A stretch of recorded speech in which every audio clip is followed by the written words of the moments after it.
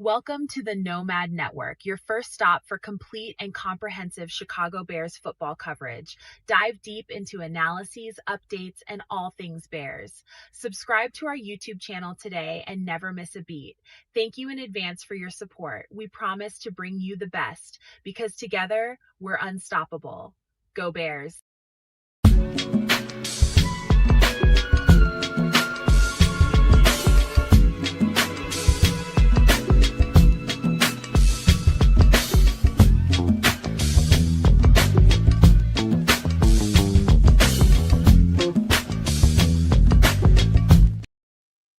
Yo. Welcome to this edition of Some Extra Sauce.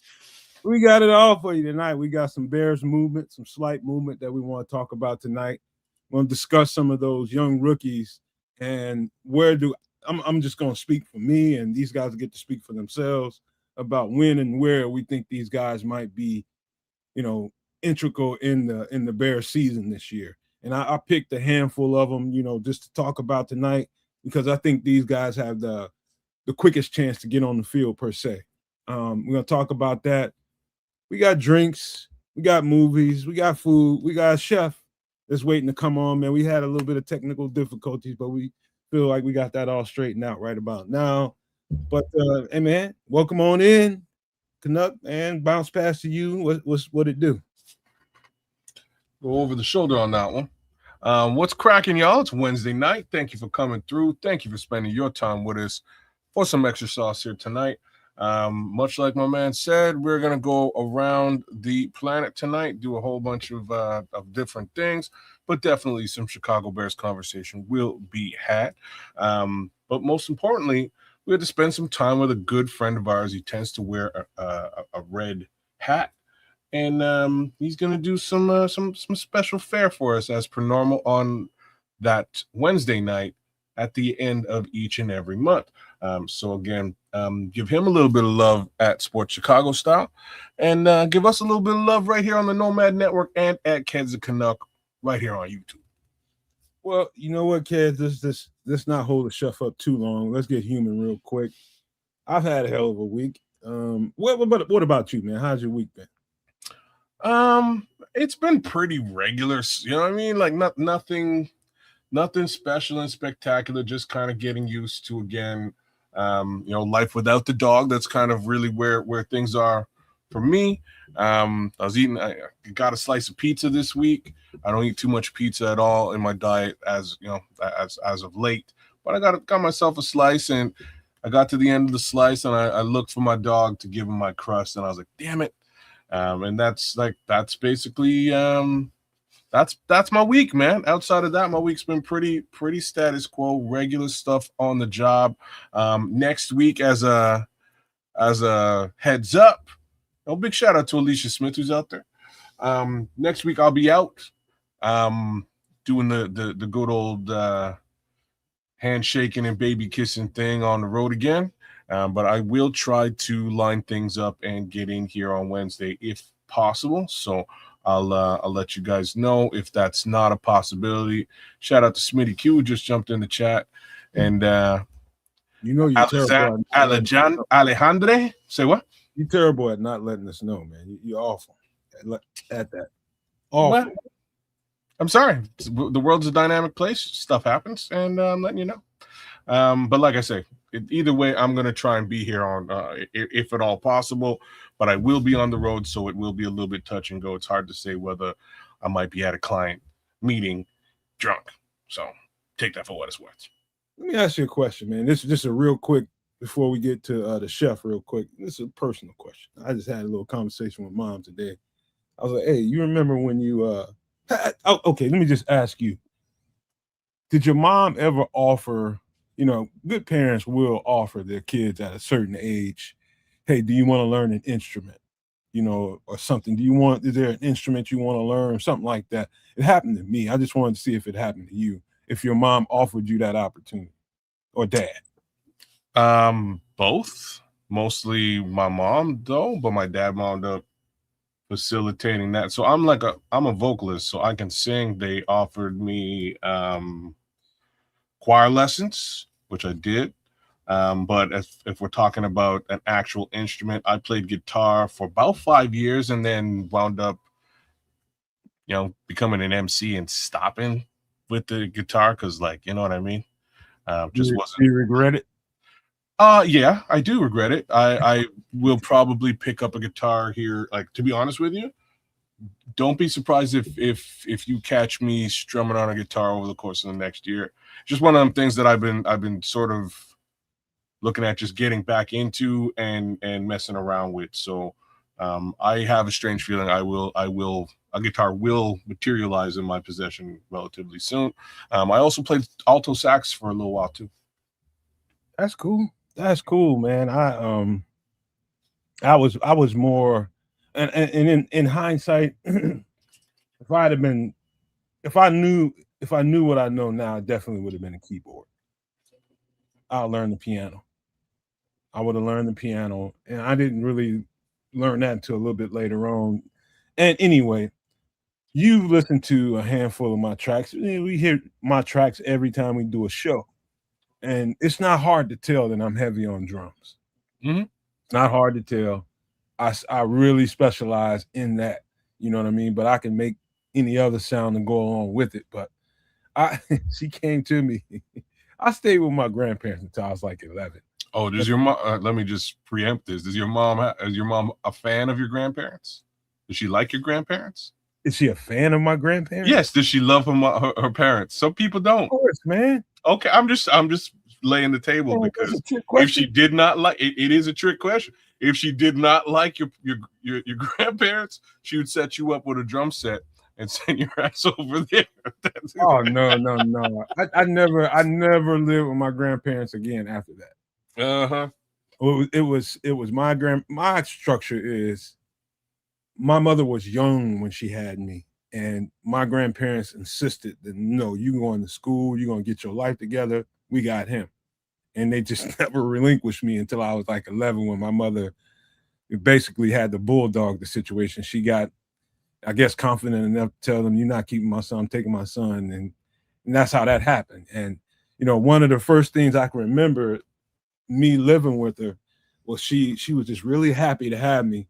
And she was just, hey, son, I was just thinking, are you interested in learning any instrument? Because if you are, I'm gonna get that instrument for you and let you learn it. If you need lessons, the whole 9 yards. I was like, you know what, Mom? Yeah, I want some drums. And she just abruptly, oh hell no, and just walked out the room. Yeah. You should have seen how earnest she was when she told me she wanted to get me an instrument so I can learn it. But the minute I said drums, she was like, oh no, hell no. And I was like, hey, hold on. She just walked out the room. Brother, I know, man. I know. Like, if you think you're the first guy to ask for the drum set, my mama did the same thing because, like I said, my whole upbringing for the most part was really revolved around music and basketball and soccer. Like that was basically my entire life. And once I stopped playing guitar, I got into high school as part of the high school deal. You got to pick an instrument, and I'm like the whole time I'm rocking the drums, but they wouldn't. My high school music teacher would not allow me to play the drums. She picked another dude to play the drums. I was so mad, but I was wicked good at the drums very quickly. So I was like, man, like I want training. I want to play the drums. She's like, nah, you're playing the sax. And my mom was so happy, man. she was like, I can see. You kept telling me you're trying to get on these drums, and she was like, there was no way a drum set was going to find its way in our house. She needed something palatable to her life. Shit. Man. I mean, I can see, like, we didn't have a garage at that time. We was renting a house, and it had a basement, but you know what I mean? I can understand. I never got mad at her. I was like, damn, man. I went back and told my homeboys at school. I was like, man, you know what my mom did? And we laughed about the shit, and we kept going. But I didn't know until the day that my dad was hella good with drums. Oh yeah? Yeah, man. And I guess it comes natural by way of him. She told me I never heard that. I know a few of his friends, and she said your dad was really good and into drums too. I was like, no wonder. I picked up the drums, man, it must have been 25 years later. And I'm don't be surprised if you're a natural on the drums for real, because I'm a natural on the drums for real. It took me no time to figure it out. And you know, one of these days maybe. But you know what, man, we got a chef waiting to do the darn thing for us. So go ahead and tee him up. Let's get this guy going. You know, I got the background for you. You got it. I'm just looking for the intro. Is what I need. What is this damn intro? Why can't I? You just find the background. I got the intro. You got the intro. I got the background. Give me a second.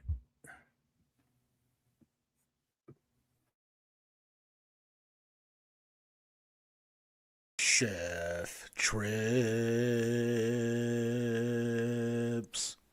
Chef Trips. Chef Trips. Chef Trips.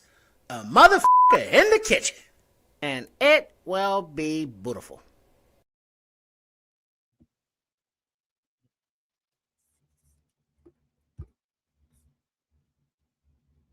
Yo, Chef, you hear us? You see us? Hello. Can you hear me? Can you see me? Yes, we can. We got you.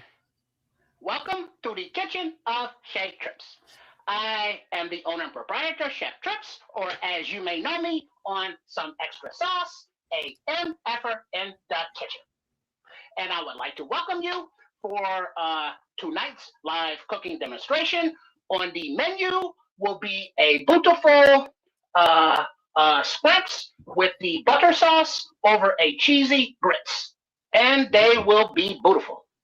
By the way, Chef, I love the new background. I love the new digs, courtesy of Kids of Canuck there. That is very, very nice. Now, let's go straight to the food. Boom. Let's get to it. All right. Now that we are, what is that, an echo? Hold on. I got you straight. No. Go the other way. Put that back on. Yeah, How there about we go. now? I got you straight. Okay. So we are starting with a cold skillet and about 4 pieces of bacon. And I don't know how many of you cook your bacon this way, but to get it nice and crispy with the rendering of the fat, so we can use that a little bit later. But we will start with a cold skillet. And then we will add about a 1/4 cup of water to our bacon. And this will let all the fat render out while still cooking it nicely. So we get those all arranged there in order. And we put our fire over a medium heat. Then we get that going there. And then now, flame on. Smoke them if you got them. So we will add, say again? No, it's interesting already. I've never seen somebody put water around their bacon. Me neither. This is news to me. I've never seen this done. Well, this what happens is the water heats up, and as it heats up, the fat renders out at the same time, and it will prevent the shrinkage. So we will keep this here, and because it is on a medium heat and it has the water, there will be no sizzle or grease splatter, so we don't need to cover it up, so you can see it in real time as it happens. According to George Costanza, it's the water that causes the shrinkage. Well, that is if you are in the pool. But there will be no shrinkage of these because these are all BBCs, big, beautiful pieces of bacon.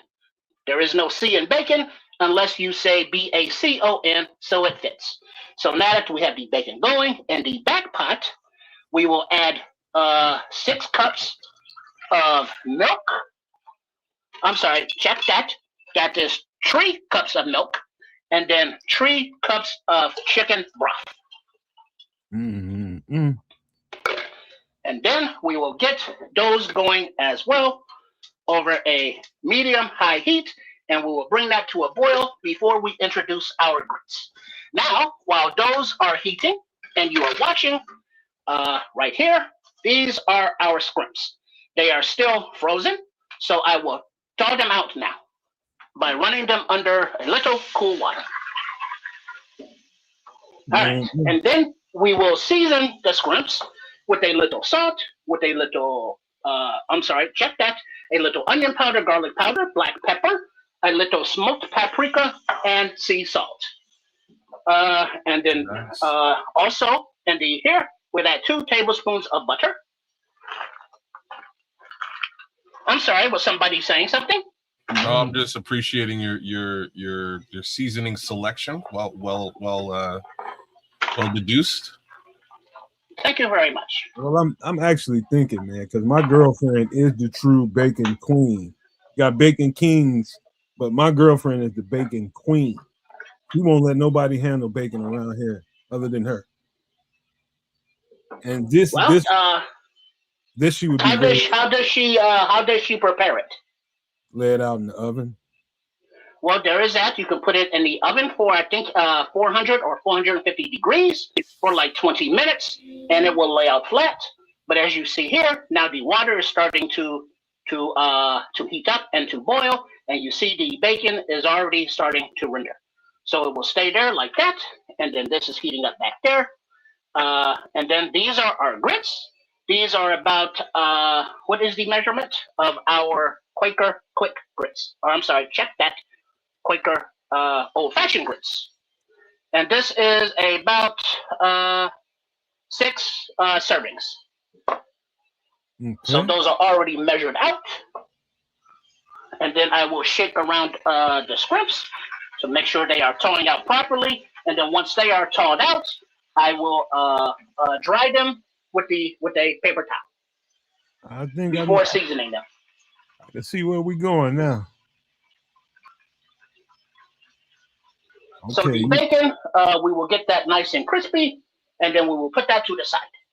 And then in the same skillet here, we will saute these scrimps, and then we will add a little more of the chicken stock and another 2 tablespoons of the butter to make our butter sauce with these scrimps.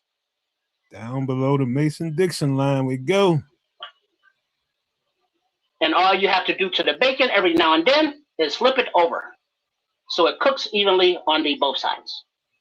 Mm-hmm. And it will not mess up anyway like that. This is one smell that's going to get any animal in your house up on. He's going to be in arms. He or she is going to react to that bacon. Well, good thing I am the only one in the house because it will be all mine. And now that our scrimps are pretty much thawed out over here, just making sure, separating them all. And then we will pat these dry because when we put them in the skillet, we want them to saute and not to steam. So we will dry them individually. Mm-hmm. Oh man, that smell! I know that smell intoxicating. It is very much so because there is nothing like the smell of cooking bacon, whether it's in the oven or you're frying it on the skillet. It is just a bacony smell, you cannot mistake it anywhere. I don't know if there's another smell in the world that can compete with it. Not that I am aware of. Even if you are at a barbecue or someplace over by there, that the charcoal and the charred meat always smells good, but it smells even better if you wrap it in bacon. And right. I stand by that. No, nothing's better smelling than bacon. That is very, very true. And now, as our scrimps are becoming nice and dry individually, because remember, you have to pat each one dry, no half stepping like the Big Daddy Kane would say. And then we put these in there. And then we can see that our bacon has come along nicely. And the grit water, or I'm sorry, the grit milk and the chicken broth are also coming up to temperature. And then we almost finished with these scrimps. A few more. Are there any questions and or comments? I'm asking the chat who's getting hungry, because I can smell this through the screen. Who's getting hungry in the chat? Because man, I see bacon cooking. I'm gonna feel a certain kind of way. Somehow I'm okay because I had a nice meal this afternoon that did incorporate a little bit of scrimp, so I'm all right now. But I think I'm just overloaded with water, and that's probably what's saving the day. Otherwise, I'd be with you. And there go the shrimp. So now that these are thawed out, we will get them seasoned up. And as we do that, we will give the bacon a little adjustment. And then we will change the orientation like that so it cooks nice and evenly. I heard somewhere in Silicon Valley that smell-o-vision is getting more and more real, like soon. Well, with all of the data centers taking over the country and sucking up all of the resources, we hope that it is at least something cool out of all of that. Smell-o-vision. All right. Now that the where did I put these scrimps? I just had them. I put them down somewhere. Don't you hate it when you put stuff down and you can't find it, and it's right there in front of me? Right so there. Now I will toss in a little of the garlic powder, then a little bit of the onion powder. I can't tell you when the last time I had grits, Chef.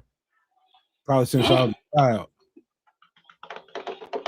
What up, well, some people say that you can either have butter or sugar. And I say they can kiss my boo-boo because I enjoy both.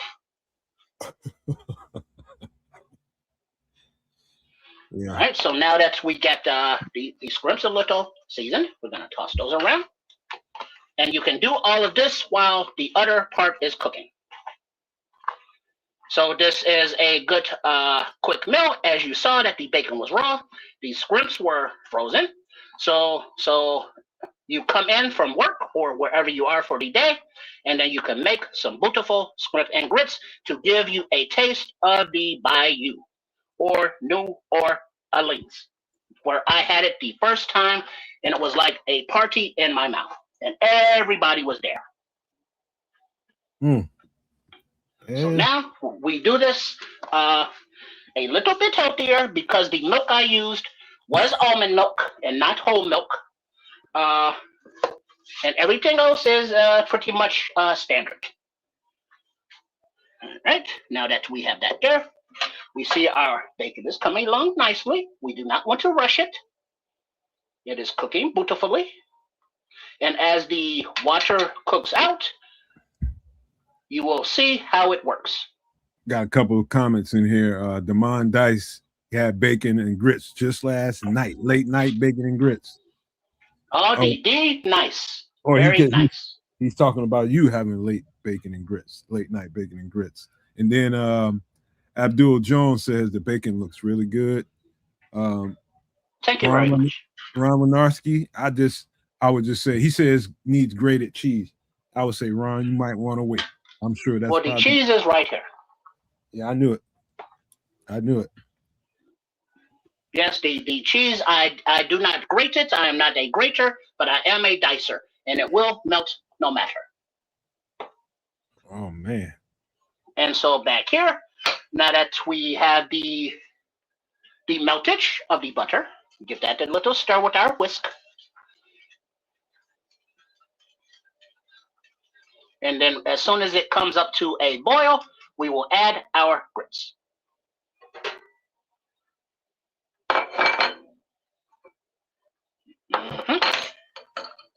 All right. I'm starting to see a meal come together now. That water's cooking out a little bit. It is, as I hope you can see it very well, that it is thinning out and cooking out and evaporating, if you will. The shrimps are all seasoned and ready to go. Woo. And we're ready. We just let it cook. And speaking of let it cook, a shout out to the coach Big Johnsons for the start of the new OTAs for the new iteration of the Chicago Bears. And that the 2026 season, they are even better than they were in the 2025 season. And we have that to look forward to. Hey, welcome in, Scrolls, with the scrotum kick. I was just reading that, man. That's hilarious. Oh. The Red Baron coming in saying, "You will kick me in the ding ding." Oh snap! That's too funny. Okay, now as the rear starts to boil over here, we reduce the heat a little bit so it does not boil over, and then we whisk in our grits. And there was a question. What is that? It wasn't a question. It was just a comment, man. This bacon is looking. You're right. Like it retained its size. The shrinkage did not occur. And my wonder is like, does cooking it in water in any way affect the taste, the flavor? It does not. No. Okay. You cannot water down the flavor of bacon. All right. And so now that we have our grits in the back pot there, and we have it at a simmer, they will be done in 15 to 20 minutes. So it is 38 now. So if we do the math, that is 48, 49, 51, 52. So about 53 or 54, the grits will be done. And we will stir these occasionally and let them thicken up.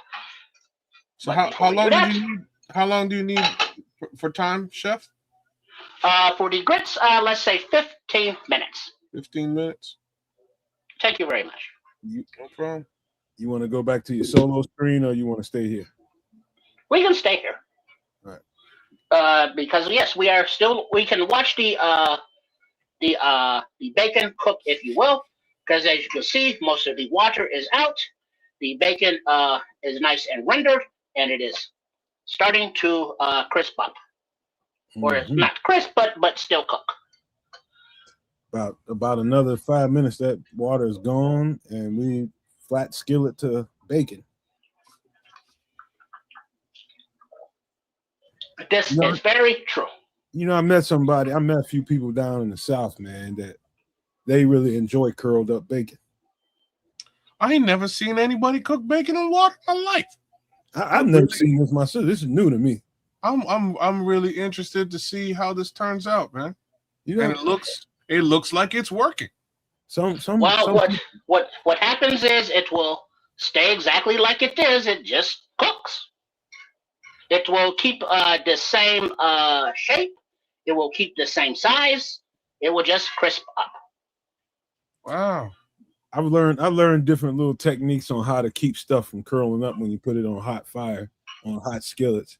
You have to kind of cut it a little bit, put little slits in it. Give it a that is like with the fried bologna or something like that. But what happens here is remember the skillet was cold and the water was in there as well. So it was not hot, it came up to heat at the same time. So it was not a shock to the meat or to the fat. That's so it warmed up together with the water and with the skillet. Oh, the back is boiling a little bit over. No worries. Uh-oh. Let's give that a stir. Starting to thicken up. Let's grab that handle. Because it is starting to get thickened down there on the bottom. Now that we give that a nice little stir, we get the grits coming together. Breakfast for dinner. It is always delicious. I had that probably 2 weeks ago. And we bring our heat down to a medium low, because with the top on, it retains more of the heat. Is why it boils over with the top on instead of with the top off. So we keep that there.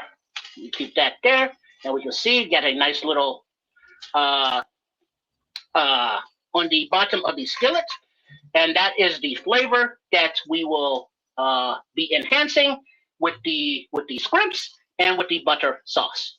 So we will be deglazing this skillet, so we want all that goodness in there.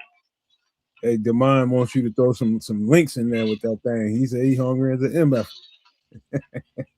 Well, this is a MFer in the kitchen. So you are in the right place to be nice. Hey, you want to hear a fat boy? I like breakfast sandwiches. I'm gonna tell you guys a little excursion I did recently. So I love a good sausage, egg, and cheese sandwich. Not a biscuit. I just don't do biscuits, but I like a sandwich, preferably croissants or something like that. Okay. But I threw a hash brown on that thing the last time I did. Oh, you never did that, but you ain't done that. You never did that before in my life. No. Changed my life. No, we call that a farmer sandwich out here in Canada. That's a farmer in you. You got it. Oh man, that was so good. I should have put some strawberry preserves on it. Is what I should have did. Now you talking? Yeah, everything that you can have on the breakfast plate, you can have in a breakfast sandwich. I love breakfast sandwiches. And as we see, the grits are starting to come together. Getting some consistency, sir. So, yes. So what is in the pot? What is in the pot? You got almond. Yeah, you got almond milk. You got chicken broth and butter and grits. Butter and grits. Yes. Okay. And the only other thing going into the pot will be the cheese. Okay. You sound confused. It's not confusion per se. It is I am foreign to grits. Yeah, I was just about to say I can't imagine this. That's too popular in Canada. It's not popular in Canada. It's not popular in the Caribbean either. This is just a little bit of a different. This is all new shit for yours truly. Well, you've never seen grits? No. Ah. Well, this is interesting because this is a southern breakfast treat. They're kind of like they're not like oats, but what are grits like? Somebody in the chat help explain grits. Kind of like cornmeal. I was just gonna say, is it like cornmeal? That was gonna be my yes. question. Okay, all right. Yeah, similar to cornmeal. Now, as we can see here, the bacon is starting to brown and get crispy. Okay, so in the Caribbean, we do a cornmeal porridge, which is it'll probably be similar. Yeah. Okay. I guess something that might I forget what they call that, maza or something that they put in the tamales, but that stuff is a little bit smoother than the grits. The soft stuff that's inside the tamale. They're nice now. And then you give it a little scrape all the way around the sides and on the bottom to make sure nothing is burning or sticking. And it's like what the Goldilocks. What did the Goldilocks like to eat? Curds and whey. No, it was porridge. No? Oh, my bad. It is porridge. Yeah, it's porridge. Kind of like porridge, I guess. Okay. Or gruel, if you will. Hey, this is going from smell-o-vision to piss me off vision. Because I didn't eat but once a day. I got up and went to. Oh man, I knew the chef was coming, man. I knew the chef was coming. I made sure to get a little breakfast this morning, which I usually do not do. I usually don't eat till about 2:30 in the afternoon. But I knew chef was coming, so forget about that. I got the food in me, and then I had a nice dinner, man. Even took a little nap. Oh, got it all out of the way. speaking of the chef coming, I noticed once again that even though this is the last Wednesday of the month, and it is the night for AM effort in the kitchen, but the chef trips was still not featured on the thumbnail. You know, I will do better. I'll be conscientious about that. Wednesday has got so much going on. I will do better, Chef. I will. Thank you very much. Chain, Nomad. Hey, shut it. Now we see how the skillet has its warm areas. That's why I rotate it around, so you don't get too much cooked in one area and not the other. So now we can see where the sizzle is happening there. And because this middle piece is on the hot side or the hot area, we will just swatch that over for a thicker piece. So it keeps the even cooking, even though all of the bacon pieces are not the same thickness. Like this one right here is very thin, so we keep that on the outside. But it is coming along nicely. To this day in my life, I've never seen anybody mess up bacon. I don't think you can, but again, the water piece, I was like, okay, this is new. Let's see how this turns out. I was very interested. And so far, it looks good, man. So now, because of the thickness, we can turn the heat off of the grits. And because we are turning the heat off now, we will start to add our cheese into the grits. Ooh. It's about to go down now. In a real way. And then we get those little downstairs. And then we let the heat do its thing. And then we come back and stir it in a few minutes. See, the thing once they is, are all submerged nicely. Might be some people out there like, hey, man, you didn't even cook your shrimp yet. Shrimp don't take very long to cook, though. They cook about 3 minutes total. And that gives the grits time to settle and set up as the cheese melts. And the beautiful thing about grits, you can make a pot in the morning, and they can be there all day, and you can reheat them, and they are beautiful. I've never had shrimp scampi. What? Don't crucify me. How you mean? Never had it. Are you just not a shrimp guy? No, I'm a shrimp guy. Since I was a kid, I just never had shrimp scampi. Okay. I just like my shrimp fried, mostly. As in battered? Yeah, and I'll eat it in like shrimp fettuccine. I love that. Okay. But shrimp scampi, never was interested enough to order it. I don't think there's any. I've never had a bad shrimp dish, so I'll just put it like that. Oh, really? I've never had what kind of a shrimp dish did you have that didn't work out? A stuffed shrimp. What was it? A stuffed potato? It was a potato with shrimp stuffed inside. It was a stuffed baked potato with basically braised shrimp in it. Oh, that's it was too shrimpy for the potato. To me, it was just like it wasn't bad. I would just say it just didn't fit with me. It didn't work for you. Okay. Yeah, I've never had. I'm trying to think.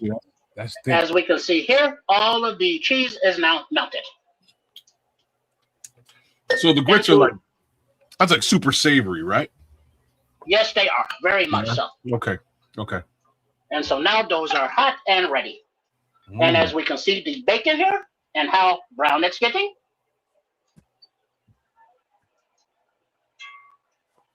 And then we give it just a few more minutes. And then we will put it to the side. You never had somebody that made the shrimp too kind of like gummy?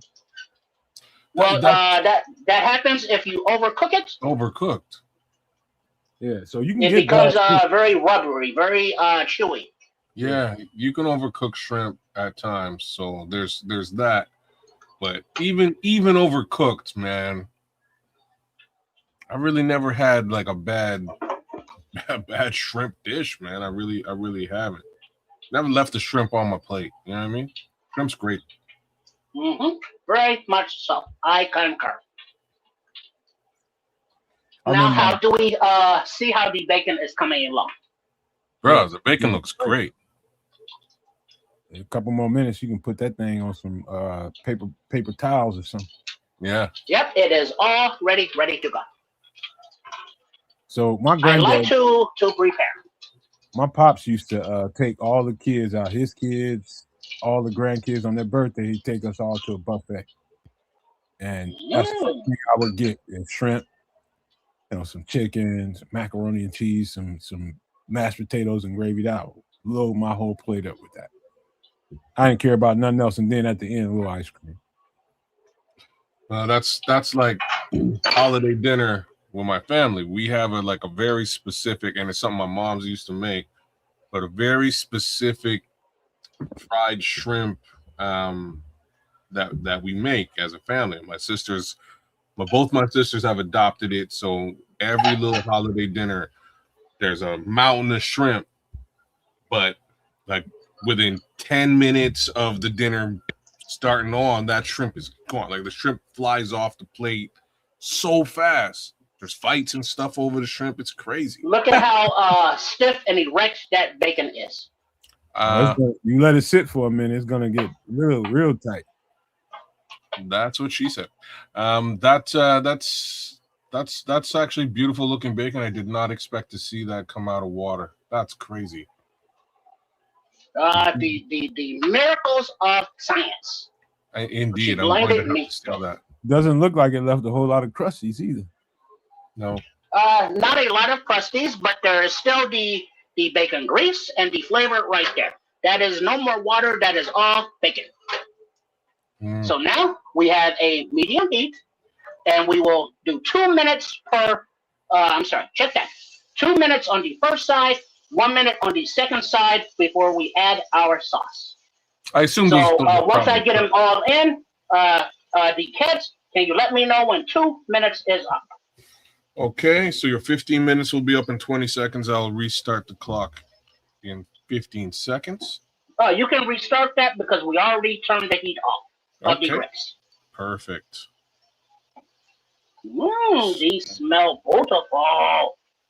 2 minutes, we're on the go. Beautiful. Because you can overcook the shrimps very easily. And that's what the Nomad was referring to. When they are rubbery or too chewy, that means they were cooked too long. It can happen. So we can leave those there. We don't want to move them. We just let them cook. Oh, it smells so good. I know you pissing somebody off in wherever you live at. Somebody's smelling this. Well, because they are used to being neighbors with this MFer in the kitchen, they are used to the beautiful smells. Either used to or just have accepted their fate in being pissed off. You might face them a little bit aggressive here, man, because I know this smells real good. And a lot of people, so they're not sticking. A lot of people can't cook, don't want to cook, too lazy to cook, and they want something to eat. And I know it's pissing somebody off. I guarantee. As we can see, the tails, the tenor parts are starting to turn pink. And that's how you know the heat is getting up in there all good. How is our timing looking, the cats? 30 seconds, sir. Thank you very much. And as we can see, the grits are done and beautiful and getting nice and thick.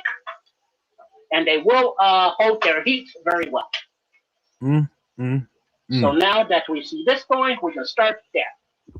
I gotta get some. We gotta get some shrimp now. Then we want to turn them all over individually. Oh, that little fella in the middle. That little fella in the middle got it. Let me know when you want me to start for another 1 minute, sir. 1 minute now, please. And then as soon as that time is up, we will add some butter. You missed some of them guys around the right edge. No, right there. All right. That one's good. Yeah, they've all been turned because I can tell because of the chart right there. So now we will move those to the side.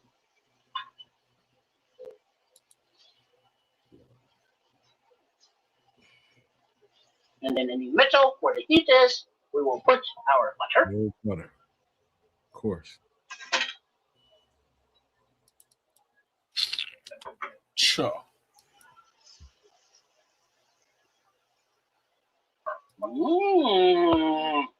Butter. As we also are deglazing the skillet with the butter and our chicken broth. Right on time. That is your minute. Thank you very much. Sometimes you use all of your senses to cook, and I could smell them. You know and I was what? like, yes, it is time. Ramen Narcy says I like shrimp on the grill. Last time I did these was at my younger cousin's wedding, and I did these in skewers. I had skewers, and I did them over flame. I flame broiled those bad boys, and they were good. That sounds lovely. And as soon as we get a little simmer here, we are good. But we are basically good here because the heat that has melted the butter, deglazed the bottom of the pan, and made a nice broth. And because it is a nice broth, let's give it a little taste.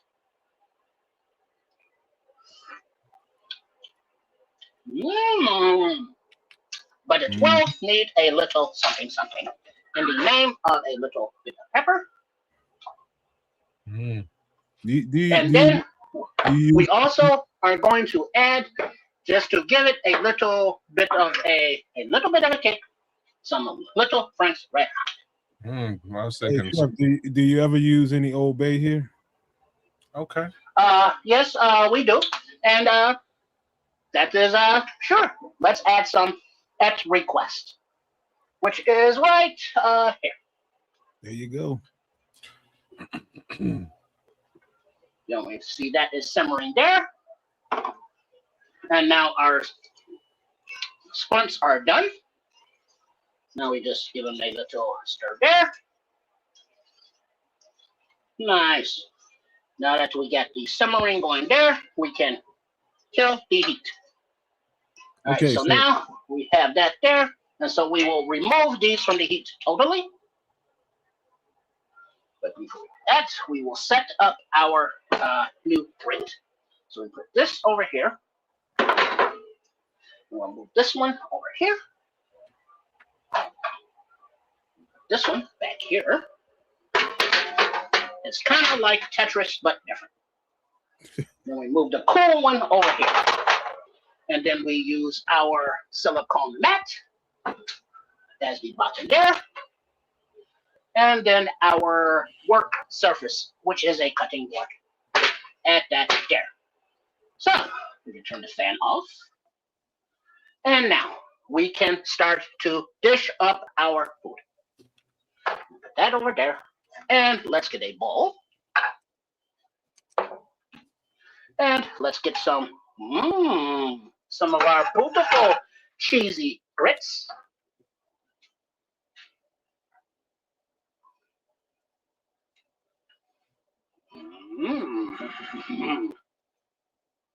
All right. This basically is porridge, kids. Okay. Yes, like a porridge. Okay, we can put those there and put that there. And then we will get some of our scrimps right there. Put these in there like that. Just put those right over the top. Now you can also top them with some green onions if you like. So we have those in there. And then after we get our bacon over here, let's grab a crease and crispy it up in there. You know, I saw somebody recently on TikTok make a homemade peach marmalade to put on top of all this. And I can imagine how that would work. Yes, you can get experimental and jiggy with it at all times. So now that we have there, let's get a little bit of our butter sauce. And that's your And then marmalade right there. I like that. we'll put that right there. So this is our completed dish. We have our bacon over the top of our sautéed scrimps and our cheesy grits with the butter sauce. Now let's take a taste. So come up here, please. Let's get the chef here. And bada boom. There he is. So now that we have our bowl, let's see how it tastes. It's hot. Ooh, that's hot. Mm. I heard that bacon. Very creamy. And you can tell that, like the grits, normally you can cook them in water, but the added flavor with the milk and the chicken broth adds those other layers of flavor. And then the sautéed scrimps, nice and beautifully done, not chewy at all.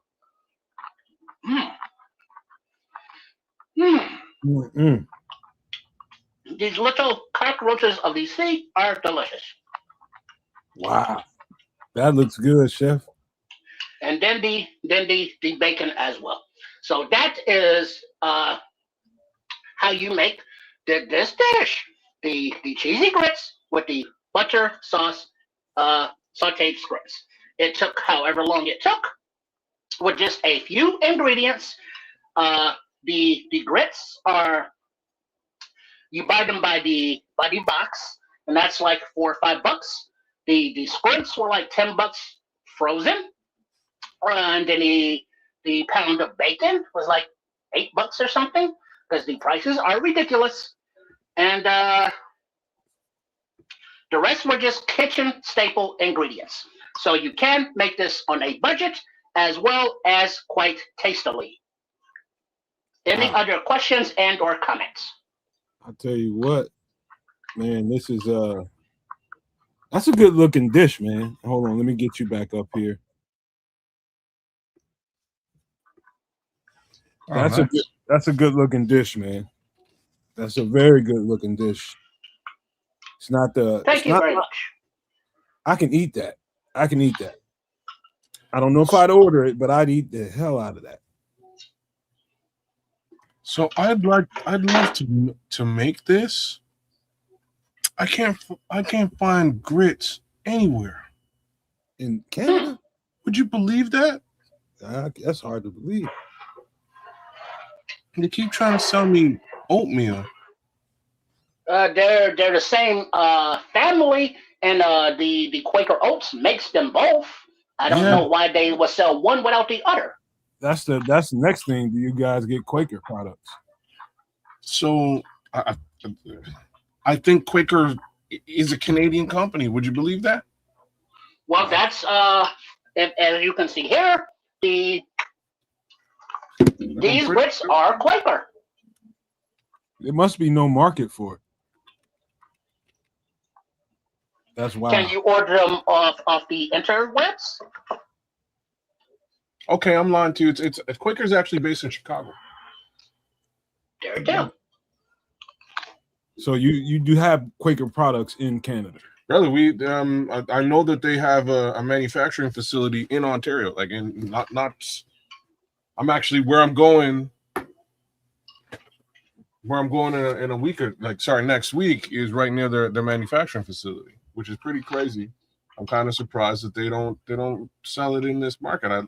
It looks like I would have to almost import it in via Amazon, which is crazy. Because I'm looking at this, I was like, you know what? I ain't had it. Something I would like to try out. I would, I'd whip this up, a la Chef Trip. Kid, you can go to a homeless tent somewhere, anywhere in America. I guarantee you, there's a Quaker product in there. I believe. Right? This I totally believe, and I'm kind of surprised. When you showed me the package, I was like, Quaker. What are the odds I can't find that at the Walmart? Mm-hmm. Don't look like they carry it here at all. Crazy. So, are there any other questions and or comments before I get out of here? It was just a lot of reaction to it. People got hungry watching it. Yeah, I think everybody's trying to figure out how to get themselves something to eat right now. I'm trying to figure it out my damn self. Well, as all of the people should know, whether they are listening on the Nomad Network or at Ted's the Canucks or at Sports Chicago Style, also known as Triple R SCS, or my own channel at Chef Trips. But on the last Wednesday of the month, on some extra sauce, a effort in the kitchen will always make you hungry. So I do encourage you to try some of these recipes for yourself and see how easy they are, and flavor them as you will. So with that said, I'd like to thank you once again to the Nomad and to the Cats and to the Triple R for allowing me to come into your homes from my kitchen. So with that said, any other questions or comments before I leave? Well, I want to speak for the community. Well, I know we appreciate you being here every time, every month, Chef, giving your efforts and your recipes, man, to the world, man. We appreciate you like no other, man. We love you. Keep on doing it. Keep on bringing the uniqueness to it, man. We love it. We appreciate you, man. Can't wait to see you next month. Well, thank you very much. And so until then, thank you once again for coming to here at Shea Trips for a effort in the kitchen, starring me, Chef Trips. So I will see you on the interwebs, on the aforementioned YouTube channels, or next month at the end of June. So until then, once again, enjoy the recipe, try it for yourself, and let us know if you enjoyed it. So until next time, bye. See you, Chef. Holla at ya. Love it, man. That looked good. Kid, you muted, man. That's our boy, the chef, man. He's doing his thing. That was interesting. Like I say, Richard's just not a staple. In Canada or in the Caribbean, we tend to lean towards cornmeal in the Caribbean more so than anything else. Over here, you'll get oatmeal, which I've never been a big fan of. But what the heck? I would definitely try out grits for the sake of trying it.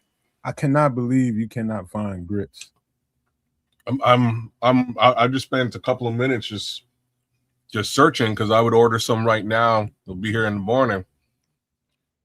I'll whip some up tomorrow because I got some jumbo shrimp. I actually thought out jumbo shrimp today, so I'm ready to go.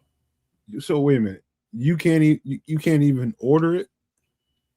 I can order it, but I don't know. Let me double back and check again, see how long it's gonna take to come in. I was about to say that's pretty wild.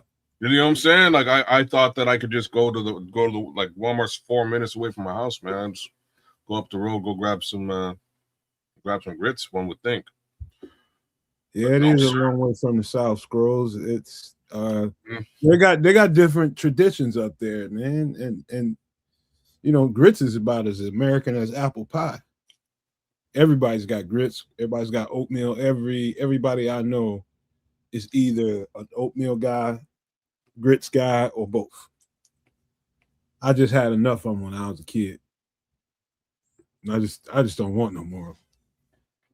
To make matters worse, they want to charge me a lot.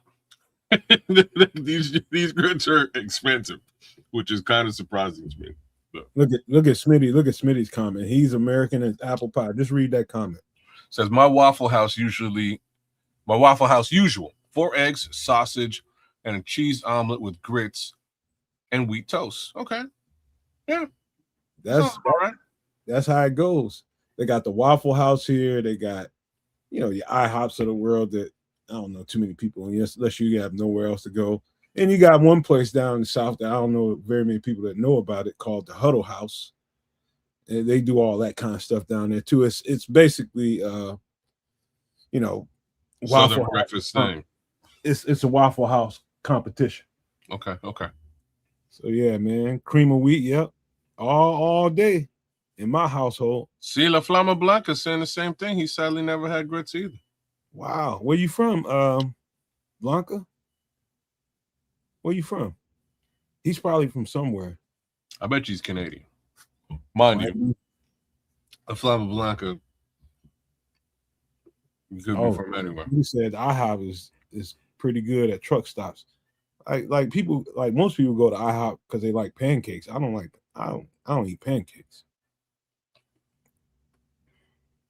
I just You don't? Nah, not since I was a kid. I don't eat no pancakes. Damn. Look, ain't nothing wrong with a good pancake, but I have my palate has changed to favor the waffle at this point. Waffles are dope. They're really good. Waffles are good. I'm just floury stuff and sugar. I'm very conscientious of, and I usually don't eat any of it.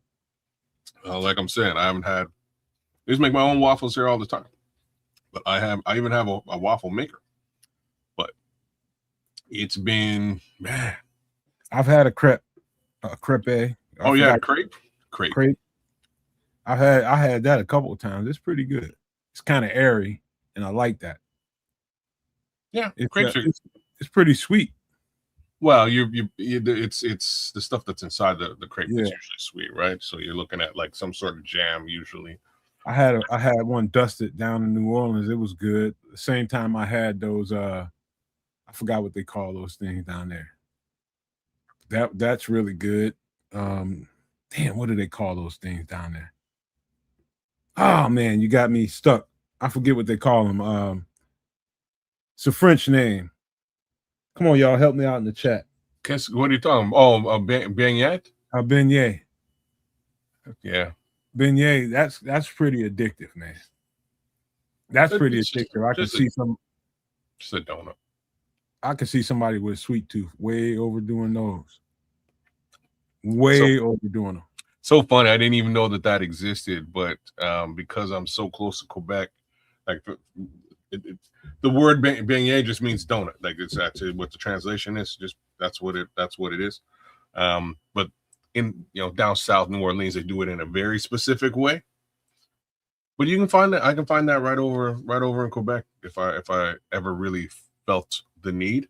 I've been to a couple of buffets over on the Quebec side, and yeah, they have for breakfast crepes, beignets, waffles. They do it up, man. The French cuisine buffet is pretty wild. Hey, remember that time I told you about one of my homeboys? We got in trouble with his girlfriend because we was up. We kind of worked the same shift, so we get off late at night and start playing PlayStation till wee hours in the morning. And his girlfriend would get up, you motherfuckers still in here playing? She'd be going off on us, and he'd be like, man, just chill out, man. Just don't even say nothing. I was about to leave. He told me, he said, man, just chill out, man. She's gonna make some breakfast.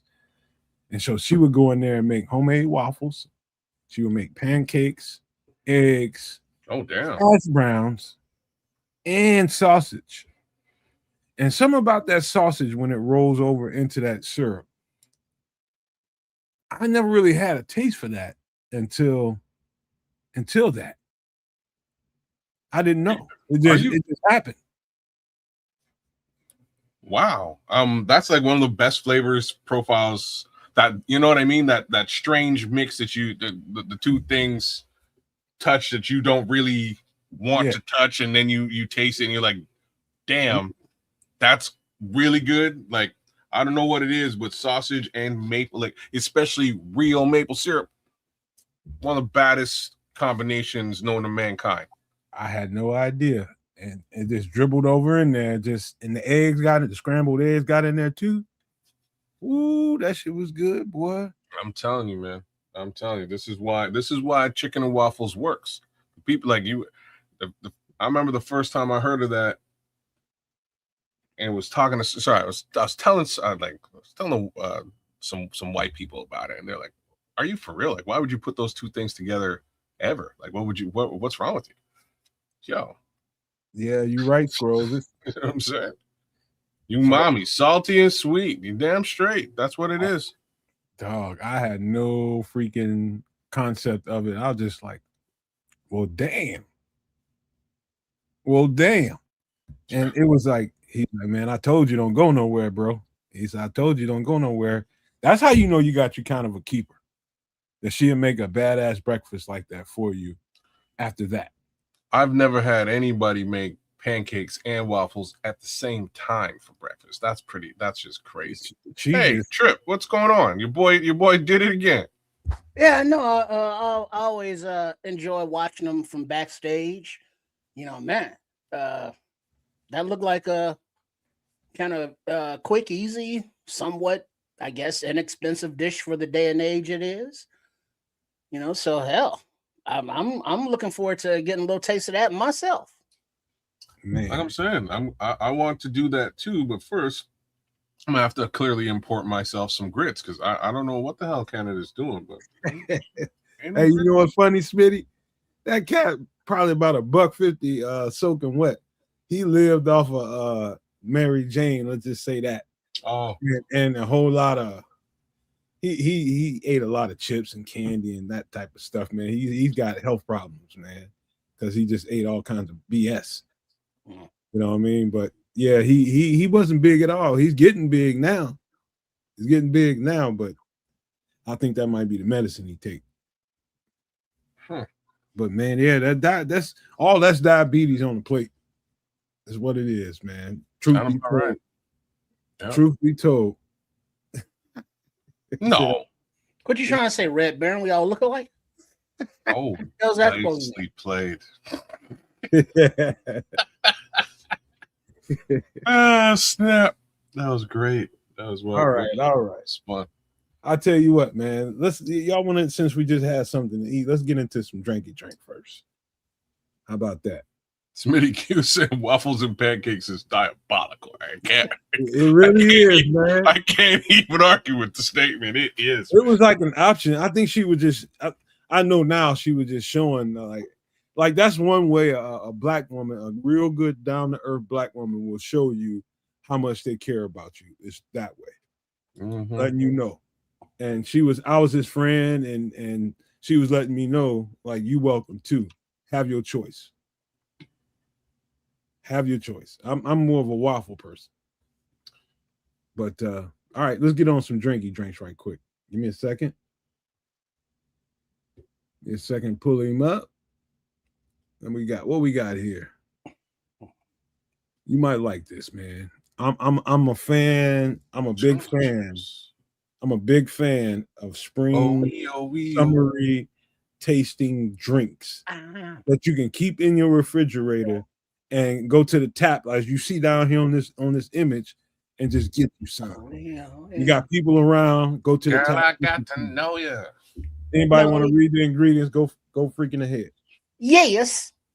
All right. Ingredients of jungle juice: orange juice, lemonade, strawberries, oranges, club soda, cranberry juice, vodka, fruit punch, and white rum.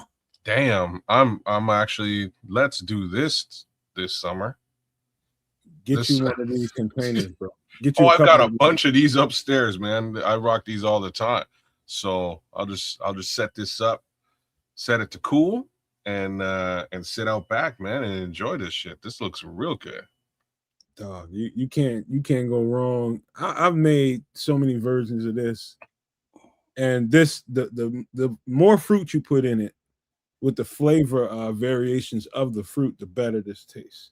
The more juices you put in it, the better it tastes. And you can take your pick of whatever liquor that you prefer. If you prefer a dark liquor, you prefer a light liquor, doesn't matter. It's not going to mess up the flavor profile of this whatsoever. The only liquor that I wouldn't put in this, that's just me and my taste buds. It's like a whiskey. No. I probably wouldn't put a bourbon in here. Okay. All right. I can dig it. Too sweet to kind of throw things off. and it's a little too strong, man. And it's you'd have to have some drinkers around. Yeah, because it's gonna come out.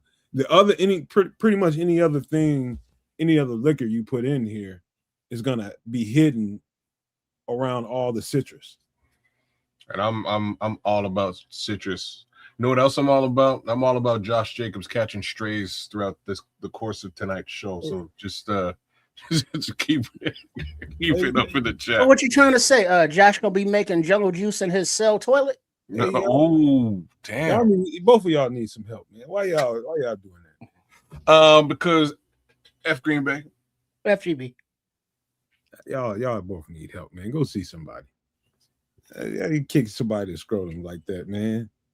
Wow, he's going through something personal. I read the story, and it looks like something that's been going on. He's been trying to get separation from somebody, and there might be some trumped up charges. It looks like to me.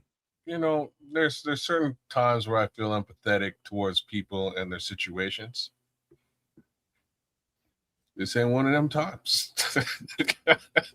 Just color me not giving a flying.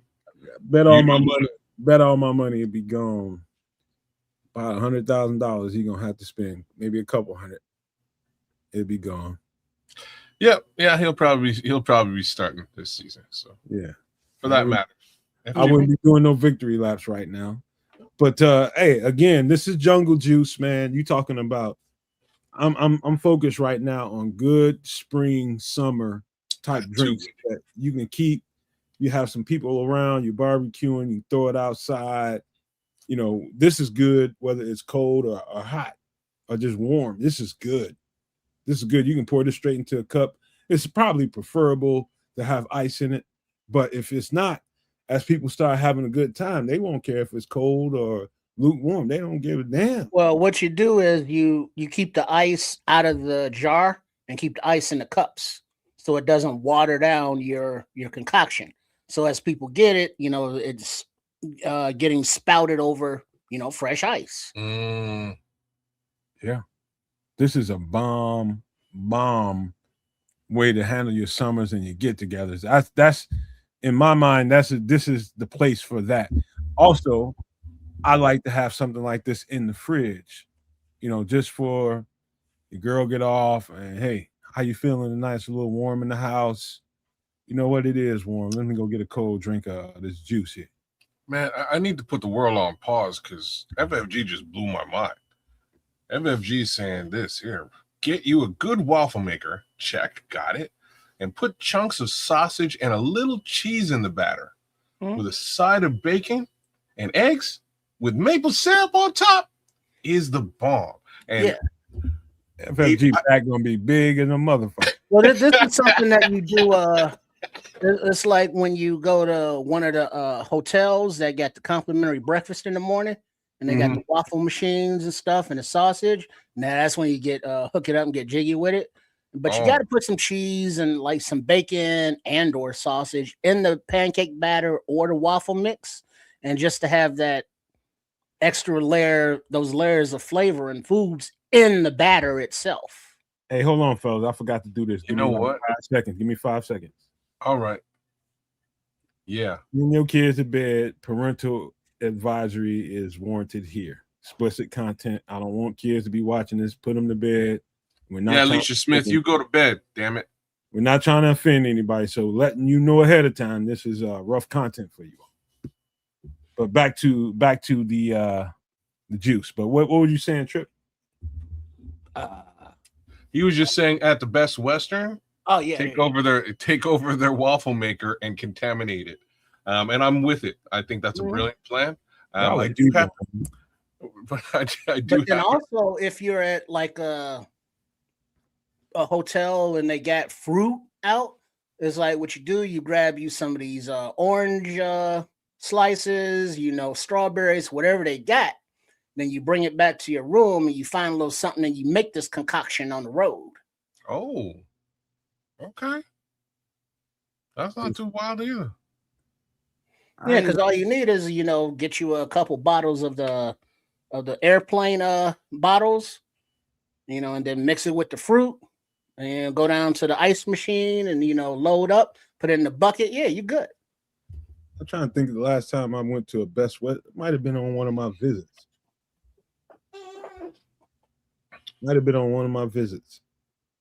And it was, I can't remember even eating breakfast because as soon as I get up, people are there at the hotel to shuttle me on off.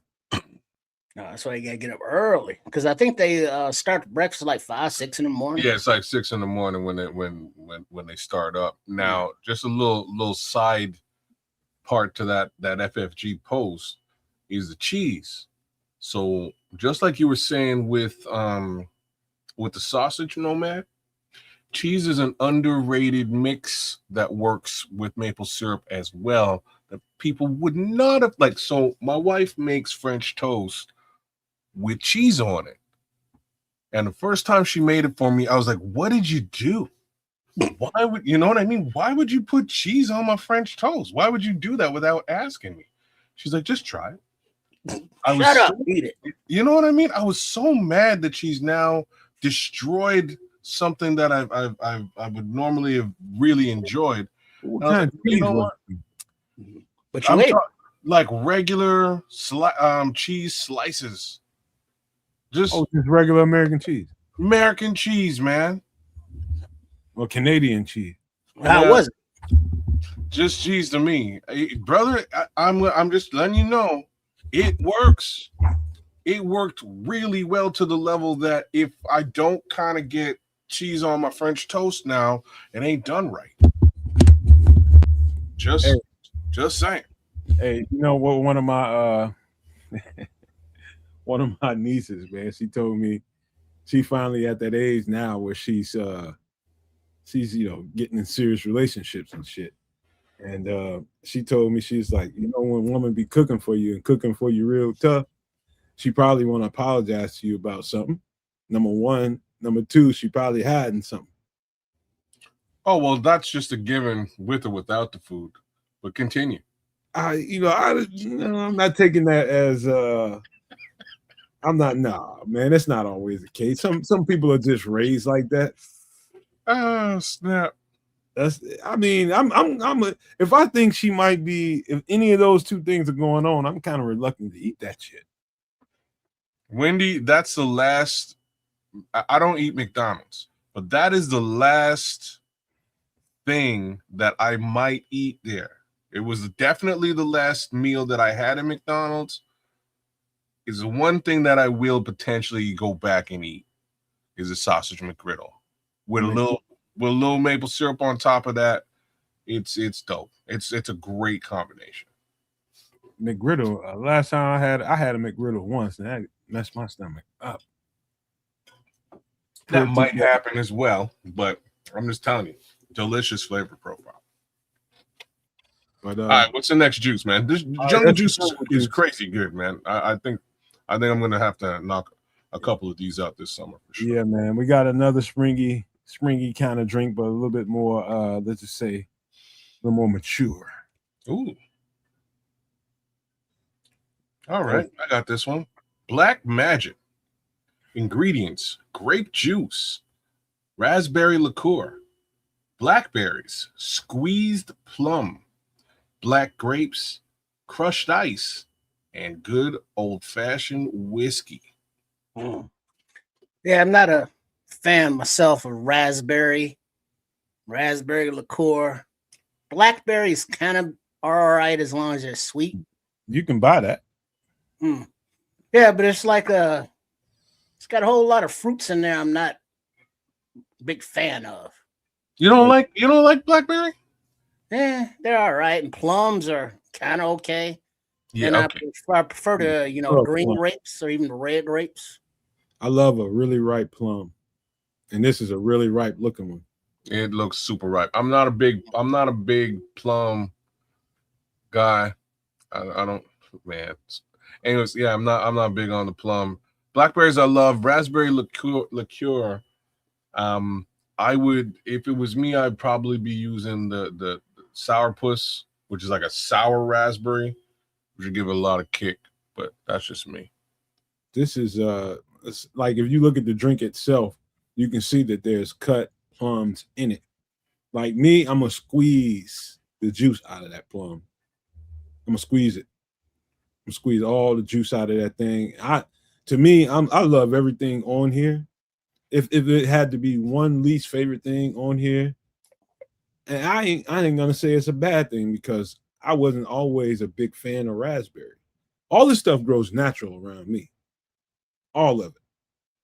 I can go pick this stuff off the tree in 2 months. I can pick it fresh. You have raspberry bushes growing? Raspberry bush, grapes. I don't know about black grapes, but you can get grapes around here. You definitely can find some blackberries. I got 2 in my yard. And yeah, man, I can pretty much do this anytime I feel like it. Yeah, I got a bunch of wild raspberry bushes growing in my backyard now too. Trying to grow strawberries. That's my next little move. But do you collect the raspberries? Yeah, and once they're ready to go, for sure. Yeah, the only raspberries I can deal with are berets. Like most people don't. I know a lot of people. The kind you find in a secondhand store. Oh, yes. Mm. And if it's warm, I know a lot of people who don't like grape juice. I love grape juice. You know what? Like, I used to swear by it. It used to be my favorite juice, especially Welch's. And I don't know what's happened to me over the years. I couldn't tell you the last time I had a glass of grape juice. I couldn't even tell you. Just doesn't what about work. Grape soda? I haven't had grape soda since I was a child. I hate it. Not in. Oh, I love. That's probably my a Fanta or Crush grape. #1 drink in the world to me. Yeah, no, I can't do it, man. Can't do it. Give me something citrus and I'm in. Period. I'm a citrus guy. Dark fruits, and I'm not talking about sodas. I'm talking about dark, really, really dark fruit is scientifically proven to be have more nutritional value than any other. The darker the berry, the darker the fruit, more nutritional value to it. Yeah. And so just remember, I guess that goes for fruit too. Mm-hmm. Yeah. Remember that as you're making your choice. Anytime you're eating fruit or any kind of fruit, anything, remember that part.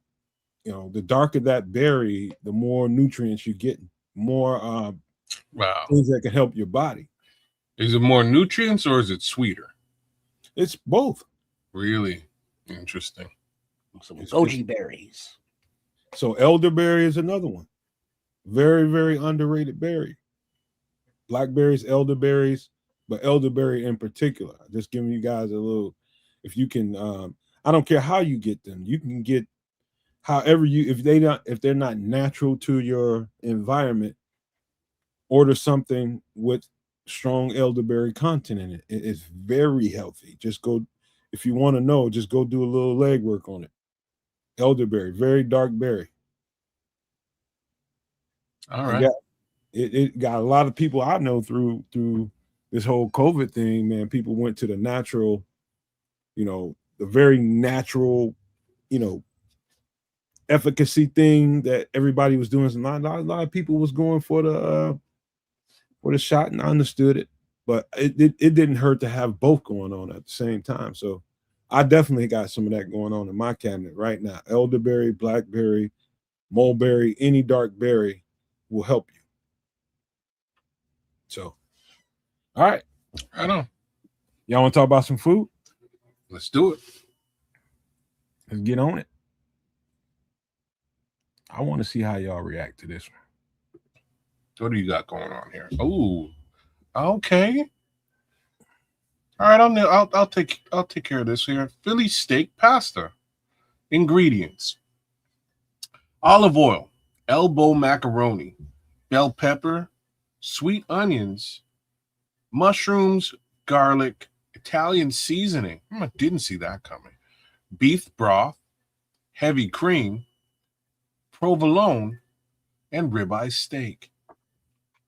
Can't go wrong. that you cannot go wrong. There's some people, like if you've had a good Philly cheesesteak, for sure there was yellow onions, sweet onions on there for sure. Mm-hmm. And different people like I ain't that big a fan of a whole lot of bell peppers on a cheesesteak. I'm just telling you, because different places cook them differently. I like them to be really, really cooked. Mushrooms, that's another optional thing for a lot of people on a cheesesteak, but this isn't a pasta. So I'm not opposed to anything in this dish, but open to hear what you guys think about it. Yeah, it looks good. I'd eat it. Tripping front. This looks great. I'm not all the things you just sort of said, I have my little quabbles with. I love bell peppers, love sweet onions, not a big fan of mushrooms. But in this little scenario, I would actually just eat it regardless. You know what I mean? Like mushrooms kind of add a very specific flavor profile when earthy. It does, like especially when steak is involved. I don't know what it is about mushrooms and steak; they go together so well. Savory. It took me a long time to get over the texture of a mushroom. Brother, me too, man. I'm like I say, I'm not a fan, but and it might even be like over the course of last year, but at some point this past year, I was just hankering for a steak, and it must have been November. And it'd been a couple months since I had a steak, and I was like, I damn it, I'm gonna go get a steak. So I went to the grocery store to go buy it, and the steak was like $30. I was like, this is ridiculous. You know what? I can just go to a restaurant and get a steak for $30. Forget it, and somebody else cook it like a professional chef. I have to waste my time. So I went straight to a restaurant, ordered my steak, and it came with a side of mushrooms. And I was like, all right, like I'm just gonna taste this and see how it goes. And the mushrooms added such a fantastic flavor profile to the steak. How were the mushrooms presented? Were they whole? No. Portobello mushrooms, or were they sliced? Sliced and sautéed? And sautéed with like obviously some sort of steak spice involved. I believe there was some peppers and onions sort of mixed in with this sauté, but it was mostly mushrooms, and it was delicious. I was like, this is like the first time I might be leaning towards eating these mushrooms more so than the steak. And every bite I had to have a little bit of steak and mushroom together. I powered down that plate. I was really proud of myself. But moving forward, like I'll do it. You know what I love about a dish like this, and I'm seeing it just I think the internet and the connection that people have through the internet, it's like a big ass small town is what it is, and it's pushing chefs like Chef Trips to expand their variety a little bit, trying different things, because there's all kinds of dope chefs in all different parts of, whether it be Canada, United States, anywhere in Europe, Africa, wherever. They're all over the planet, and they can all come together and learn something from each other through the internet. And that's creating this. There's no boundaries no more. There's no boundaries, and I love that. The variety out here, man. You can use something from Vietnam, something that's famous in Vietnam, in a dish that you've been eating your whole life, and freak that thing out. And vice versa. That person in Vietnam can use something that we've been knowing about forever and freak a Vietnamese dish out. And so I just love all the togetherness that comes in the food products that come online, man. I watch these things sometime and piss myself off and make me want something to eat, but I just love the flavor profiles, like Ethiopian food, like people eating that stuff for the first time. What can you use in an Ethiopian seasoning cabinet to make your dish jump off a little different? Stuff like that. So a Philly cheesesteak pasta, I can imagine this being a bomb dish. Even though I've never had it, I can taste this. Yeah. Like I said, I'm with this. Philly cheesesteak, and under normal pretenses, if we're talking about a sandwich, for me has traditionally been hit or miss everywhere outside of Philadelphia itself. and in Philly, it's a hit for sure because they know what they're doing. This is something you can dabble a little bit with and mix it up and add some, some zest and zeal and seasoning to. And I think that kind of, helps the overall dish. So I might have to steal this one and whip some of this up here because I got me a freezer full of ribeye. All I'm missing is I got heavy cream in the fridge. All I'm missing really in this here mix is probably provolone. So that's something I could do one time. I might go with a little rigatoni here. As far as the instead of the elbows, the noodle. Yeah, I could. I'm starting to take a little bit more of a liking to that, and I don't eat that stuff unless it's on a cheat day for me. But if I do decide I want some pasta, which is rare, very rare, I'm going for a pizza or something like that on my cheat. But and that's coming. I was just saying, I'm with you there, man, because I had my first pasta dish in gotta be 2 years this past week. But I would, because I have just about everything we're talking about here, I wouldn't mind throwing this down and giving it a taste. And I would use the butterfly pasta. That's the bow tie. Pasta. Yeah, I think the thing with the elbow pasta though, with mac and cheese or anything with some kind of juice or sauce, is that it goes up in there and those elbows. Mm-hmm. As opposed to just coating, the other pastas because they don't have that opening. Like you're right. So I would go with the thinner ziti. Okay. Mm-hmm. Thinner ziti here because of that reason he just explained. Yeah, and for some reason, every time I say whole now, I finished watching The Boys, kids. Oh, okay. And there's a lot of mention of holes going on. Is that all different kinds of variations? I've been eyeballing that show for a couple of years, man.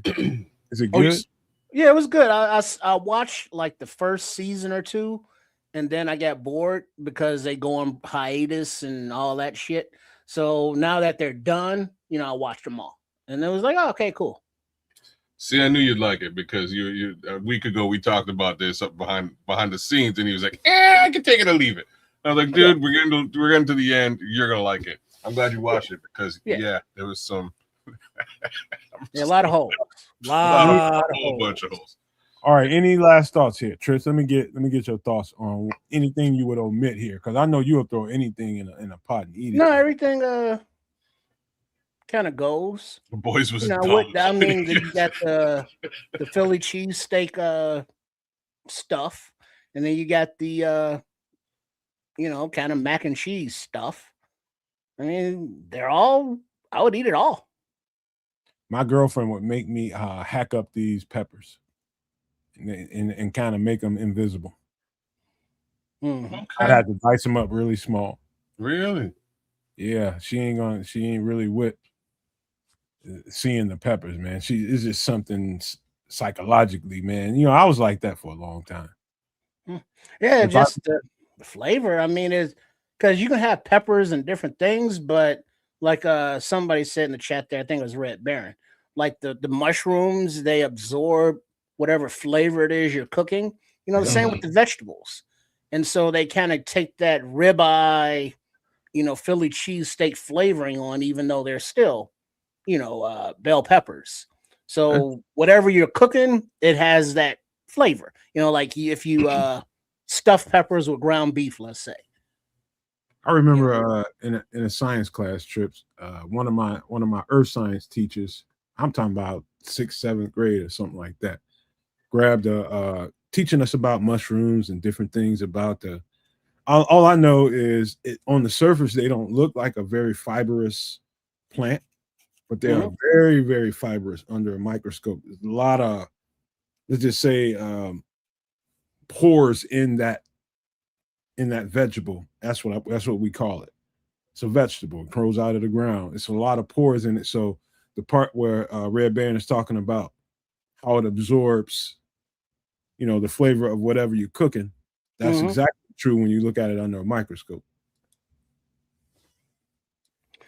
And that's another vegetable that, the longer you cook it or have it submerged, it's gonna shrivel. So if you want a nice big whole or big meaty chunks, you want to hold off adding it to the cooking dish until last. So, all right. Any last thoughts, kids, before we get out of this one? No, let's see what else you got up your sleeve. Mm-hmm. All right. What I'm about to put on the screen now is very basic, very, very American. I just want you to know this is my recipe that I suggest when you're doing it. Here we go. This is my recipe. Go ahead. We'll talk about it afterwards. Anybody? Yeah, we got buffalo wings. Ingredients of flour, cornstarch, peanut oil, butter, hot sauce, salt and pepper, lemon juice, garlic, and wings. Now, I'm not a huge fan of buffalo wings because everybody makes them a little different. And they always kind of burn my boom boom on the way out. So I'll go with, like a honey barbecue or something, a different flavor. Unless there's like a crap ton of like blue cheese and ranch. Oh, it's gonna be a lot of blue cheese in my house. That's the only way I won't eat them no other way. If you gave me ranch dressing, I'll eat it, Bobby. I will curse your damn restaurant to hell. Mm-hmm. Because once you eat over blue cheese, man, you gotta have blue cheese, man. Yeah. Ranch, I agree. Ranch is no substitute for blue cheese.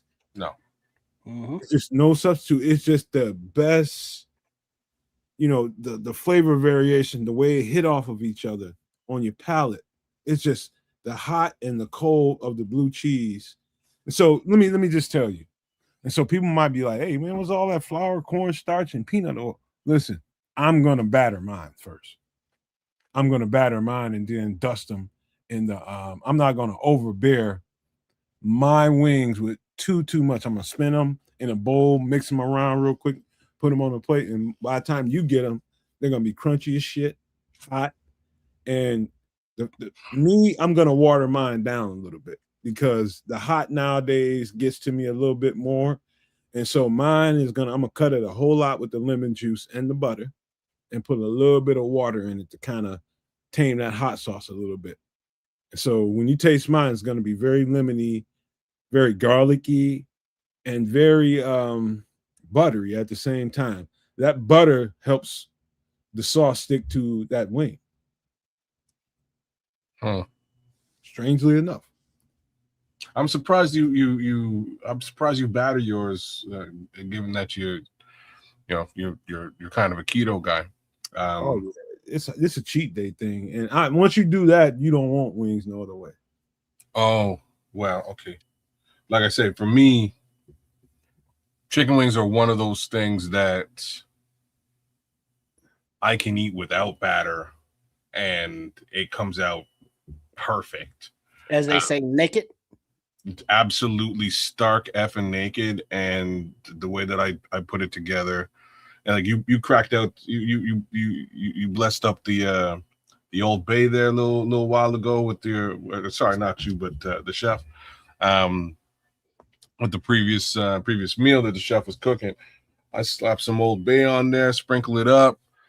That out of the air fryer, my wings come out crispy and delicious with just a little bit of sesame oil, and that's it. Yeah. Sesame oil and maybe a little bit of you know what I'm saying, a little bit of Old Bay, and they come out so good. Bro, when you get to this country and start eating, if you come to Chicago and start going around eating wings, you're gonna be a different guy. You go back to Canada. I promise you that. Okay, I promise you that, because the way they do wings in Chicago is most places you go to, unless you up in business north or somewhere, you can start getting into the south end of the city. Most places gonna have battered wings. Yeah. There was a special, I forget the name of the restaurant, but it was like not Boston, what's B-Dubs? Buffalo Wild Wings. There you go. Okay. And they were having some kind of special wings were $1 a piece. And my brother texted me, he was like, man, I'm old enough to remember when wings were $0.25 a piece. Yeah, me too. I was gonna follow up your conversation with it, but you keep going. No, that was it. It was like, well, yeah, that was then. This is now, motherfuckers. Yeah, we had a spot in the west end of town that we used to go to all the time. That they would have a specific wing night, quarter wing, and you go ham up in there, man. You don't get a side order of French fries, and it's on. It was crazy, but real talk, it was more or less what you have on screen right now. It was buffalo style, battered, a little bit of hot sauce. Sorry, a little bit of hot sauce. Soaked in hot sauce and served out, and away you go. One flavor to rule them all. 25 cents. Go. I've never went somewhere and they were 25 cents. I've seen 50-cent wings. Really? Fairly normal for me. Yeah, 25 cents. There was what was that? Crimson put up a comment. Hooters over Buffalo Wild Wings, and I was actually for some. It was a birthday from my youngest brother, and we went to Hooters, and I just feel out of place there because all the young weight crew is like, how old are you? No, I'm too old to be up in this piece. Well, I ain't get my Chester card like that. No, I don't get down. That's what you misunderstood, homeboy. That's what you misunderstood. Because I remember Hooters from back in the day with the boobies and all that. Now they just got regular old chicks in those made up in there. And most of them on meth now, but well, there's that. Ouch. No, but a lot of these were like, it's like you can just look and be like, I got clothes older than you. You know what? I on another note, I've never seen guys get smashed to the ground by police more than I ever have at Hooters, and it's always white guys, man. I don't know, they have a little bit to drink, and they just get touchy. Can't keep their freaking hands to themselves, bro. Dude, at the Hooters restaurant. At the restaurant, man, I've seen so many guys get smashed to the pavement by police at a Hooters restaurant. Damn. And I've only eaten there maybe 6 or 7 times, and 3 out of the 7 times I've seen cats get smashed, multiple in one night. I'm like, dude, it's just a girl that's wearing some skimpy clothes. Calm your ass down. Mm-hmm. And kids, I was not dropping my napkin on the floor on purpose to try and smell them as they walk by. So get your mind out the gutter. I don't believe you per se. Vicious rumors. Were they wearing open-toed shoes? Because if that's the case, no, I think that's a requirement. Because they serving food. Okay, all right. So they're not serving. It's a bit more believable now. Hey, bro, I seen a white guy throw a pitcher of beer across into the mirrors of Hooters, across the bar into the back where the mirrors were. Smash that, throw the food. I mean, just because they told the police that this guy touched me when I went by. Mm-hmm. What? I'm like, dog, it is not that serious. I'll come over there and whoop your ass myself. I don't know where you're getting off at the Hooters, like touching people. Right. Because we've all been kicked out of strip clubs, so smacking that ass. No, you on your own. Oh, okay. Well, actually, it wasn't. We weren't removed. Here we go. One of those. I was with somebody who had like a membership, and the next time he went, they was like, "Oh, your membership was revoked because your previous guest had smacked one of a few of the girls on their ass." It's like, "Well, don't put your ass in my face. You don't want it smacked. How about that?" Damn, we all. Unless you, hey, Trish, just know, man. Unless you gonna pull out the guap, don't you sit on your goddamn hands, man. That's just protocol in the strip club, man. Oh yeah, I know. I see. That's the thing. During security at those things, you kind of get that attitude, like you don't give a shit because it's not my club. I don't even live in this damn city. You don't give a fuck. So you let your hair down. Let it all hang out. Smack a little ass. You'll be all right. Well, you might get smacked up by the bouncers too. So but that's part of the fun, okay? They're waiting on you because they've been watching your weird ass since you came in there. They ready to put hands on you. But guess what? They didn't say shit to me. Well, all right. Then it all worked. Like I said, it all worked. It's like smack now in one of my establishments that happens. Yeah, that they will be addressed directly. But this was, hey, that last time you was here, your guest did some shit.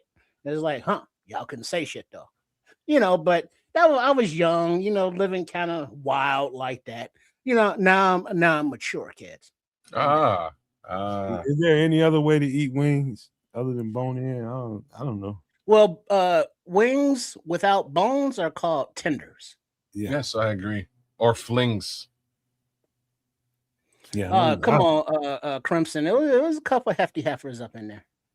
Man, I've seen it's funny how we ended up in this conversation about strippers and loosely. It was 3 weeks ago.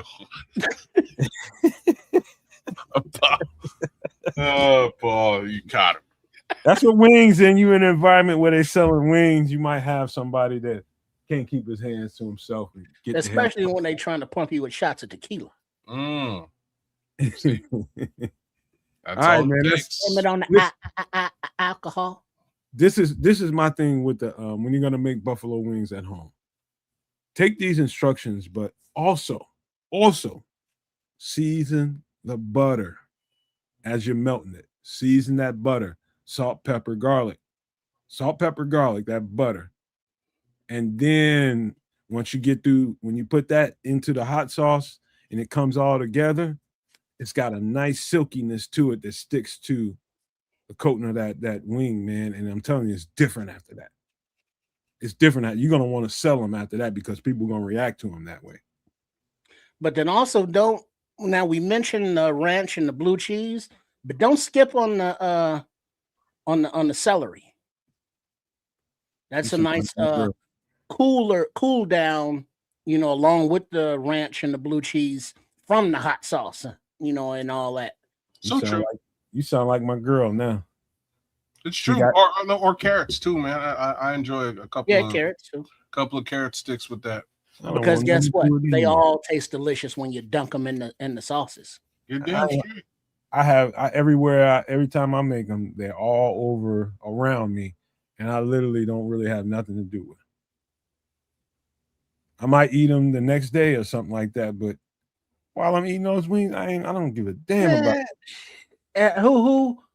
Who has always reheated wings if they were cold, or do you eat them like pizza right out the fridge? Well, depends who you are. You can do either and or. Some levels of savagery are acceptable. There's definitely acceptable savage. There's every other man. There's a Conan, the barbarian, that just don't give a damn. Hey, look, I'm just saying, in this particular realm, Conan is welcome. You can be Conan. It's fine. Savagery is acceptable. Personally, it's going in the air fryer for me, man. That's where it's going. It's going in the air fryer, get a couple of minutes. You reheat it, get a little crispy again, and it's on again. Chicken wings come out the air fryer like it's not the same when it's cold, Trips. It don't jump off. The flavors don't still come off at you when it's cold. You gotta open the flavors back up. See, and Scrolls is nailing it. Always air fry leftover chicken. Microwaves make them taste gamey. It's so true. And I hate leftover chicken in the microwave. Real talk, I only use the microwave for like 4 specific tasks at this point in life. I own one, but I seldom use it. I use it to melt butter. I use it to make popcorn. I'll have to get back to you on the other 2 uses. You know what I'm saying? Like I never use this machine at all. I hate it. But man, reheat rice.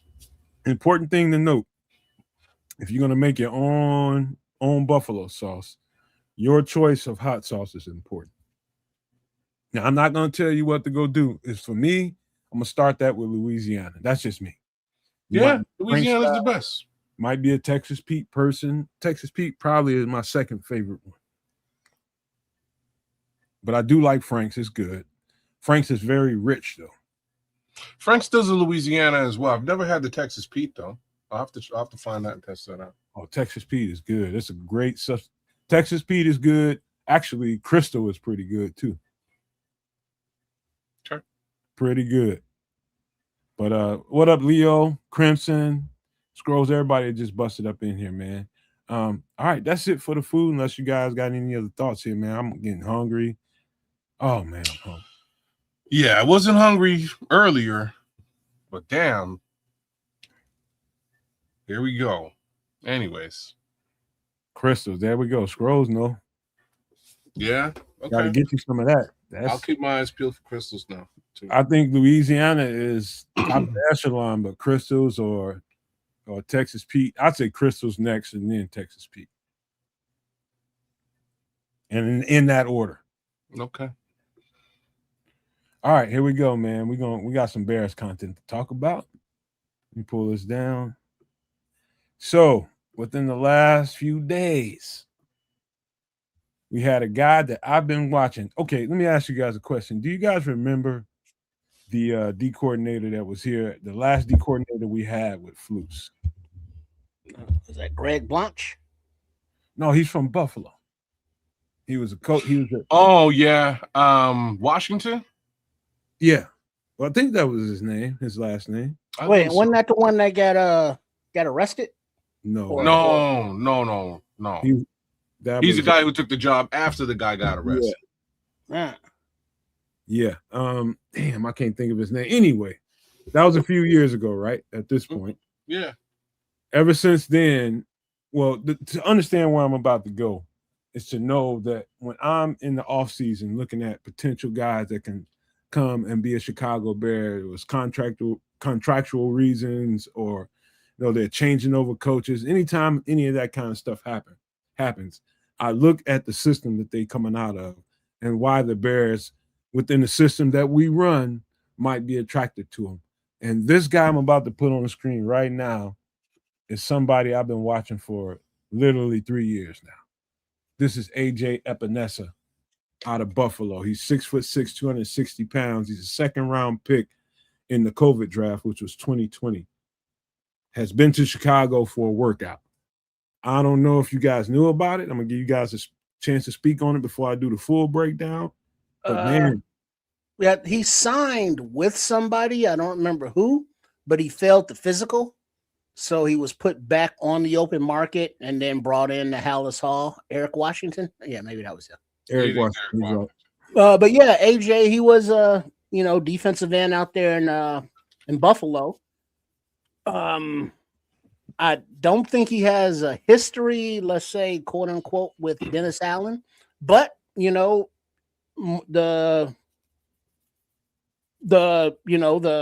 can't hurt, bring him in if he's healthy, let him compete, kids. Yeah, so he's on a 2-year. He was on a 2-year that I believe ended. So he should be a free agent right now. No, he was a free agent, and then he signed with the team this offseason, failed the physical, so he got released. Oh, so he failed the physical. So now we're testing it out. Crimson, I have no idea why you feel that way. I'd be interested to know, but I don't understand that one. Yeah, I'm not. I wouldn't say that I'm reluctant to see. I wouldn't say that.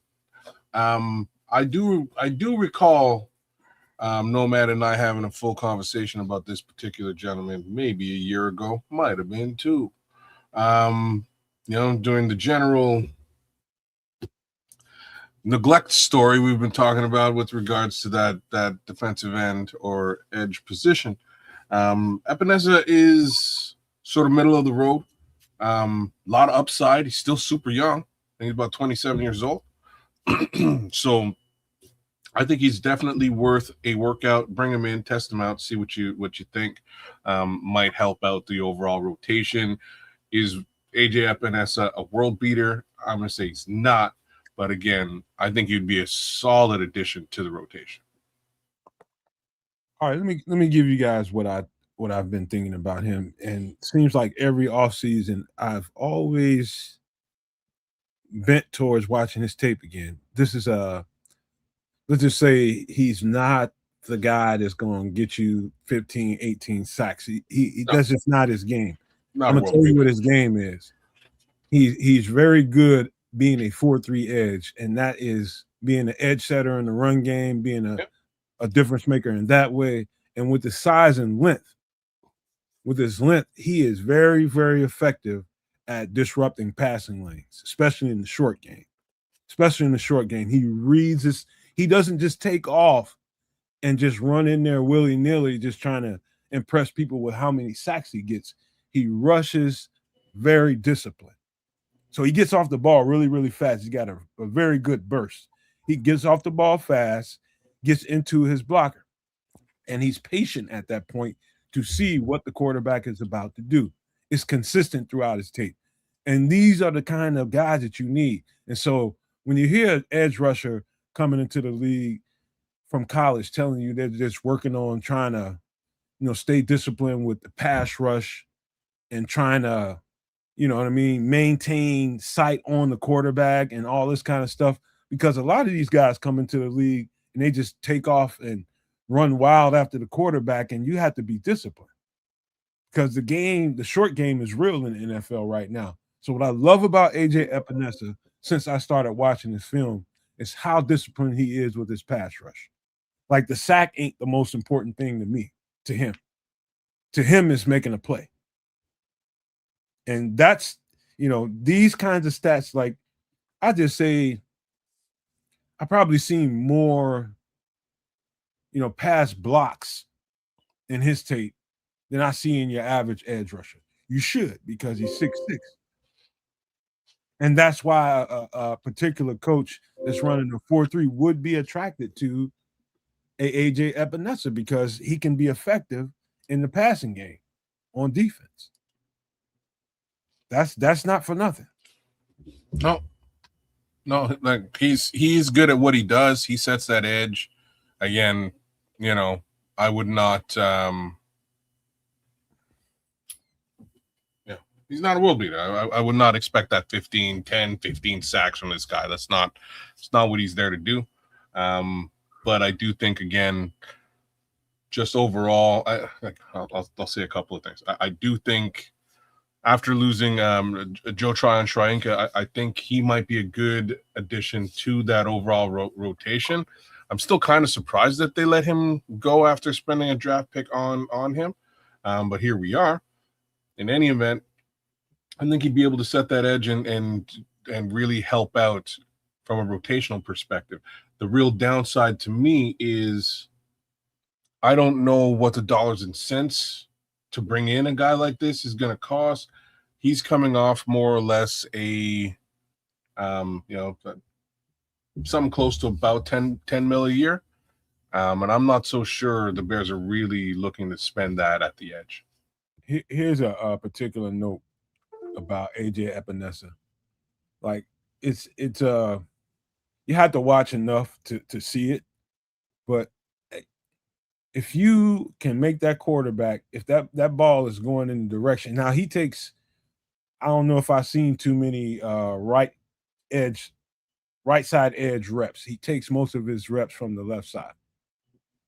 And so he's at the, a right-handed quarterback typically throws the ball better going to his left, right? And so that's where he's always in the trajectory of the ball. I don't know very many edge rushers outside of maybe, say, Josh Sweat or even at times Montez Sweat, with the kind of length that makes quarterback tuck the ball. And he just blows up plays that way. That's almost as good as a sack sometimes. Yeah. When you make them tuck the ball, make them dirt the ball or something, throw it out of bounds, just because he just threw off the timing, because he's right there with play recognition, knowing where that ball is supposed to go. And he's right there in that passing lane. So he's valuable in a lot of different ways, that being one of them. And it really sticks out on his tape that I've been looking at for a while here, man. He's got some qualities to him that may not show up on the stat sheet that you like, but he's got some really good qualities to him. Epinesa was set to sign. Excuse me. Was set to sign with the Cleveland Browns on a 1-year, $5 million contract back in free agency, but the agreement fell apart after he failed a physical. Now, in late May, Epinesa still remains on the open market. Bad for Cleveland, good for us. Whatever so happened $5 to him, million. whatever happened to him, and I do believe I can remember during that playoff run, he got nicked up somehow. I want to say I remember hearing about that or seeing it during the playoffs or something, but somewhere in that playoff run, I think he got nicked up, and maybe he just didn't have enough time to recover, and he needed to show and prove, being out here on the free agent market, and he went out there a little too early. Gave himself some time and went and performed. I've heard no indicators out of the Bears workout that he didn't pass the physical or any of that. And you said but he did leave town without a contract offer. So that don't mean nothing. So you said that he was signed to Cleveland for $5 million? Yep. Yeah. That is. Now you can get him at 3. Well, we'll have to see what the Bears really want to spend on this position, because again, that's fucked up, man. You gonna lowball the man? I ain't gonna lowball him, man. I'm just reality of it. That's probably where it's gonna be at, somewhere between 3 and 5. Yeah, like man, if he was getting 5 and he was supposedly healthy, I guess that $2 million off. And Wendy's saying still holding out hope for Cam Jordan. That's the thing with the veteran defensive ends that are still on the market. They ain't gonna sign with nobody, till camp, because they ain't trying to do OTAs and all that stuff, because they're vets. They'll roll in the beginning of camp and start to gear up so they're ready to go by the first game. I just like this particular player for a lot of different reasons. I always thought he was a fit, even when Flus was here, but he's definitely a fit. In the same for the same reason he was when Flus was here. The length, the quickness off the ball, the play recognition, his style definitely fits what we do. As you talking about supplementing the edge rusher room, and I don't care where you have him in the rotation, you just upgraded your roster. You get this guy on the roster, however you get him here. If he's healthy, he's an addition to the roster that's going to help us deepen that pass rushing group. And it ain't going to cost you an arm and a leg. No, I think the price tag is probably more commensurate if you're talking between 3 to 5. That's what they want to spend on an edge rusher. There's not a lot of cap room, clearly. I'm just wondering. Yeah. I'm just wondering do you want to spend it here or do you want to spend it elsewhere? Where? What up, Notch? Where else do we need to spend it at? No, not with respect to position, but with respect to player. You mean like extending Darnell Wright kind of thing? No. I'm thinking I don't know. Like, I like what we would get out of AJS. Like, AJS Epinesa, in my opinion, he's just depth at the edge. He's not really going to do anything besides setting the edge and or really helping us out if there's an issue with Booker or Sweat. Right? This is just more. He's just more depth to me. Quality depth, but depth nonetheless. He's a kid. You know what he is? He's a more polished Austin Booker, but without the Austin Booker, I'm gonna tell you why I'm saying that. He's got the same kind of measurables as Austin, and what's different about Austin, and it's just the youth in Austin. Austin is more full bore attack mode. This guy rushes with a lot more discipline than Austin. And the aggressive Austin works for us. When he's supplemented into the game in this rotation, the way he rushes the passer can be effective in a different way. And so I can see how the duality between those two players can fit. Whatever down and distance you got, let's just say you got a 3rd and, let's say, 12 or something like that. Oh, let's just say a 3rd and 7. And that's one of those downs you want to put Austin on the field because it's going to be one of them. We need to get back there fast, and you need to be powerful and quick about it. And that's more Austin Booker. Let's just say a 3rd and 12 where it's going to be a kind of a thinking man's down where he might have to, wait for something to develop. That's when an AJ Epinesa can be very effective because of his pass rushing style. You see what I mean? Like when you need aggressive, full board, get after the quarterback, 3rd and 7, that's more Austin Booker. 3rd and 12, it's more AJ Epinesa because it's going to take a little time to develop. I fully agree with what you're saying. I'm just wondering if, I don't know. Like I know they want to sort of give Austin Booker the opportunity to grow and own that position. Do we need depth here? Absolutely. But I think you might have sort of nailed it. These two players are very similar in scope. We'll have to see, man. We'll have to see. There's other edges out there that they could get as a relatively 1-year rental case scenario. If the plan or a general idea is to go out and get a leading pass rusher, whether down the road in free agency or in next year's draft. So we'll have to see. We'll have to figure it out. Hey, he typed in, he says, I'm concerned with AJ Epinesa's medical issues. I heard that is why Cleveland released him. We were just talking about that right before you got in here. Mm-hmm.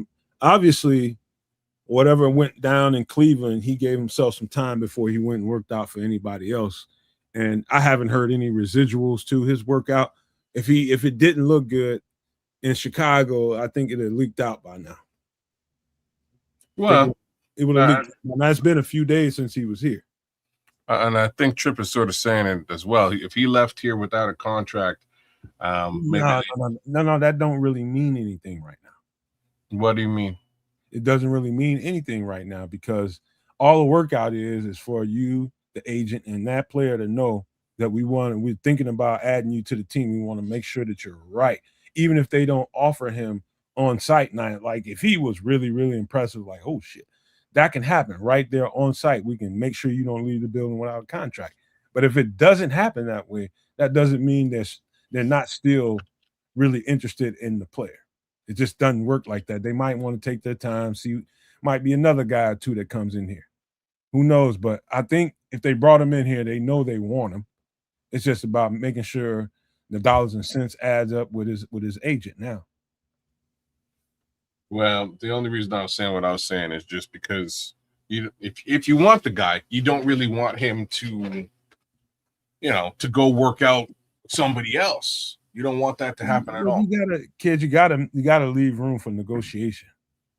That's what they have agents for. So they could have came. He got the sense that they want to offer him this. All right, I'm gonna go in there and work out. Okay, I like the workout. He looked good.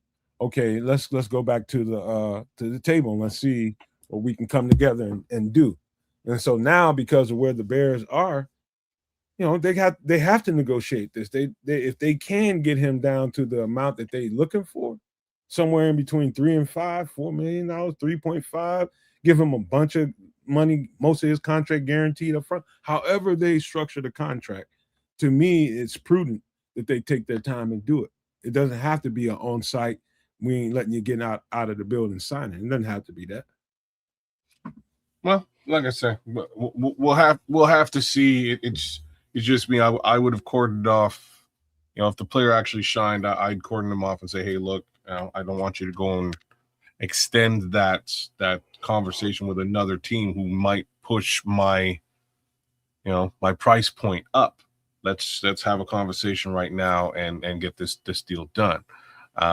Another little something in the chat is Anthony Wilson was asking, is Epinesa Chicago's own? He's right? from Oak Park. You got it. Which is the first suburb to the west, connecting suburb. So he's also he also went to school at Edwardsville, Illinois. So you got that going on, kids. Yeah. You got the hometown thing going on. You also likes those. You also have a guy that's coming from a team that's right there at the edge of a Super Bowl, getting ready to get an opportunity if he comes here to sign with another team that's right there at the edge of the Super Bowl. So both of those are factors, guaranteed. Now it's about talking turkey right now. That's what's going on behind the scenes. And, the agent's going to play it the way he's going to play it, try to set up other workouts to get the Bears more interesting. That's why they get paid. Well, they could also be waiting, because June 1st, cuts are Monday. Yeah. There you go, Trip. So they could be like, well, see who else might shake loose before, we commit to AJ. Now you're thinking. Well, and the flip side of that is who knows who gets cut. Exactly. Right? We don't. So it might be somebody's completely different, separate. And so that works better for the organization than it does the player. Of course. And because the obvious reasons being that, there's a limited market before June 1st. Yeah. So if they can come to a deal before June 1st, it's probably a little bit more advantageous to AJ Epinesa before the market gets a little more littered. Right, because all the current street defensive end free agents will be joined by who knows how many more. And usually the June 1st cuts are the expensive guys. So veteran, experienced otherwise. You got it, because they don't want to pay that bonus, that roster bonus that they have to pay on June 1. So, yeah, a couple of heads may roll and potentially roll in Chicago's direction. So we'll have to keep our ears to the ground on this. June 1 is Sunday, so we're getting real close, right? Monday. So is it Monday? Monday. I thought June. And I think I heard Greg Gabriel over there on the bar room, what the pod fathers say that they won't be processed until like June 2nd, so that's Tuesday. Yeah. We can get structure done, before that and get something, we're agreeing to terms, but they won't get inked like Greg is talking about until the next day. Mm-hmm. So I mean, AJ or whoever, as long as we see that, Ryan Poles is doing his due diligence, just checking out what's to be checked out. So see where we go from here. Well, the show is all about Greg. It ain't really about Aldo, but yeah, that's how he is, man. Greg is he's into the weeds when it comes to football, especially X's and O's and dollars and cents. He knows that shit.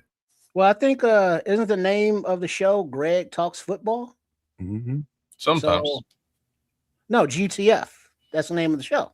I know. Scrolls is being facetious if you do that. Red Baron's just being Red Baron. Yes.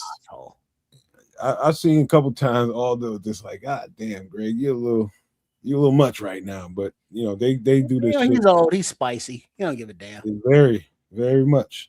All right, this is AJ Epinesa, man.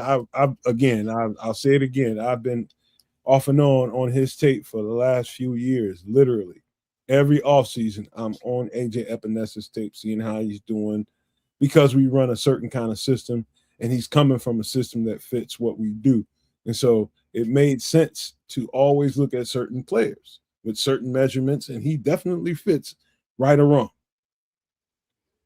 No, you're right. Yeah, he would be a good depth piece in this scenario, especially if we can get him at a cost-effective rate. We'll really see what that looks like, as well as whether he's healthy enough to compete. But I think we hit the nail on the head by understanding we got about 5 days between now and next Monday to really find out whose head might roll. And if nobody's head rolls that looks better than AJ Epinesa, potentially maybe he might wind up being a Chicago Bear. This is a good job by the Bears front office, GMs and scouts, checking this box before all the flurry happens after June 1. This is a good job here, making sure that you have somebody identified that you know fits and you would really like to have. But let's see what else happens and keep your fingers crossed here, kind of, because it can go either way. It can definitely go either way. But what we're here to talk about tonight, as far as the Bears go, in for the most part, is how these guys, these young rookies, let's just start with the obvious guy. What I was thinking about, kids and trips, and you guys can tell me if you think I'm off or on, but I was over the last few weeks of breaking these guys down.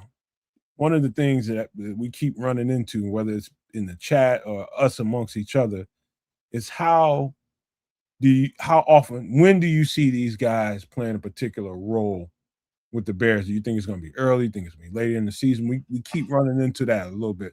So let's just go ahead and break this down tonight.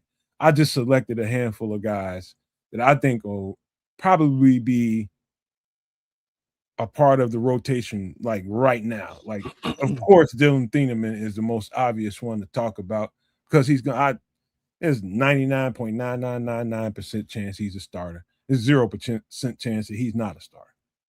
And so let's just talk about that and get that out of the way. He's starting. Yeah, as long as he so far, they were impressed with his physical ability as well as his mental ability and processing of the defense, the offense, where he's supposed to be and such. And from the reaction of Ben Johnson and Dennis Allen on the last, 1920 Hallis Hall Drive or whatever, when they showed the live war room shot when they drafted Thieneman, and it was like, all right, they were pretty much like, all right, day one, play one. This is our guy. We're penciling him in, and it's his job to lose. Trips.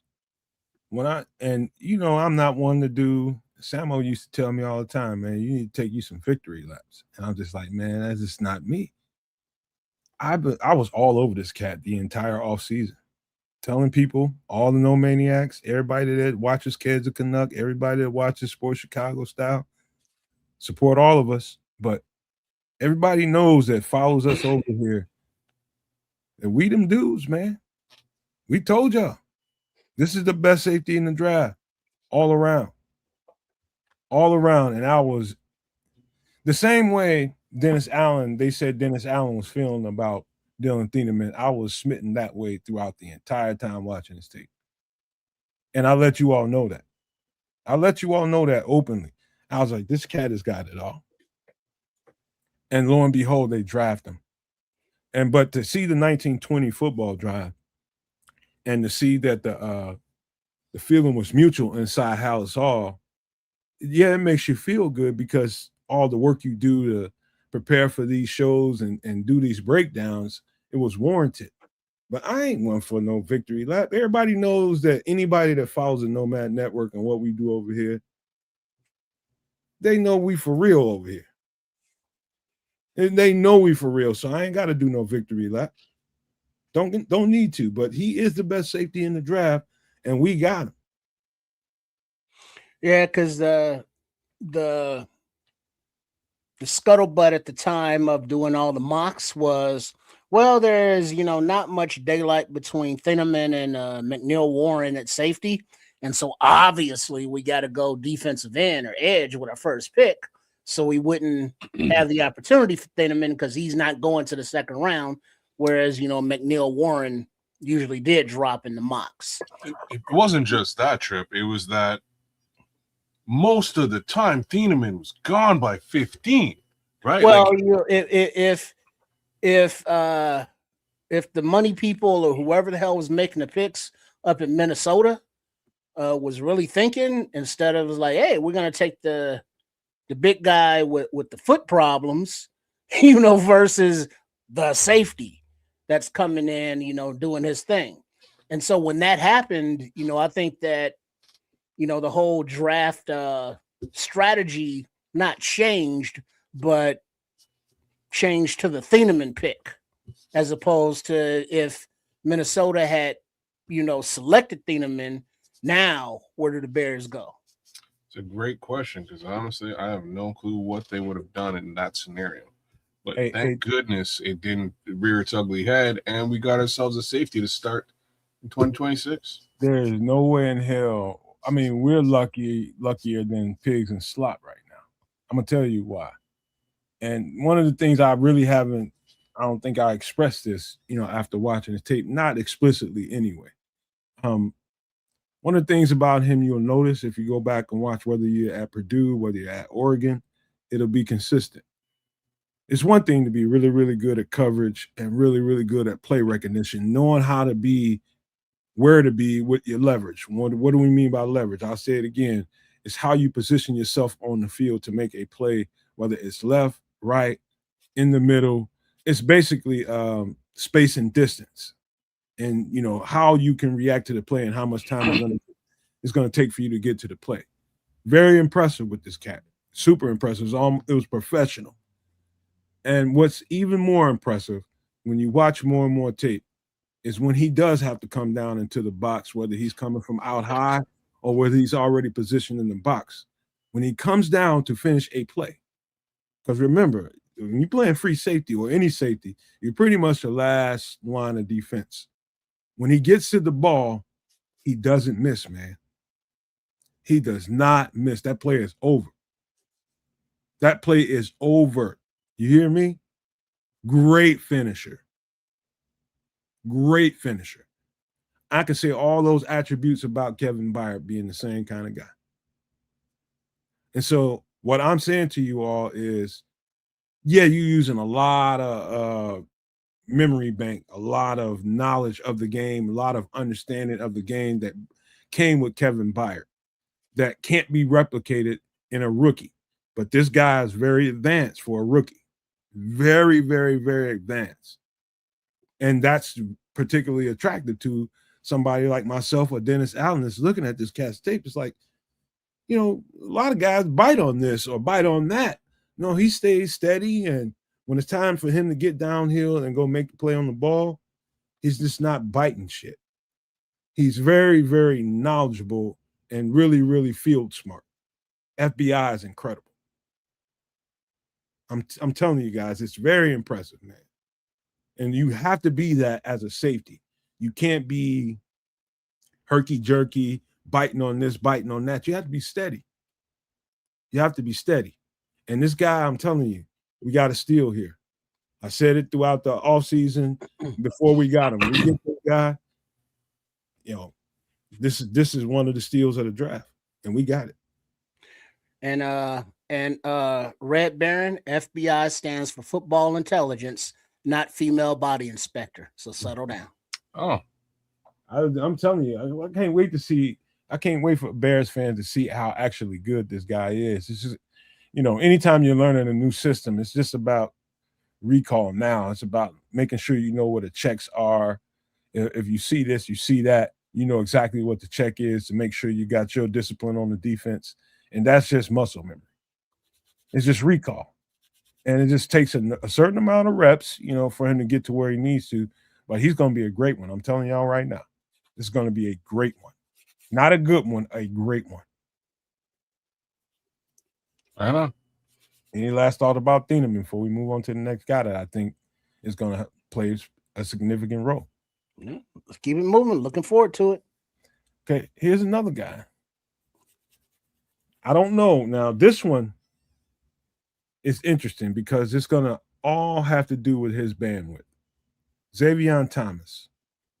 Depending on how quickly he can get this, it's a lot different for somebody on the offense with the verbiage in these plays.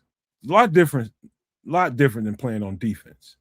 It's not that complicated at all, but it's still a lot of getting used to. But on the offense, it's a lot of volume. A lot of volume. If you heard Ben Johnson talk about the offseason and where they were at when he got in here, you heard him say, he said, we spent the entire year just installing. Think about that.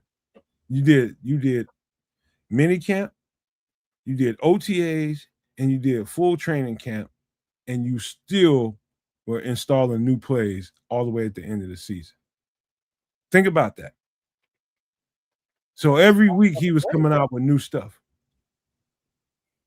And so that gives you some kind of idea. And every play that he's coming up with has similar language with it, but it's different. And so when you start asking how soon can a receiver really, really be an effective member of this team, it all has to do with his bandwidth. It's all about his bandwidth. We hoping it's early, but I know it's going to be at some point. He's going to be a huge factor in this year. Yeah, I would agree with that because his skill set is multi-dimensional, so he can come in, right away, and he's battling, Khalif Raymond for primary kick / punt returner, either and or. And then I'm quite sure Ben Johnson's going to have, a package of plays for him, 10, 15 or so. And then every week, adding on and or different positions. And he's going to, have him in the backfield as a running back. He's going to have him out as a wide receiver. He's going to have him all over the field because we know how Coach Football Psycho does. And kids will go into it more after he's watched the tape of how, Xavier and Thomas will be utilizing this offense. Kids? Man, I've watched it. I get it. To me, it's just a situation where he's going to start out playing special teams. Much like you mentioned. I think that's where he's going to cut his teeth, and really not just get his initial start, but start to put that fear into the hearts and minds of defensive coordinators league wide. He will not waste away on the bench at all. They will find a way to get him involved. No, he will be starting as a special teamer guaranteed. And once you sort of get an understanding as to, holy smokes, this kid's lightning fast. He's shifty. He's doing things in special teams that are admirable. And then you start to line him up. And then you start to put him in the backfield. You line him out right wide. You put him into the backfield from a wide position. You line him in the slot every so often, and you get him on a crosser or a drag route, reverse, jet sweep. Any and all of this stuff is things that eventually a team is going to have to start to take notice, and a defensive coordinator is going to have to adjust towards. Meanwhile, Luther Burden is still out there doing his thing. Roma Dunze is doing his thing. The tight ends are out there doing their thing. It just creates a little bit of havoc and draws eyes to this lightning fast player in the middle of the field. So I can't wait to see it. I'm super impressed by Xavier Thomas, but there's absolutely nothing stopping this particular player from starting, at the very least, in the return game.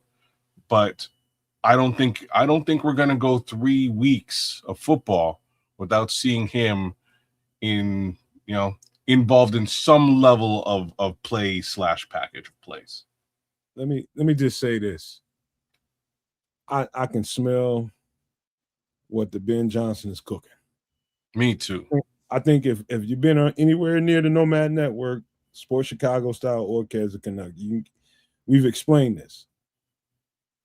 When this comes together, when this gels, everybody understands their role. The beautiful thing about being a good team and not necessarily needing a powerful piece like this right away, because you have the other guy that we just got.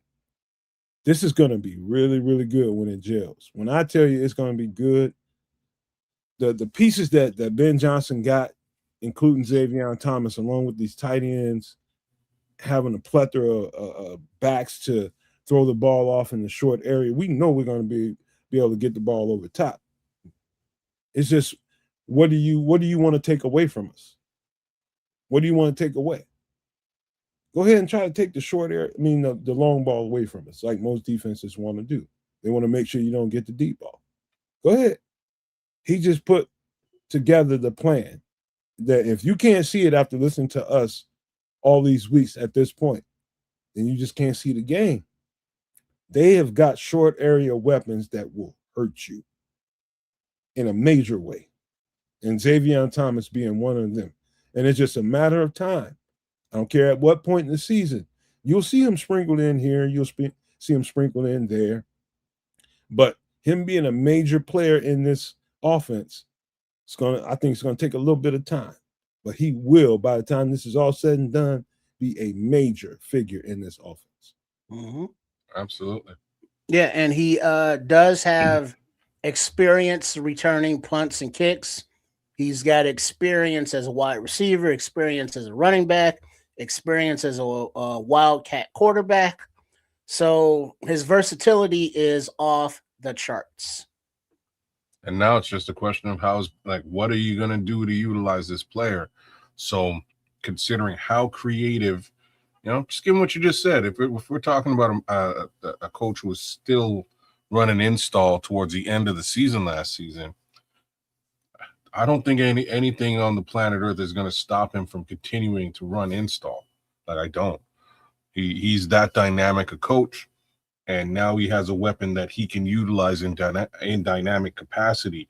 And as Naj is saying here, and I mentioned on Sunday's show, you use this kid as a decoy, just a simple drag route, at 4.28 speed. It's a problem, and it's going to require two defenders to address. No, you got to feed him.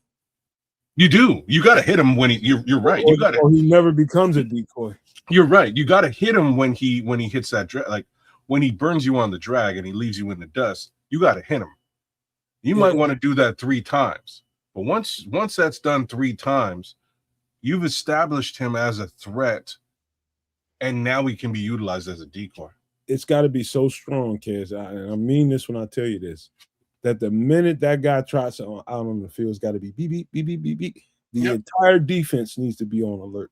The minute he gets on the field, he needs to be a defensive vacuum, and somebody needs to be allotted to him. If not, it's going to be curtains.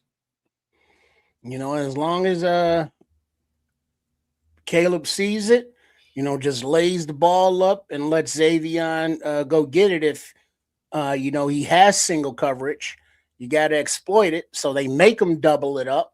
And then once they, as kids were saying, once they respect, Thomas, that leaves Rome, that leaves Luther, that leaves everybody else to benefit from not Thomas being a decoy, but Thomas being respected because of his speed. Well, and as a decoy. It again, just I'm on Ross St. Brown drag route concept with speed.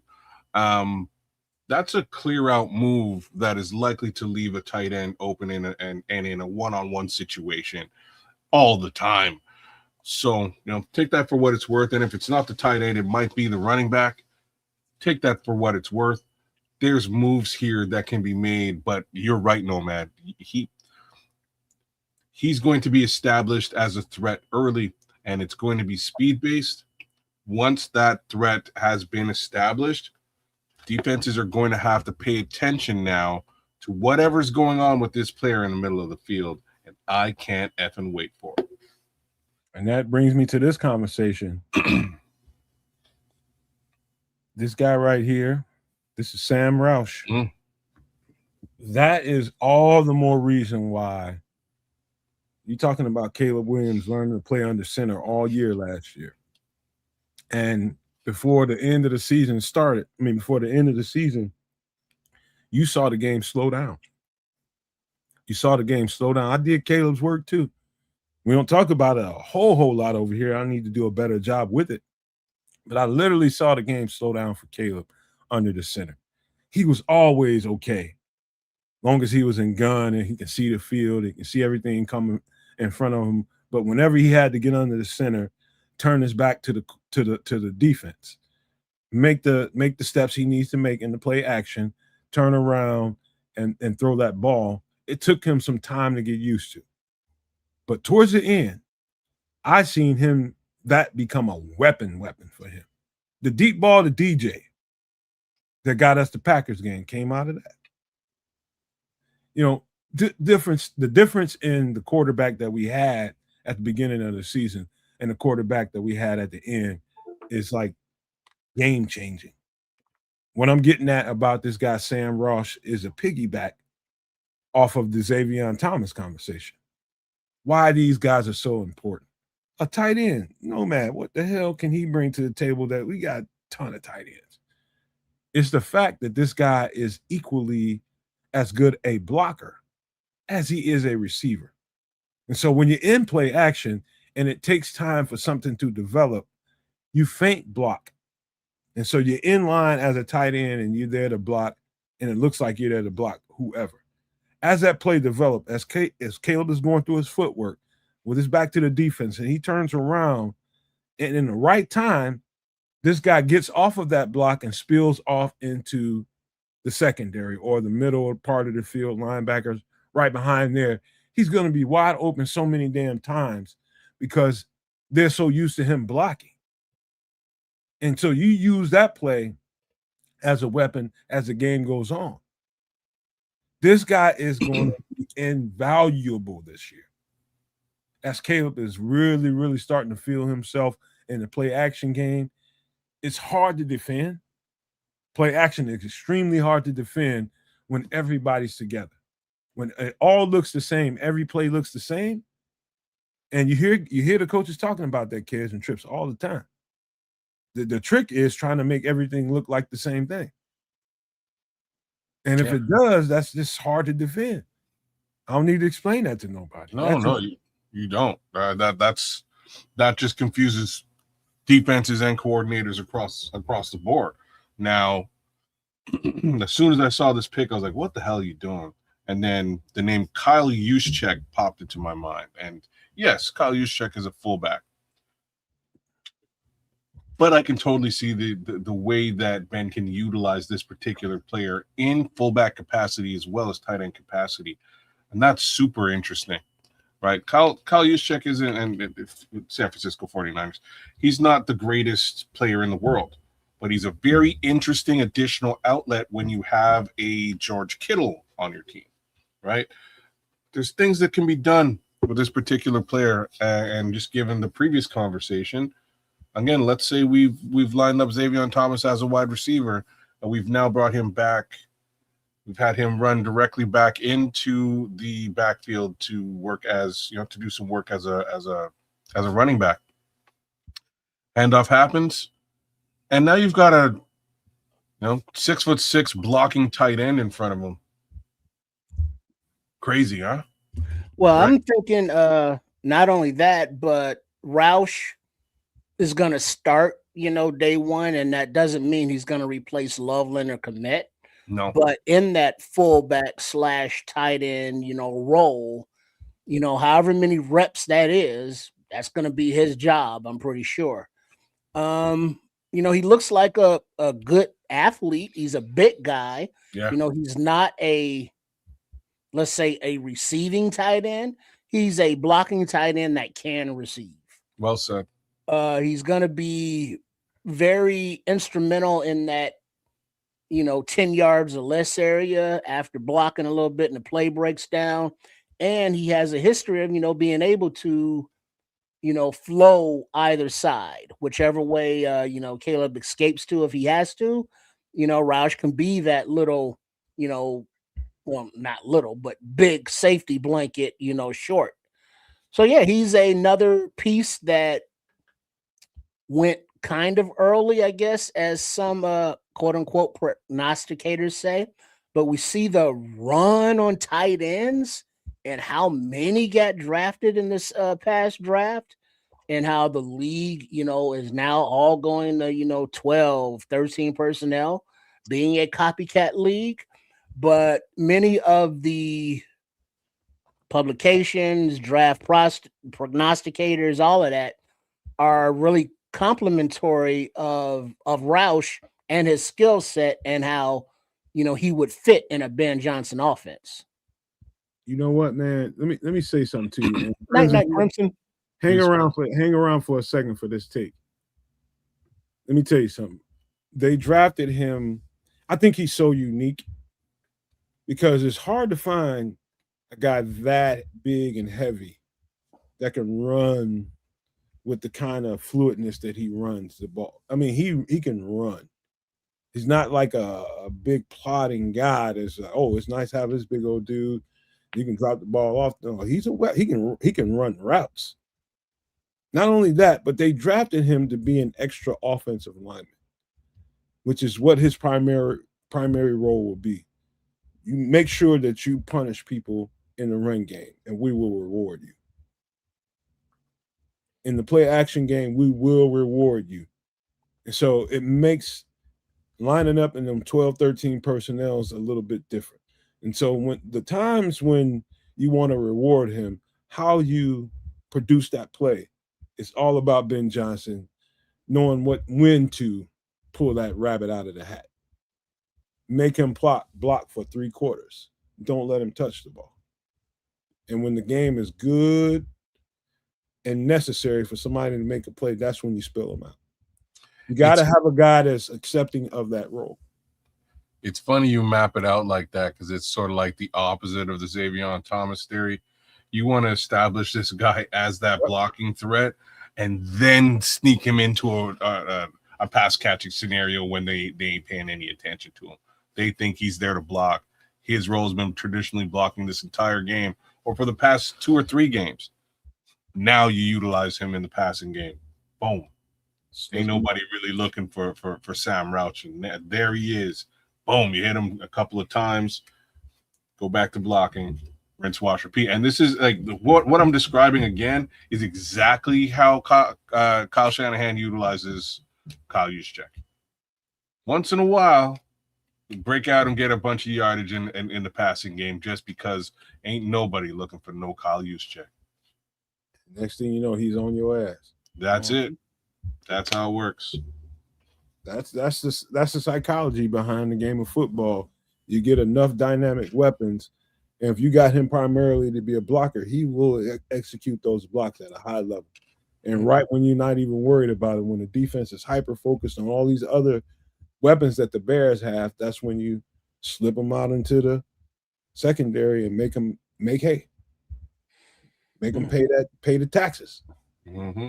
Yeah, and that was kind of the funny part about the run on tight ends, because I remember when it's like Sam Rouch, tight end, what?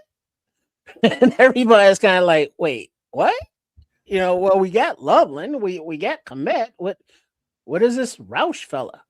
And it was then right after that is like tight end. Every round, tight ends were just flying off the board.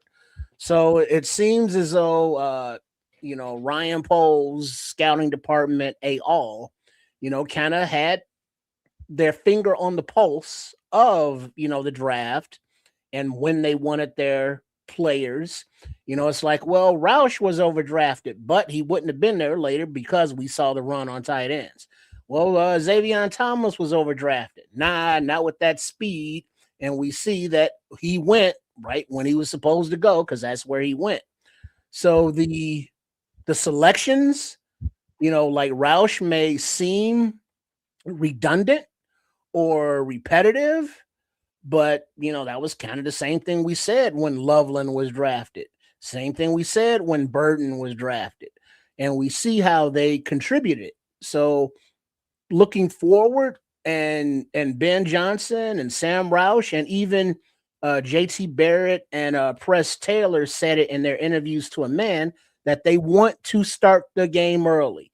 They would love to get a lead and then to be able to just take what the defense gives you in the fourth quarter, second half. Sam Rouch can be a big part of getting started fast because for what Durham Smythe was, he missed a lot of damn blocks in the run game and in the pass game. So if, Rouch can come in and just kind of, as a rookie, feel his way out and give us at least what Smythe was, it's a very bright future. Sometimes I question my bandwidth trips on a lot of things. But when it comes to football and certain things and that I do, I have a really good recall, man. And I can remember probably a couple months before we actually got into the draft. I can remember us talking about when we was reviewing the season, and I was talking about some of the things that I detected in Ben Johnson's offense after reviewing and watching the reps. And it became clear to me that this guy really, really valued tight ends. I remember those conversations that we had. And knowing that, going into the draft, it didn't surprise me one bit that they selected another tight end, and this kind of tight end for that matter. One freaking bit after watching all that tape. This guy is going to put teams in a trick bag and make you give up something. And when he's got you leaning, rocking, he's going to put the foot on the gas. And so you got weapons like a Sam Roush, who you will deem as insignificant for the most part of the game. It's going to hurt you later. As in reverse, like Kez rightly pointed out, you don't want to do that with Xavier. You want to get him involved early, suck the defense up. Suck the defense up, and boom. You got all these guys that can hurt you. You got running backs that can catch the ball. Got tight ends that can catch the ball. You got receivers all over the damn place. You got a quarterback that can scamper out of the backfield. There's so many different ways the Bears are going to be able to hurt teams. And just adding another piece to it that's dynamic in the way that he is, Sam Roush is going to be a weapon. I guarantee that. No questions here, man. So I'll be excited to see how this all shakes out with this young tight end as well. But I have a full understanding of the vision that Ben is going to want to employ here, and I think this winds up working in a very, very, very good capacity. Again, the one area that we didn't probably touch on is scramble drill with Caleb Williams. He'll be available from a receiving capacity, but also in a blocking capacity when he's scrambling out and decides to actually tuck in and run.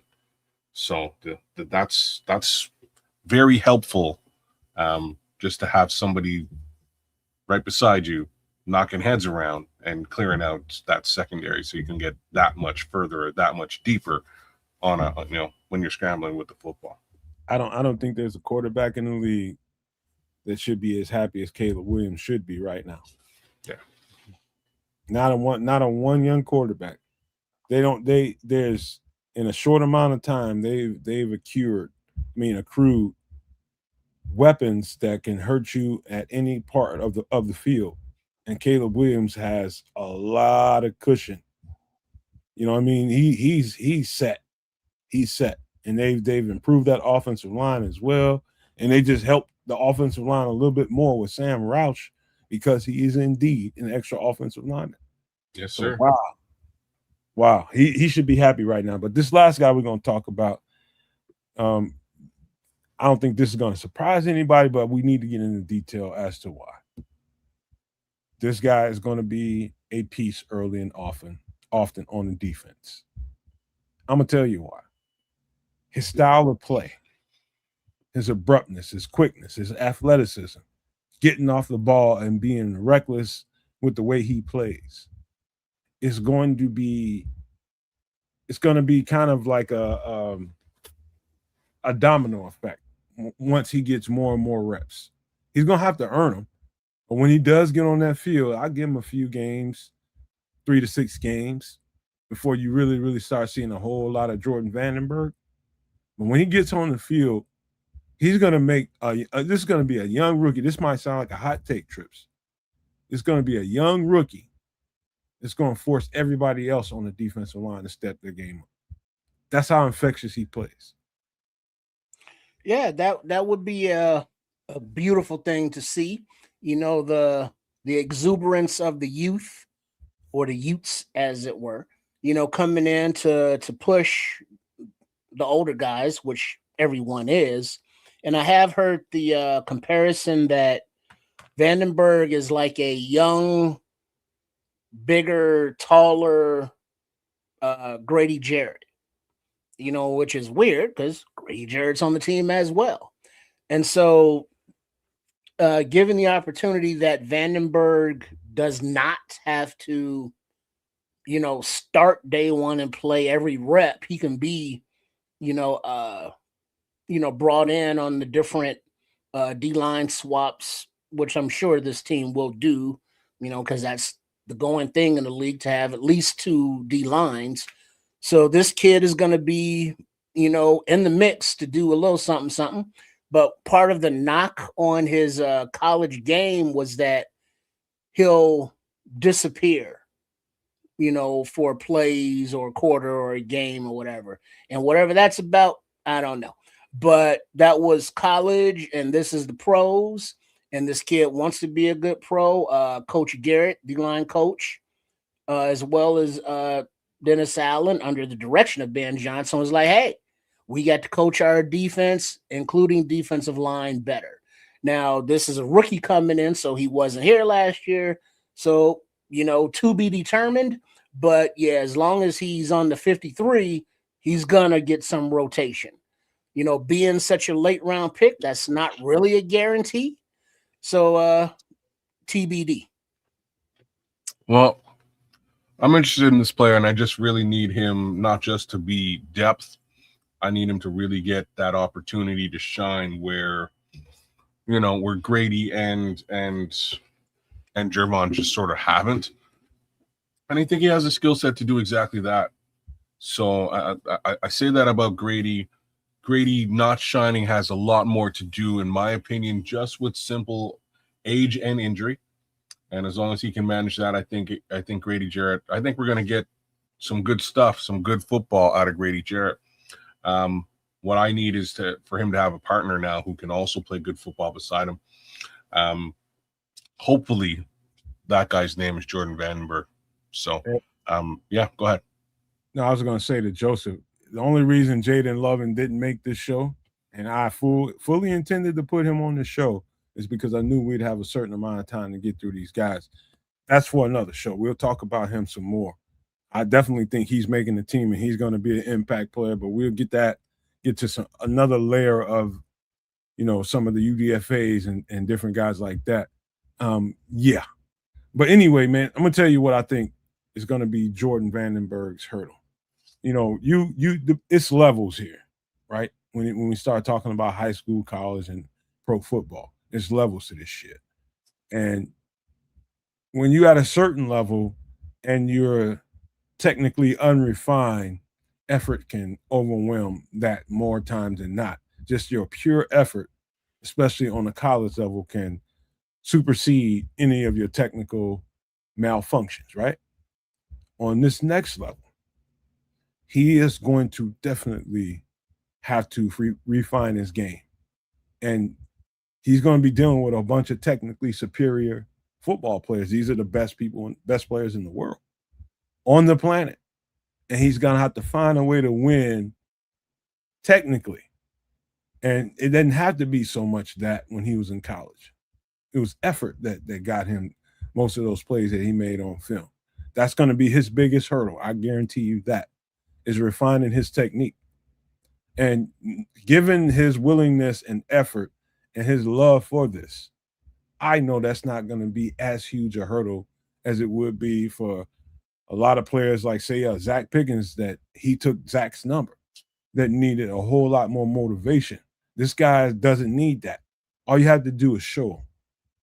And once you show him, you just put in the muscle memory and the work. And that's where I'm a little bit less worried, is because there's guys on this team. And again, Grady Jarrett is the prime example. There is, Grady Jarrett's a guy who's been around the block, has done this, has refined his technique, and knows exactly what he's doing. You line him up alongside Grady, you give him the opportunity to be in a room with Grady. I think he gains that, just sort of a level up with respect to his technique relatively quickly, just by having that veteran right in close proximity to him. So hopefully that helps him leap that hurdle and make short work of it. This cat has such a ton of upside. It's incredible, man. I mean, I mean, the pure effort, heart, determination. You know, some of the I see in the chat people are saying, you know, he disappears for, you know, spurts in the game. That's usually probably when he's running to more technically superior offensive linemen that can handle that effort. This is why I just said that that's the first thing he's going to have to do, clear that hurdle. Because all of these offensive linemen, 99% of them are technically superior athletes. That's why they're NFL starting offensive linemen, because they know what to do. And they deal with all kinds of different guys. Jordan Vandenberg won't be different. But why I know he will supersede that little hurdle, that effort, that determination, he will find a way and hone his skill to win. And that's the point. Get off the ball fast and win. You do that enough times, I don't care how technically superior a guy is in front of you, and he knows that you can, you know, defeat whatever technique is in front of him. If you're using arms and leverage and legs to hold him up, he's going to figure out a way to consistently beat you. He's going to get there. He's going to be one of the better players on the Chicago Bears for a while. Just telling you that right now. You got that kind of heart, that kind of determination, that kind of love for the game, and relentless effort like that. You can't do nothing with that. You can't buy that. You have to have that built into your DNA. And that's the kind of football player we're looking at here. He's not going to be somebody that's just going to be able to just put you down at the end of the bench and he's going to get in there. And he's going to show some cats up at times too. Yeah, can't wait to see this guy play and line up with Grady, man. Line up with Gervon. Really give Gervon a push, give him a run for his money, because we know he needs it. All right, here we go, man. We that's the end of the Bears conversation for now. Any last thoughts before we clear this Bears hurdle? Anything we talked about that sticks out to you want to give a last thought about? Go right ahead, man. No, I think I'm good with this Bears situation. We'll see what it looks like again this time next week after the June 1 cuts, and we have a bit of a better understanding as to what may or may not transpire with respect to the Chicago Bears at that time. So in the meantime, I think we've done a great job. Bear down, and we'll see what happens next week. Yeah, because Sunday on Nomad at Night might be a little early. We might hear some rumors of, possible players shaking loose. But then, next week we should know that for sure. And, just another week closer to actual camp going. We're looking at these rookies. We're seeing how we think that they'll fit. And we're getting excited, y'all, with good reason. All right, man. Now we got to get into a little more important things, and that is life outside of Chicago Bears bubble, which we all live. You know what I mean? Whether we, play this Bears thing in whatever fantasy we have to do all this stuff. We all have fantasies. That's why we do this content, because we just love being in this fantasy world of the Chicago Bears and breaking down what they're doing. But in the real world, there's real world stuff going on that needs to be discussed, and we need to start, having conversations about it. And we're going to start with this right here.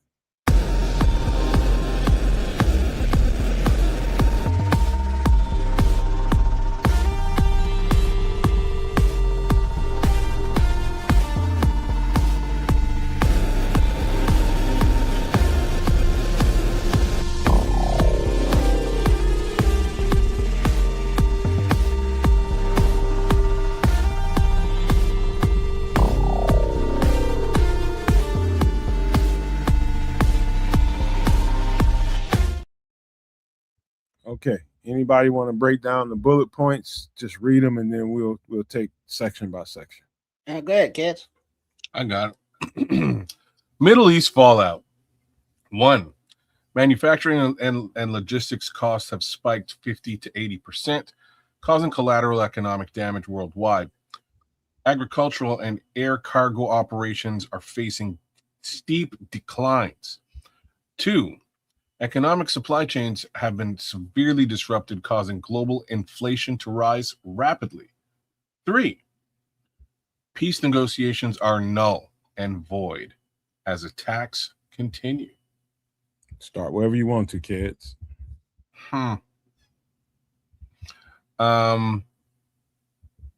Peace negotiations. Let's actually start with number 3.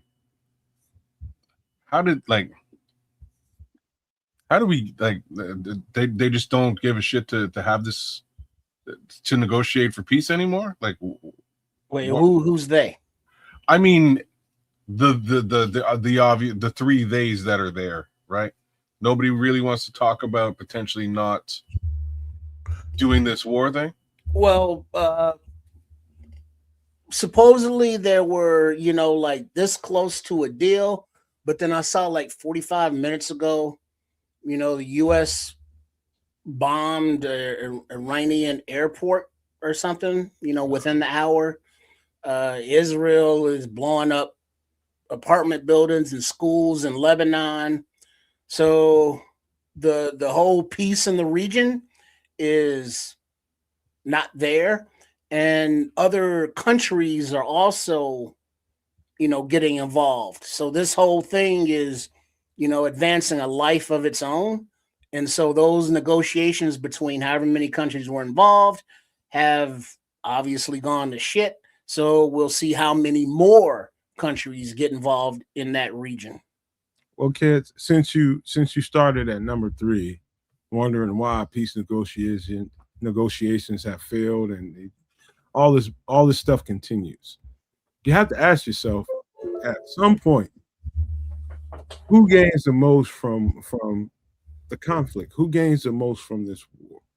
And when you get through asking yourself this, I've already gone through this too many times in my head, and it's clear to me the country in the Middle East that shouldn't be in the Middle East has the most to gain because they need perpetual war in order to exist, in order to keep dragging other people in it, namely the United States. They need a perpetual war. Number one, because the person that's in charge of that entire operation has his head in a guillotine right now. And if it ever stops, he stops.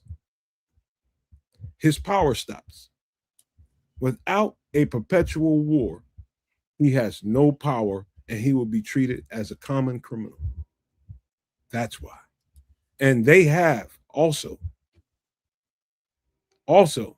the way they've set people up and got so much stuff on other people.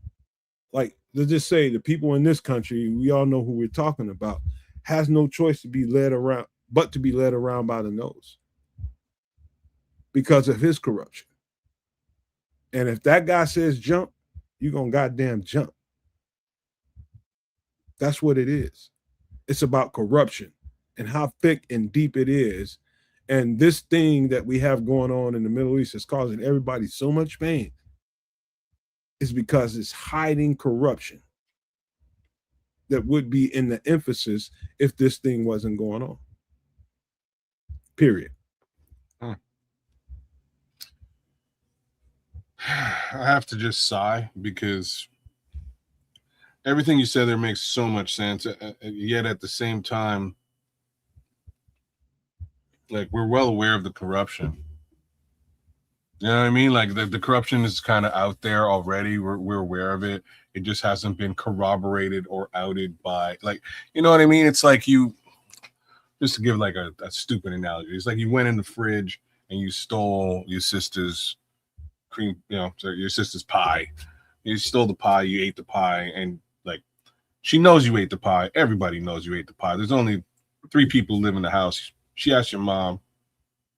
Mom said no. Mom didn't. So you know who's done what and what's up, but still you're going around denying the situation. Yeah, no, I didn't eat the pie. I didn't eat the pie. Everybody knows you. Everybody knows. Anyways, we don't really need the guys those guys in the Middle East to tell us about the corruption or that there is corruption. It's here. It already exists. Whether they decide to out it or not, whether they decide to hold it over, certain people's heads or not, it exists. It's here. Where we are in society is just in a position where we can actually go and, continue to go to work and be slaves. Hey, what? Keep going. What? I'm not sure why that particular word triggered you, but it's a triggering word for the algorithm. It shouldn't be. Well, it is, man. I'm just being honest. Just saying. It's just a fact of the matter, right? If we're out there being okay, well, let's use a different word. We'll call it batteries. If we are being batteries that power this corruption and that power the resource theft that's going on by the billionaire elites, that's all that's really going on. That is what them not putting everything on blast is about. Hey, maybe kids will go to work again tomorrow and keep paying his bills. Stupid. It's this is I'm gonna take it to another step of depth for you. This is let's just say the people that have power and control and all the wealth, with all this power and influence, they've had their time. They've had their time. And the truth is, their time is over. And they're fighting, kicking, screaming, clawing, everything they can do to maintain power. This is basically death knell is what we're looking at. We ain't gonna have to deal with this SHIT much longer. It's gonna be years and years, maybe a decade or so of running these guys down wherever they are in the world, putting them in front of justice and letting them see what they did and serving them justice for it. That's what it's gonna be. We can't see that right now because we're in the thickets of it. But wow, this is what happens when you have, a certain percentage of the population with so much money, so much power, so much collateral, and so many people with really nothing but clawing and trying to survive. This is what it ends up looking like. This is how empires die. Because they never should have been. That's the truth about number 3. But, we move on to number 2. And, economic supply chains have been severely disrupted. Global inflation, let's just stick to that part. To me, it continues to rise rapidly, and we're starting to feel the punch of the stickers at the stores, or at the gas stations. But the inflation is definitely, I don't know what it feels like for you all, but I'm definitely starting to feel that inflation, man. It's real. Well, points 1 and 2 are sort of the same. I'm just sort of rereading it and looking at it a bit more directly. That global inflation is strictly due to the cost of oil, the cost of transporting the oil, the cost of Iran not wanting to play ball with the petrodollar. It all of those costs have been increased, and unfortunately, much like tariffs, on a global scale, it's all passed back down to you, me, and Trip, and the folks in the chat. So that's just sort of the reality that we're going to have to live with, which makes the rest of us think about change and potentially shifting away from the utilization of some of the things that we've become accustomed to. And I think that's a conversation that sort of needs to be more prevalent, more front face and center, because quite clearly we can't, if there's no interest in thwarting this for the obvious reason that costs have grown exponentially, unmanageable. Like that simple reason enough should be reason enough to like not do this war thing. If not, all scrolls okay, press pause, and in the meantime, yes, people are losing jobs with respect to the war, but people are also losing jobs with respect to the AI advancement. So let's roll all of that into a ball and fast forward 5 years from now with these prices and with jobs disappearing. I don't even know how the average Joe is going to get by. Joe average has to make in some capacity through the AI advance, the bare minimum about $150,000 a year. That's crazy talk. You know what's interesting about all of that is about one of the things that we should layer into this conversation is choice. Choice. And, making a sound, sage choice about where you spend your dollars, how you spend your dollars. And I think at this point of the conversation, with all this going on, it really comes down to that. It really comes down to that. I'm talking about regular Joe Schmo citizen. How and where you spend your dollars. I'll give you a perfect example. My mother, again, is rehabbing a house at the worst time ever, but ad-libbing while she's doing it. Going to the regular box shops to get the materials that she needs for what she's trying to do.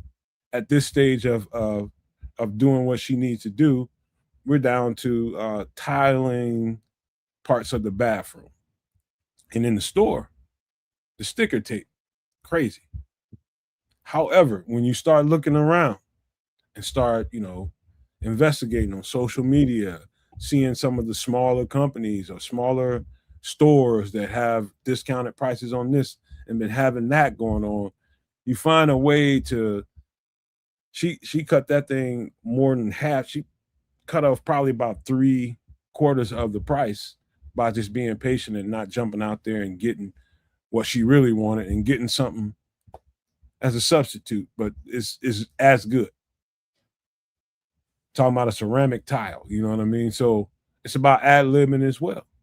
I'm just talking about what we can do as people to try to, navigate this whole mess that we find ourselves in. Trips, you have to, whether you're at the store, you got to find marketplaces that suit what you have coming in. And so and then you also got to make sure you want to find what you're looking for.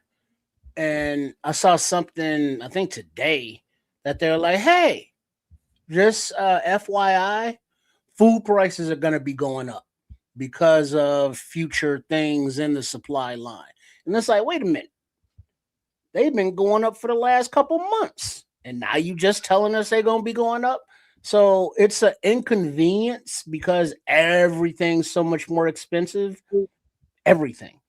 Whereas, in other countries, they ain't even got this stuff. They are just doing without.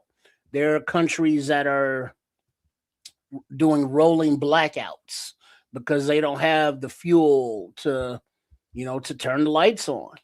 So it's degrees of how bad things are depending on where you're at in the world. So inconvenience versus, oh shit, we don't have our fertilizer because it couldn't get through the Strait of Hormuz, so we couldn't, plant our crops. Now we have no crops, and what do we do with crops? We eat them. So that means now we won't have a lot of the, the food and the resources that we had. So things are only going to get more expensive. And there is no forecasted way out. There is nothing industrial saying, hey, this industry is going to be hiring all these people.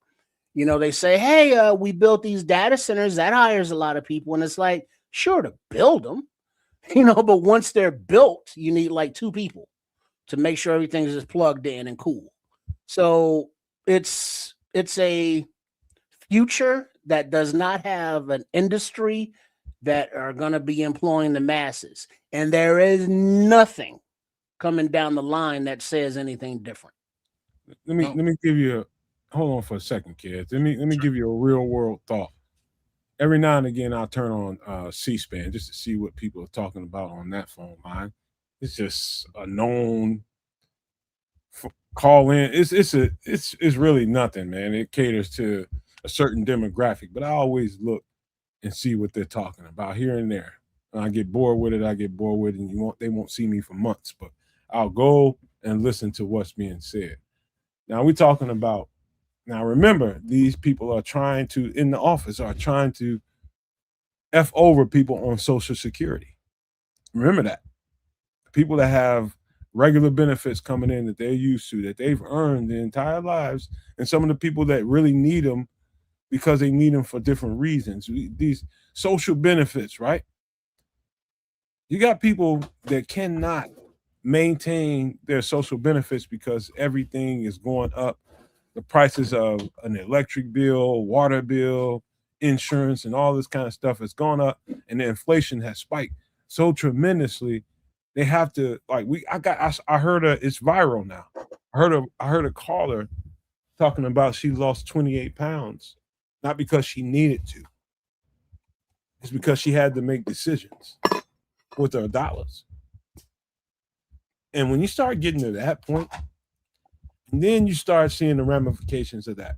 And when you start seeing abandoned properties that have not been used or domesticated at all for years and years and years, then all of a sudden in your neighborhood is somebody shacking up in there. I don't want to see any pieces of SHIT calling police on them folks. And you don't know what the hell that person's been through. You know, you're going to have that coming down the line. You're going to have a bunch of Karens that, oh, what are you doing here? If you don't get out of my face, I'm going to hurt you. I need somewhere to be because I want to exist. And as of right now, the money I have coming in ain't helping me exist. That's where we're at.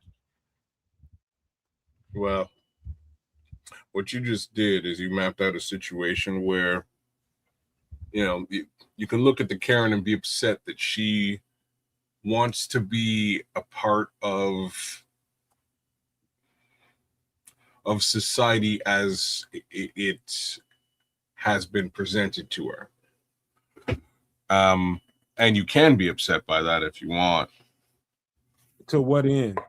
Well, to no end, man. There's no real positive or negative to come out of being angry about it. The flip side here is that the more that the masses embrace the system and believe the system will somehow correct itself, the more likely the system is to fail. Like I don't know how else to repeat yourself. Try to give you a better. No, just repeat what you just said. Sure. The more likely the more the masses lean on the system to fix the system, the more likely the system is to fail. It's not perfect. We all know the system isn't perfect.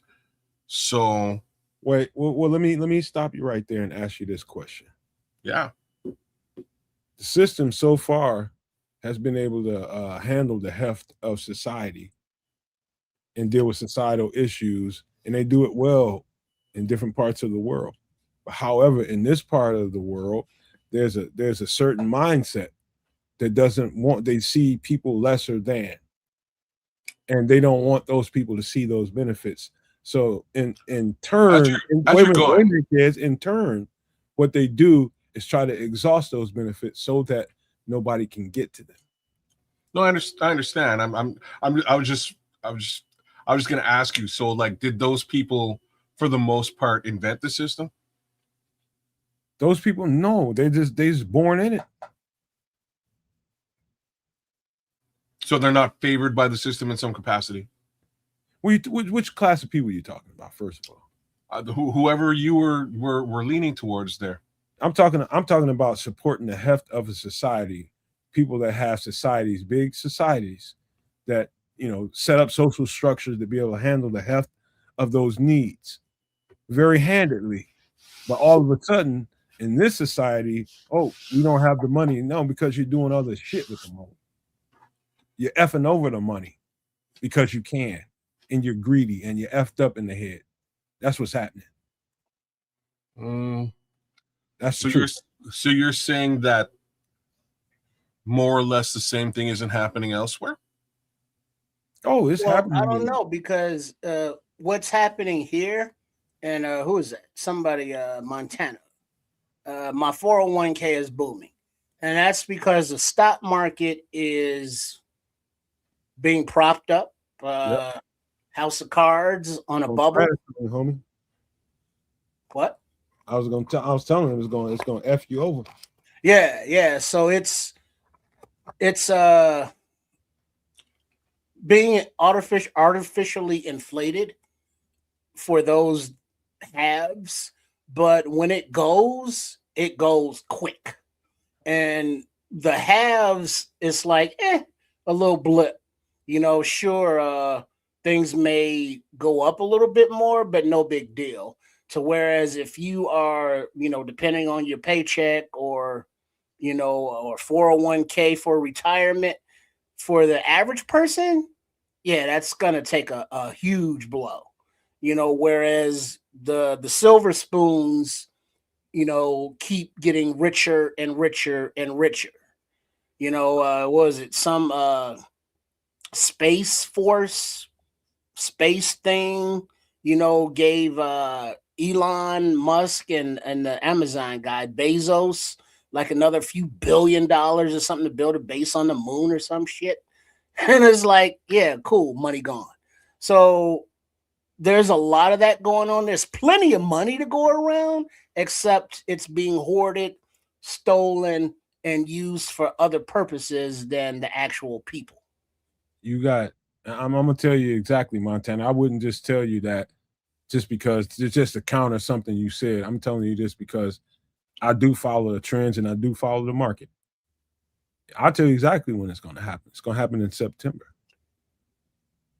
It's going to happen in September.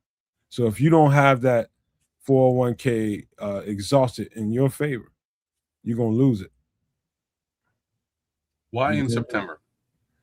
Because of what Trips just got through saying. It's inflated, and that inflation is only going to last for so long before that bubble bursts.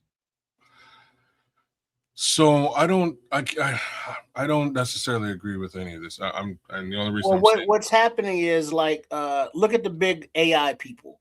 Like you got Meta and Grok or whoever they are. They're all investing in each other. Of course. So they're propping each other up. And that's all that's propping it up is each other. It's not the public. But what's the purpose of that, right? So the purpose of that is to create. So it keeps making them money. Yes, but it's to actually create an asset shelter for those guys with big money. That's the purpose. So when shit hits the fan, I think if you own assets, your assets will survive the situation. Your assets will survive. Your money associated with those assets will survive. It is just the general dollar itself will be more or less worthless. Like, you know what I mean? If the dollar, let's just imagine $1 is actually worth $1,000 less than it is today, in September. I'm just throwing crazy numbers out there. Technically, it means that your assets are also worth 1,000 times less across the board. But you still have assets. What he's trying to tell you, kids, what he's trying to tell you is even if you leverage the market the way they're trying to do it, the way he's explaining it to you, investing in each other, propping each other up, even that leverage has its limits. And at some point, it's gonna descend, and it's gonna descend hard because how much of your assets do you want to leverage here? Just to prop each other up. And none of these AI companies are turning profits. Well, That's factual. It's not really so. It's not so much a question of them turning profits. It's a question of them gaining contracts under which they can turn profits. So that will, the more that AI advances, the more they'll be able to sell AI. It's a good place to park your money. You know what I'm saying? Like if you have a bunch of cash, what you gonna do with AI when you need goddamn $80 in gas just to get you through the week? Hey, you sell your stock, you go buy gas. Like that's what an asset is, right? I mean, come on, man. This what you're talking about is financial, basically juggling. That's what everybody has to do, right? Like you I'm talking about in the marketplace. You're talking about financial juggling, and truth be told, most people ain't even there. That is what they're counting on, right? They're counting on the fact that most people aren't there and don't know the difference and aren't invested. Ain't no way. I'm just being honest with you. If you got,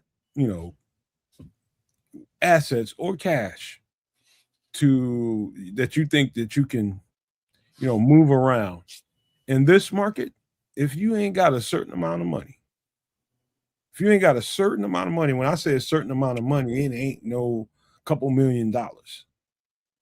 I'm talking about if you just a working schmo and you messing around with this right now, you a fool. And I ain't trying to put nobody down. I'm just being honest with you. This is doomed to fail. Ain't no ifs, ands, or buts about that. This is going to fail. Just remember that this is where these guys are putting their money in. They don't give a damn what they do. They got enough money to F around with. They ain't failing. They're gonna win. The whole purpose is those guys are trying to scoop up every resource available, period. They ain't failing. They're not going to be put in a position where they're going to fail. You better have some kind of lockout in your investments at a certain amount that if this thing goes topsy-turvy and you can do that. And you need something automatically to pull you out of this when it sees something going, there's ways to do that. Yeah, there's stop limits. You can do that if that's what you don't have that going on, you're an effing fool. But this is sort of what I'm saying. Like, if you know, man, financial literacy is so important at this particular juncture in time. We should all know what the F we're doing and how to do it. You know what I mean? Like the question of having a stop limit on an investment shouldn't even be in question. You should have a stop limit, especially if you're trading stocks not stocks. I'll move towards options, which is even better. If you're trading options, you don't want to lose the farm. You don't want to lose the farm. You just want to win more consistently. You are going to lose at some point, but you want to win more consistently than you lose. Bottom line is, this is how these guys with the money, like when they're stealing these resources, that's what they're doing with it. They're putting it in here. So if we're not doing the same thing, you might think it's foolish, but I'm just telling you, as Bugs Bunny would tell you, anyways, you know what I'm saying? Just if you follow the money and you follow what these guys are doing, you'll get an understanding as to why you should be doing it as well. Doing it is a huge mistake. No. Just the reason why we're in this conversation, in the marketplace conversation to begin with, is because of fallout, the ramifications of what's going on in different parts of the world that is affecting everything that we're talking about today. Yeah, we're talking about collapse. Okay, that's that conversation that we're setting up. We're talking about absolute collapse, and we're not just talking about a certain market here in the Western Hemisphere. I'm talking about global market collapse.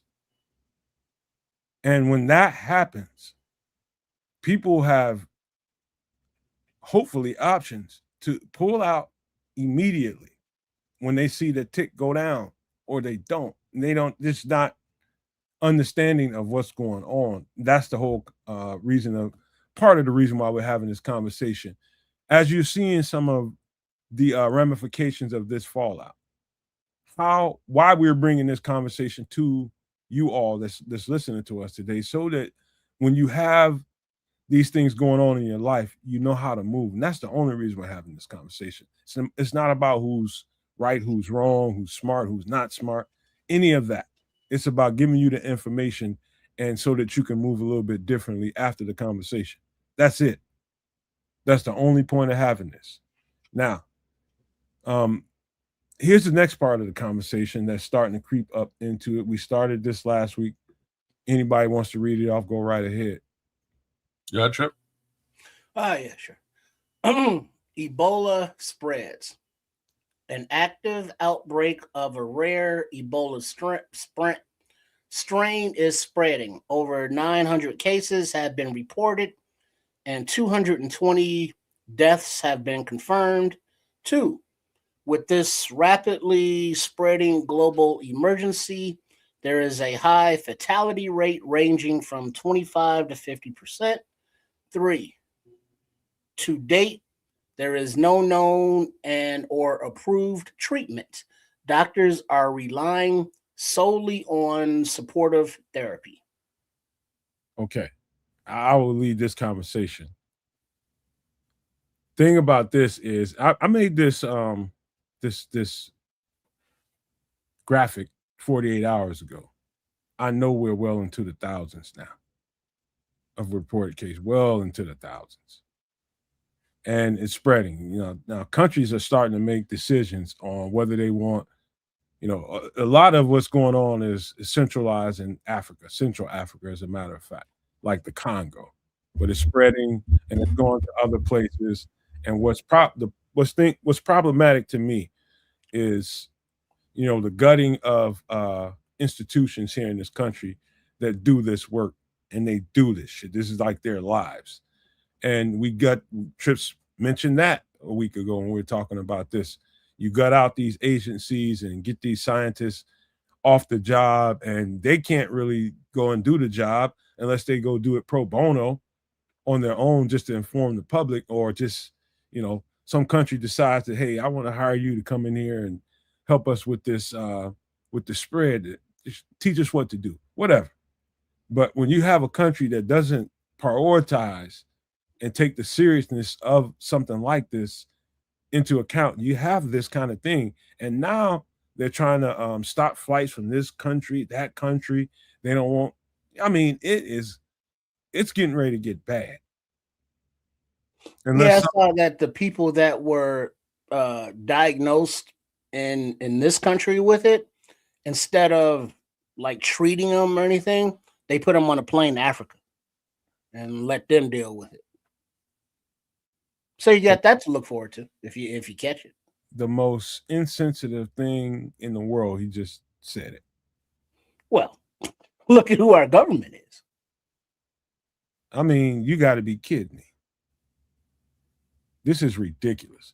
And if it's not, the problem is, I ain't even gonna say I worry, because I don't. What I know is when it starts to affect people next to people in a real way, that's when the alarm's gonna go off. Right now, it's somewhere else to a lot of minds of people. It's somewhere else, and we don't need to worry about, why do I care about what's going on in the Congo? Because there's no known ramification. There's nothing approved to treat this right now. That's why. And it's spreading rapidly. That's why you should care. But here's the thing. Because all the agencies like the U.S. left the World Health Organization, the disease control people, that agency's been gutted. Now you got a lot of, conspiracy theorists, fucks in those offices. And so there is no warning, hey, maybe you should do this to avoid it. If you catch it, we're going to ship your ass off to Africa. We have no guidance. We have no, governmental support. We got nothing. So they're just kind of like, not our problem. And if you get it, we ship you off. Still not our problem. I mean, the worst people that you can physically imagine are at the levers of government with all this going on. Yeah, or back to the boys, you get all the Homelander wannabes. Just it makes me sick to my stomach, but this is what a lot of people ask for. This is what a lot of people gonna get. So what you're saying is this is right now mostly centralized in the Congo. Mostly, as far as this strain is concerned, I believe there's actually been a case here in North America. I think there's cases everywhere now, kid. It's not just because there was something that somebody was in proximity of someone who was affected, but instead of quarantining or whatever they do, that person got on a flight to like Denver or something. And so, they were amongst the, the public, the population. And so whatever, level of contagious this stuff is, many people were exposed. And I'm not sure of the incubation time. So it's like you can get exposed, but show symptoms until, X amount of days or weeks later. So there's a lot of people traveling who've been exposed. And it's like, we got nothing. So yeah, good luck. So somebody, the 25 to 50% fatality rate should be explained a little bit. So just like with any communicable disease, it's generally going to affect the elderly and the people more at risk that have, pre-existing conditions. Of course, that's naturally going to be the people that get bit by it first. More, your older people in societies. But the other 25% is more like, people that's, I think it takes a lot of, let's just say promiscuous people that, sleep around, different kind of things like that, just out there, sharing whatever, people that use drugs and all that kind of stuff. It's going to be a lot easier for them to get it, than more safe people. If there's any kind of I don't even know the word, but if there's something that's a light in the tunnel, it's got to be that. If you can try to keep yourself safe, watch how you move, you can still get bit by this, but you have a better chance to survive this. So there's been Ebola outbreaks before. Not this strain, kids. Not this strain? Not this strain. I don't think it's a rare strain. I don't think the strain makes much difference. And yes, it does, man. I'll explain why. I'm going to tell you why it does make a difference, kids. Okay. Because we don't have a vaccine for it. Yeah, but why I'm saying it doesn't make much difference is because of the way that this particular disease is transmitted. It's not an airborne risk like COVID, for instance. Like COVID is airborne. You just catch it walking around. 60s, motherfucker. You know what I mean? Like exactly. Like that's COVID, right? If we're talking about Ebola is something that is actually like you have to like bleed on a dude or like cough up in their face.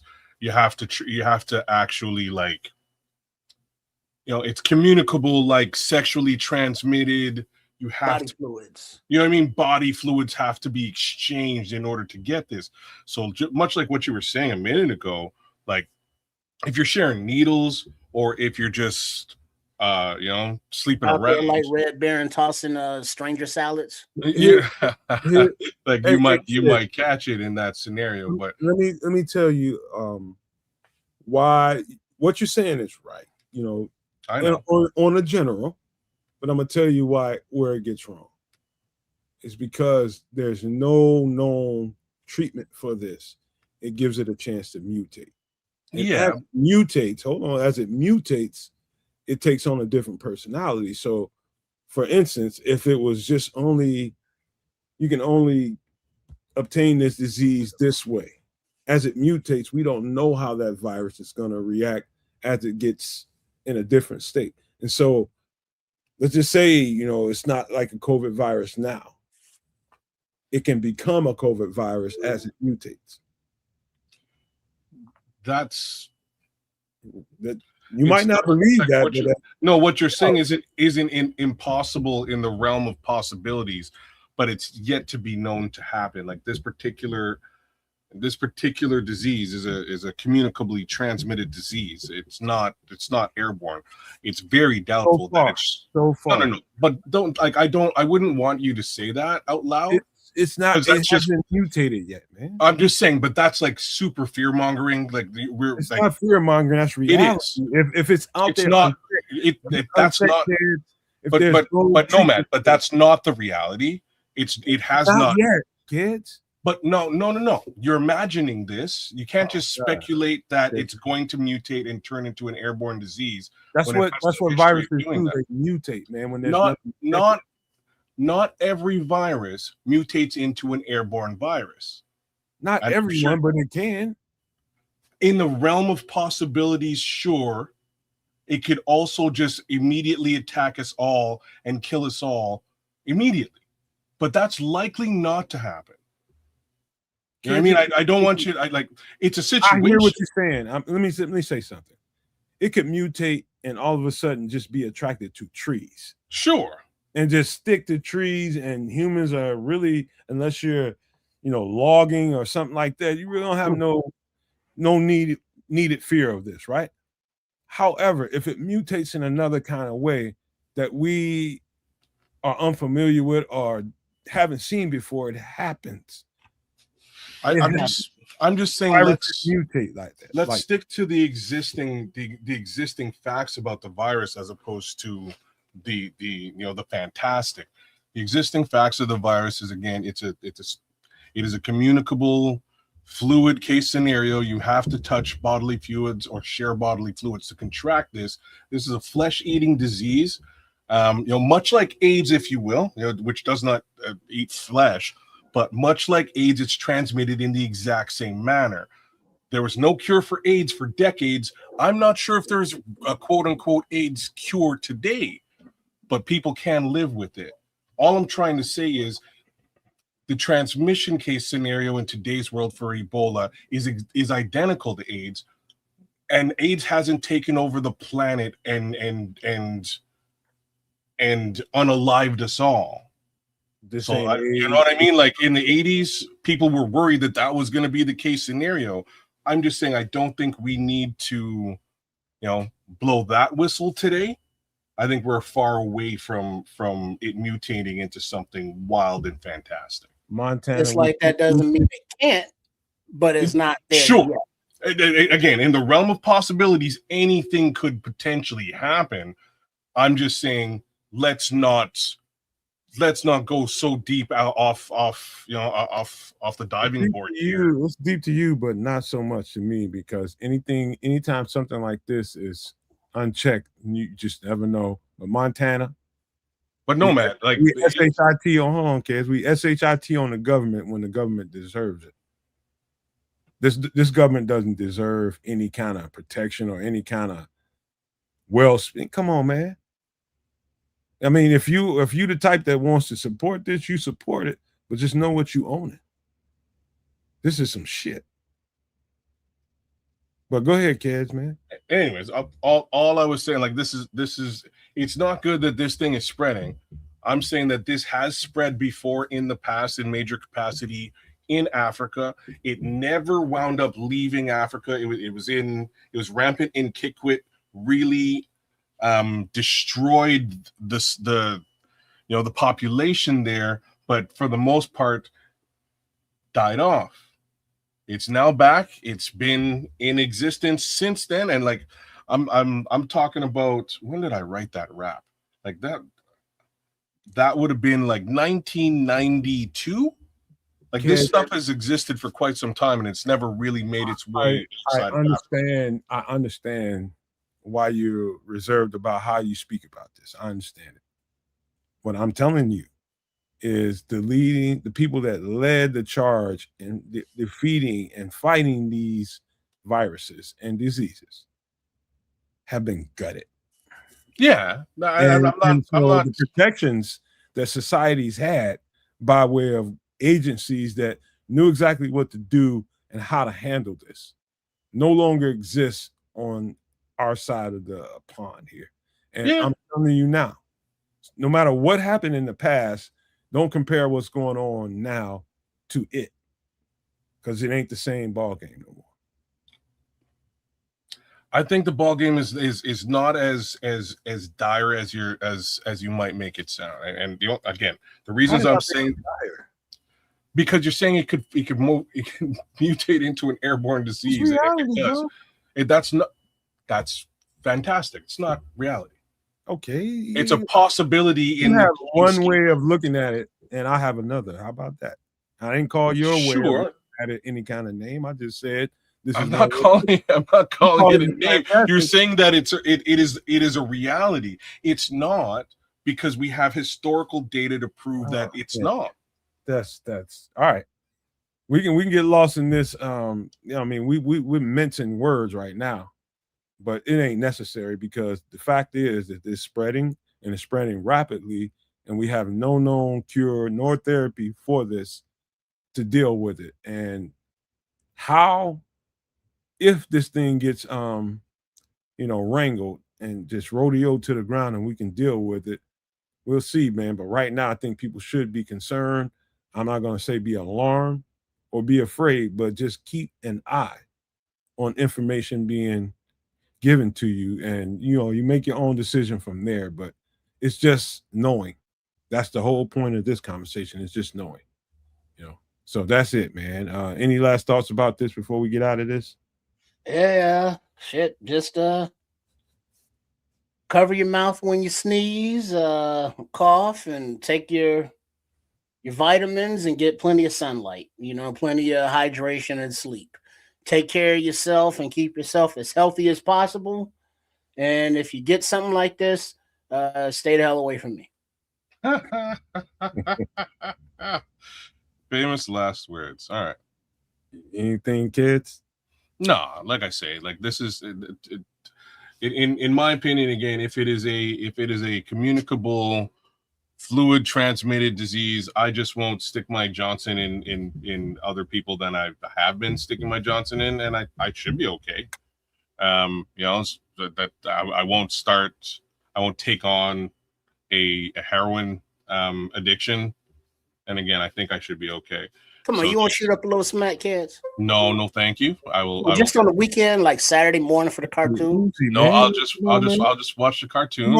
Come on, man, stop that, man. Ixnay the smack. I'm talking about trips, man. Stop. I know, and I'm laughing with them, because this is where there ain't no time to be laughing at that, man. We're on a YouTube show. What? You can't say smack? No, you can't be saying stuff like that, man. Come on now. Okay. What kind of stories do you have that I've never seen? Do you do that shit on Sports Chicago style? No. All the fucking time. Come on, man. No. Don't Anyways, do that, man. I'm just saying, AIDS exists. There's no cure. It hasn't wiped out the population of the planet. There are other diseases in similar vein that are transmitted via this means, that I think I've done a great job of avoiding, contracting. I've done a great job avoiding it, and I think we can all wear gym hats and things along those lines to prevent this type of stuff from going on. So be vigilant, take care of yourselves, and you know what I mean? Like, that's all right. That's my 2 cents. All right, man. Just be alert, be active in information gathering. To be vigilant is the best thing I can tell you right now. And as we know, and best thing we'll do is try to compile the information and give it to you, on the show as best we can, so that you can move in a different way. But after this, we got an album to review. You know why? Because we had a movie last week. I think we're just gonna go back and forth. I think that's probably the best thing to do, fellas. Unless y'all have some other suggestion, I think that's how to go about it. But I think you guys are going to enjoy this, particularly Triple R, because I think he's this kind of native tongue kind of guy. Let's review shit. this. Tribe Called Quest, Low End Theory, classic. You know, Fife Dog, who you know, did spend time with. He came to the station. You know, his sickle cell was fucking with him, and he wasn't feeling good. Yeah. But he still hung out all night.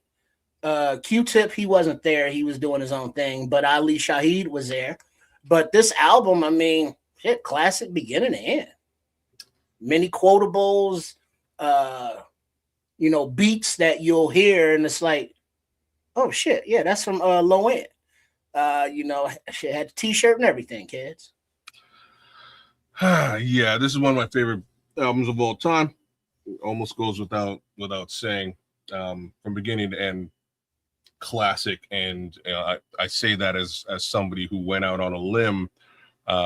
I was in Watertown, New York, and I purchased their first album, which is People's Instinctive Travels in the Paths of Rhythm. Picked that up, loved it, loved the album, worked my way through it. But you know, in most people's opinions, there's maybe you know 5 or 6 songs that's really popping on that original album. This album here. Can I pause you for a second? Sure. Trips, can you pull up the track list on this song? Because I think we need to talk about particular tracks on this one. Oh, and yeah, we'll do that and check that. It wasn't sickle cell; it was diabetes. That was somebody else with sickle cell. No, you're right. He was sickle cell would have been Mobb Deep, Prodigy. Yeah, Prodigy. My bad. That's right. He did have he was a diabetic. He was fighting it for quite some time. I spent an afternoon with the gentleman as well. He's super cool, man. He's from Trinidad, so we kind of got that that Caribbean thing going. We had a little bit of a cipher, me and him, and I'm trying to remember who else was there. Q-Tip was not there, much like your story, but we did have. He's a Hollywood. You know, well, it was sort of during an after. It was during an after show. I've told parts of this story before. I've told the De La Soul part, but you know, in walks Fife Dog with a couple members of Souls of Mischief. The show that was being put on was Souls of Mischief, De La Soul, and Tribe Called Quest here in town, and we wound up going to hang out with A+, Festo, Fife Dog. Ali Shaheed stayed with De La, but we went and hung out. We you know ciphered and smoked and whatever. It was super cool guy to get to know just a little bit. Mm-hmm. But man, this album from front to back, you know. Speaking of, you got Excursions, bugging out. Rap promoter Butter versus From the Abstract. So you really want to be in show business, vibes and stuff. The infamous. That's my jam right there. Check the rhyme, y'all. Everything is fair. Jazz, we got the jazz. We got the jazz. Do you know the relevance of a sky pager? What? And then here we go, yo. Here we go, yo. So what's the scenario? Can I say something here real quick? Yeah. I want to say this album came out in about 93, 94. 1993. Yeah. Okay. Now, I heard Q-Tip a few times give a review on this album and what they was trying to get at on this album. And I'll say it again. I said it when we was doing another breakdown for another record at some point. But they were going for the West Coast sound on this album. If you listen to the tracks and the production of some of my favorite ones on this album is heavy bass in it, like heavy bass, real heavy bass, and that was a West Coast sound.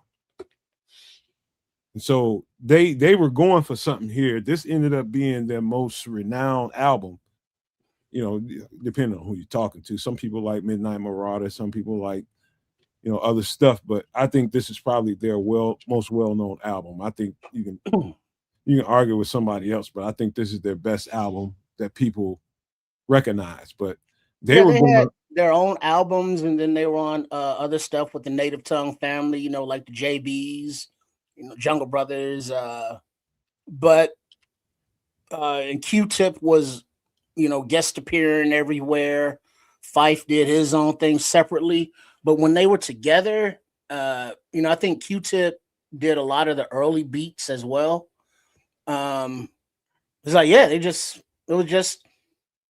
had a good sound at the time, and it was, somewhat original, even though it was still in that native tongue vibe, if you will. But it was, just lyrically, the tracks, it was just well put together. Okay, so what was that album before this one? People's Instinctive Travels in the Path of Rhythm. Now, so if you listen to that record and then listen to this one. Yeah, that was the one with Left My Wallet in El Segundo, right? Yeah, it's a much more fluffy, bubbly production as opposed to this one. Now, I think anybody could agree with that. The production is definitely it definitely differs between album 1 and album 2. Where I was incorrect is that this album was actually done in 1991. That's when this album came out. I would have assumed 93, but it's a little bit earlier than that. That being the case, I don't hate to refute. I don't. There's nothing West Coast sounding in this album to me at all. I couldn't. Really? Oh yeah, nothing. Oh my God. Absolutely zero. Yeah, especially when it hit Scenario, and that was all East Coast guys, and well, I'm really strictly talking, not rap style. I'm really strictly talking about audio production. Like the audio production on this was it's if you listen to West Coast stuff, you're listening to more synthesizer, analog, more played out stuff than you are samples. There's one thing with your ears, kids, and how you recognize a West Coast product. There's another thing when you have Q-Tip himself saying that. I've never heard Q-Tip say this before, but I mean, if Q-Tip came out and he said he was looking for more of a West Coast feel, cool. I don't. West Coast music under normal pretenses is much more what I just described. Again, more analog, more 808, more synthesizer than it is samples. This album is sample ridden from the first minute to a lot of horns. Not just horns, but like Bob Power samples. It's the level of sampling that was done on this album. And when I say that, want me to tell you the interview where I heard it on Kids, so you can go look. Okay. There's a guy named I forget what they call him. They call him Math Hoffa. He's got a podcast, and they're all in his barbershop. You probably seen at least a clip or two of this. And that's exactly what Q-Tip said. They were trying to achieve the West Coast sound now. And I'm gonna tell you why it makes sense. Because for the first time in the East Coast history, the sound of hip hop was going to the West Coast late 80s, early into the 90s, like early in the 90s, 89, 90, 91. I could be a hip hop historian because I just love watching this stuff and how the sequences played out. And they knew it. The people on the East Coast knew that this was the more popular sound now. And so it doesn't surprise me when I see Q-Tip on that podcast saying exactly that. Now, when I listen to the record, I can almost agree with you when you say that I can't really detect, West Coast sound. But when I listen to the amount of 808 on some of these records, I know it's West Coast. There's not a lot of 808 on this album, bro. Oh man, there's some 808 all over this one. Trust me. I'm a producer. I've produced music myself as well, sir. Man. Okay. Continue with the breakdown. I don't like. Are you you're trying to say that they didn't use drum samples and cut them up on this album? They used 808. Kids, there's sample cutting up parts of this record, that record on every record during that time. I'm telling you, when I listen to this And in hindsight of listening to what Q-Tip said, I can definitely hear exactly what he's getting at there. With the amount of 808 and different things that he did, he's the main producer on this record. So when he's telling you this, I'm forced to believe it because I wasn't there when he was cutting it up, but I know what the sound sounds like. Yeah, I also don't like. What I'm trying to really understand is what would you consider West Coast sound in 1991? Let's just start with the 808. That wasn't a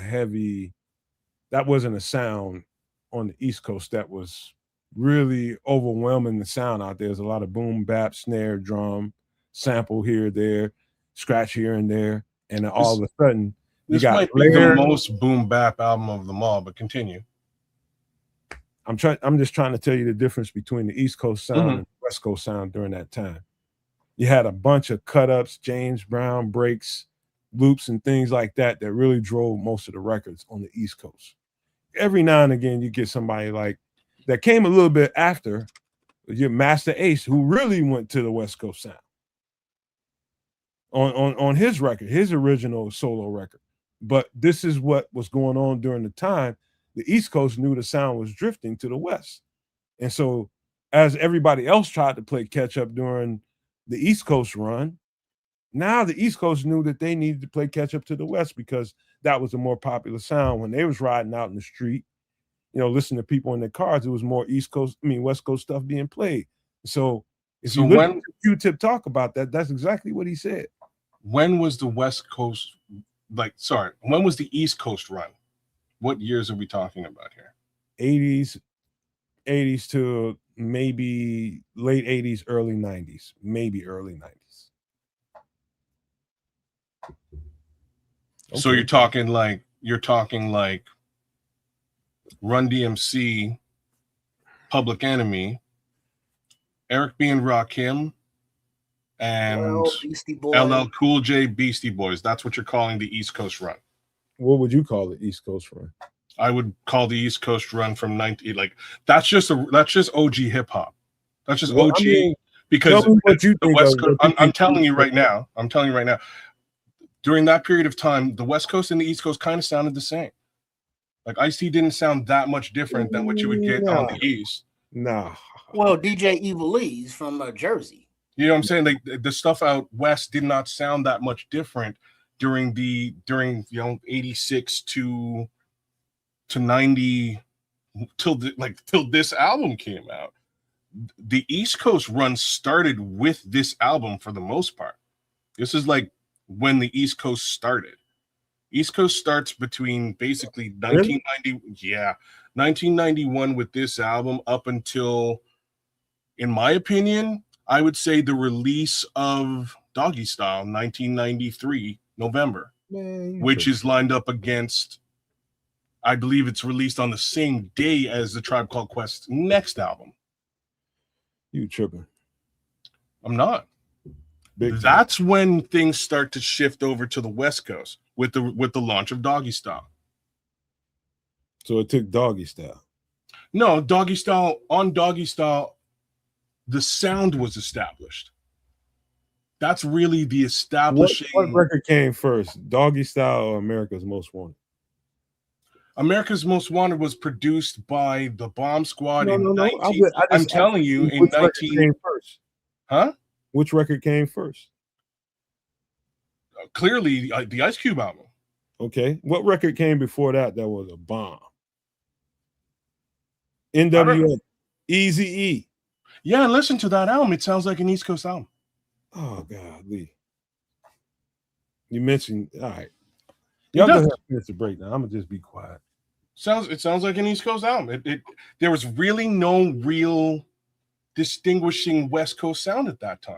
Until your DJ Quicks, until your Too Shorts, until your Sir Mix-a-Lot came down from Seattle, until your Cypress Hills. So even Too Shorts sounded kind of East Coast with some more synthesizer. Like Too Short's super old school, right? Like he's like 88. His Oakland sound is a little bit of its own thing. I'll give him a bit more, just a bit more love as to being a guy who was a pioneer of that West Coast sound. His music did sound a little bit different than the rest of it, but for the most part, the West Coast sound didn't happen until after Above the Law, which is 1992. Dude. And then when Dre leaves Ruthless and really starts to formulate it. That is so. All right, let me just say this, man. And this will be my last take on it. I think what we're in the midst of in this conversation is, I do think that there's I don't particularly, in Chicago, in the Chicago area, one thing that's unique about us is we grew up listening to everything. You know what I mean? It's not like we'll favor this or that. Anything that sounded good, we'd be playing it. And we have our own unique style and sound, which makes us unique as, people that, pay attention to the culture. It's not like we have favorites. You know what I mean? You can be an individual that like the East Coast sound more than the West Coast sound for whatever reason you did. But uniquely in Chicago and in the Midwest, we were very much consumers of everything. You might find somebody over here playing this, you might find somebody over there playing that, But I think what's going on here, Kez, and you just tell me if I'm wrong, I think you have a particular taste for an East Coast sound. So the answer to that question is actually sort of like moot. I like both sides of this conversation. No, you told me before you didn't really care for too much West Coast. You told me I do lean more to East Coast rap, but that does not mean that I didn't listen to all of the stuff that we just finished talking about that was on the West Coast, whether it was Too Short, Ice Cube, NWA, DJ Quick, Sugar Free. Like there's a list of guys that I love, and Alcoholics that sounds East Coast. You know what I mean? Like there's Dog. I mean, there's all kinds. There's a list of guys on the West that I pay mad attention to. Nate Dogg was straight up West Coast sound. 100%. But again, I'm just trying to get the timeline right here. It's got nothing to do with whether I like East or West more. I'm just saying that from when this album drops, you then get hit with a whole different sound of East Coast rap that isn't old school. You know what I mean? Like you got to call the stuff before 91 old school rap. That's just the easiest way to call it. After 91, you're looking at the birth of the East Coast stuff, which lasts basically up until 93, which includes groups like like the Fushnikins, like you name what rap sort of was coming out of New York at that time, and there is a plethora of groups that all of a sudden just came out. Right quick. Can I ask you a quick question? Yeah. Now, when you listen to the beat that we use for Nomad at Night, the victory music or the intro music that we use, what do you think when you hear that? Which song are we talking about? Which beat? The beat we use for Nomad at Night. Which beat? The beat that just played it as the intro. Play it. Feel free to play it. That's the introduction to some extra sauce, man. That's not Nomad at Night. It's this beat.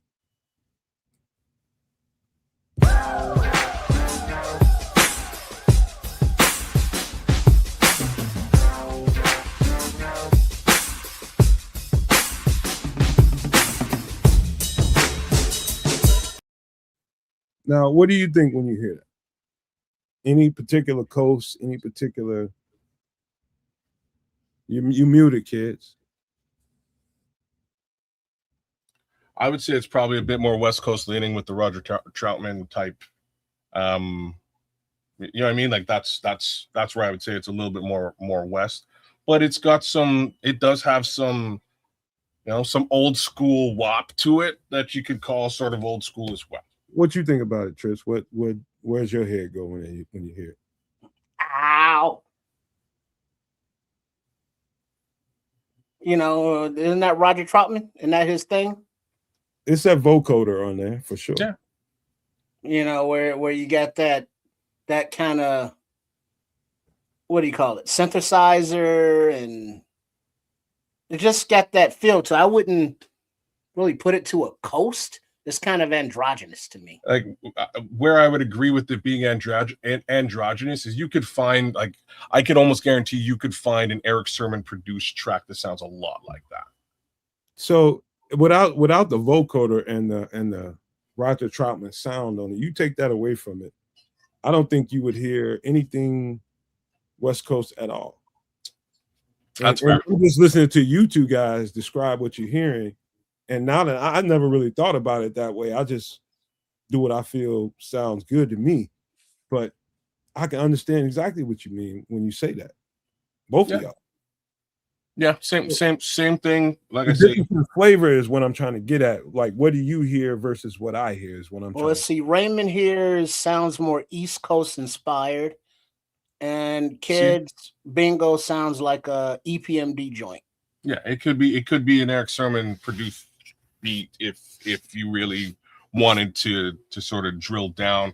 Eric Sermon, it has been, because of sample clearance, he's been known to truly sample Parliament P Funkadelic, which is a heavily sampled which is heavily sampled in on the West Coast. On the East Coast, with a lot of East Coast track, like it's just sort of fact. So like it could fall into EPMD, EPMD's portfolio if you really wanted to look at it. For the record, if you want to put some truth serum in me and figure out what's more influential on me, I'm just being honest with you. And this has really nothing to do with the conversation, but I'll just tell you, I'm definitely more East Coast influenced than any other thing in the world because I just studied it more heavily. And so I don't have a particular, I would prefer East Coast because I love beats and lyrics. I love lyricists and I love hardcore beats that they lace up. That's just me. You know, that's what inspires me. Now, when my sound sounds a little West or my conversation sounds like I'm West leaning, it ain't that. I'm telling you, I'm East Coast music, hip hop, hardcore. Again, I'm not, like I said, whether you lean to the East or the West, in my opinion, doesn't make much difference. I'm just trying to establish a timeline here, right? I don't, the West Coast, the sound didn't really take over rap until Doggy Style. Like Doggy Style changed the sound. It was a multi-platinum album, and folks sort of started to look towards that sound once that album was released. And that sound was different, in my opinion, than 100 Miles and Running, which is like the previous real big NWA record, right? And that would have been just before that. America's Most in Wanted between, is right there in there. You got to remember that America's Most Wanted is right in there. I'm ignoring that album completely because it's an East Coast produced album. There was West Coast tracks in there that went crazy. But it's produced by the Bomb Squad, who are East Coast guys. It was not all produced by the West Coast. I mean, by the East Coast. It was partly produced by Sir Jinx and I forget the name of that group they was producing out of. But most of the hits that came out of that record came out of that. I forget what was the name of that. It was the Lynch Mob.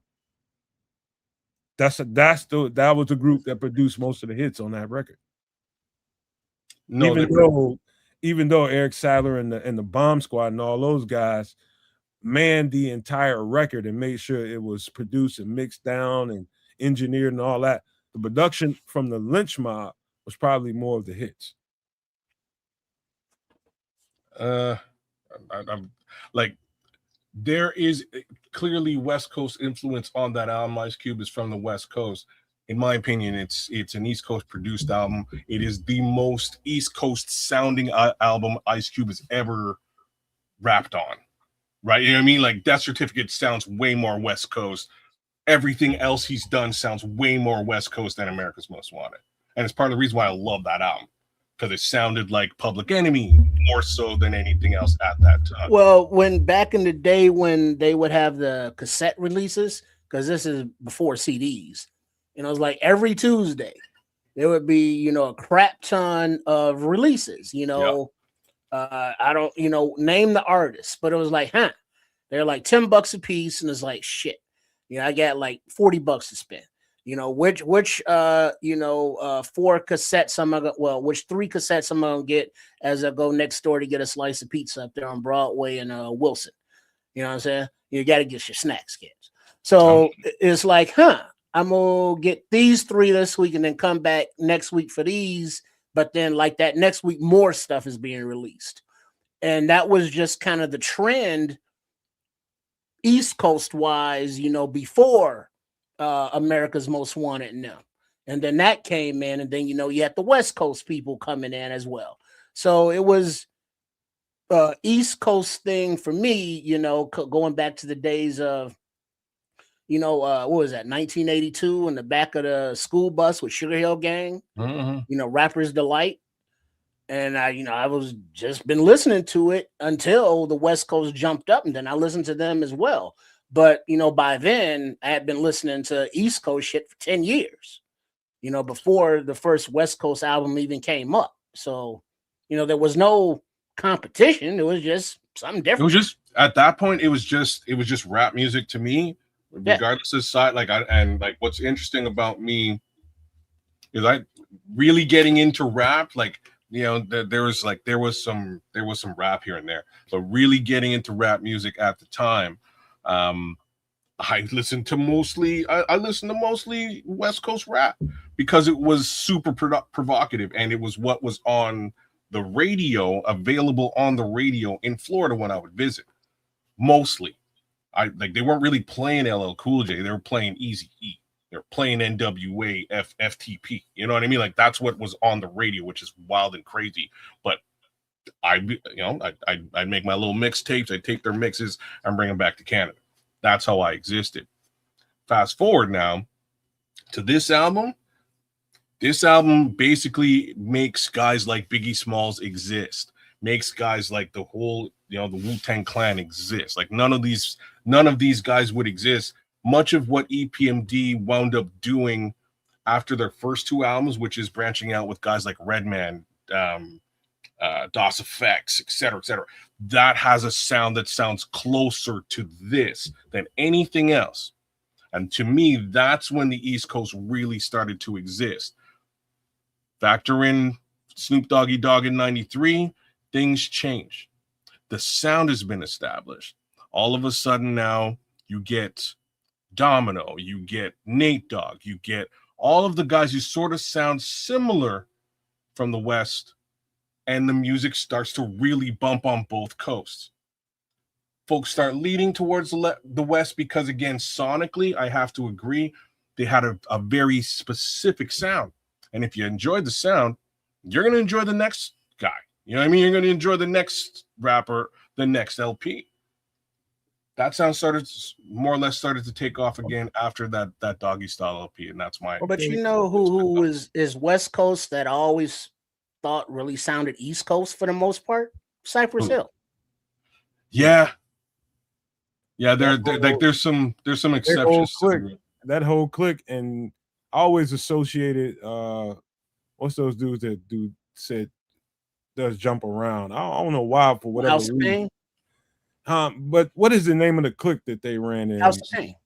No, not House of Pain. You're talking about with Everlast and who?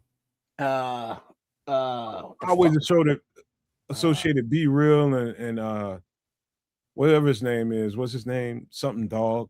Sandog. I always associated them all together. I don't know why. I thought it was some kind of clique that they all. Well, Everlast he went east-west, but you mean west east? Was it Rhyme Syndicate? No, that's Ice-T, but Everlast was part of that. I think it's the Soul he was in that. Well, yeah, I think it was Soul Assassins Trip. So Soul Assassins, DJ Muggs. Soul Assassins is a DJ Muggs produced LP that featured both Everlast and. I think he's the one that Cypress Hill for everybody as far as that goes, and that's why we associate some of that with it. I think It also incorporates Funk Dubious, who's dope as shit. Yeah, the funkiest, which were East Coast flavor. Yeah. Okay. Well. Listen to this one, and you guys have heard this one before. Tell me what you think, because I'm interested in you guys' thoughts about it.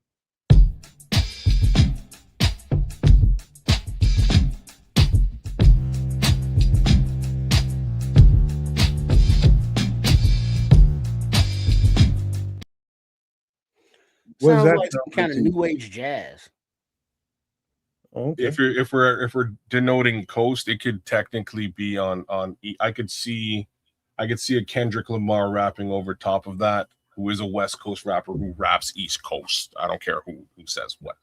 To me, that's kind of where that fits. It fits a little bit in between the way that bass hits. Generally, West Coast. The drums, a little bit more East. I don't know. I don't be thinking about none of it when I'm making it until when I'm done with it. And you shouldn't. Doesn't matter. When I'm done with it, I start thinking certain things once I've heard the thing in its completion. But when I'm making it, I'm not thinking neither one. But I'm definitely, my drums are definitely East Coast. That's what I'm thinking most of the time. I'm just being honest with you. Those are definitely, in my opinion, East Coast drums. The rest of it does sound more, and that's definitely West Coast. Yeah, this is part of what I'm saying. Like on the East during this period of time, they were cutting. They weren't using 808. They were cutting samples. They were cutting drum breaks and meshing them together, and or even playing them out. So it's just a little bit different than what you would get with an 808, where you can just play the drums and they sound clean and crisp. It's like a tried true drum machine sound versus cutting things up and taking a break beat from God knows what and slicing it up so you get the sound. And I've watched Q-Tip do this in different interviews as well, just to sort of give you an idea as to him scribbling through different LPs, finding just a specific drum loop and then destroying it and turning it into something completely fresh and cool and new. One of the things, kids, I'll tell you something, and this is just a little producer secret.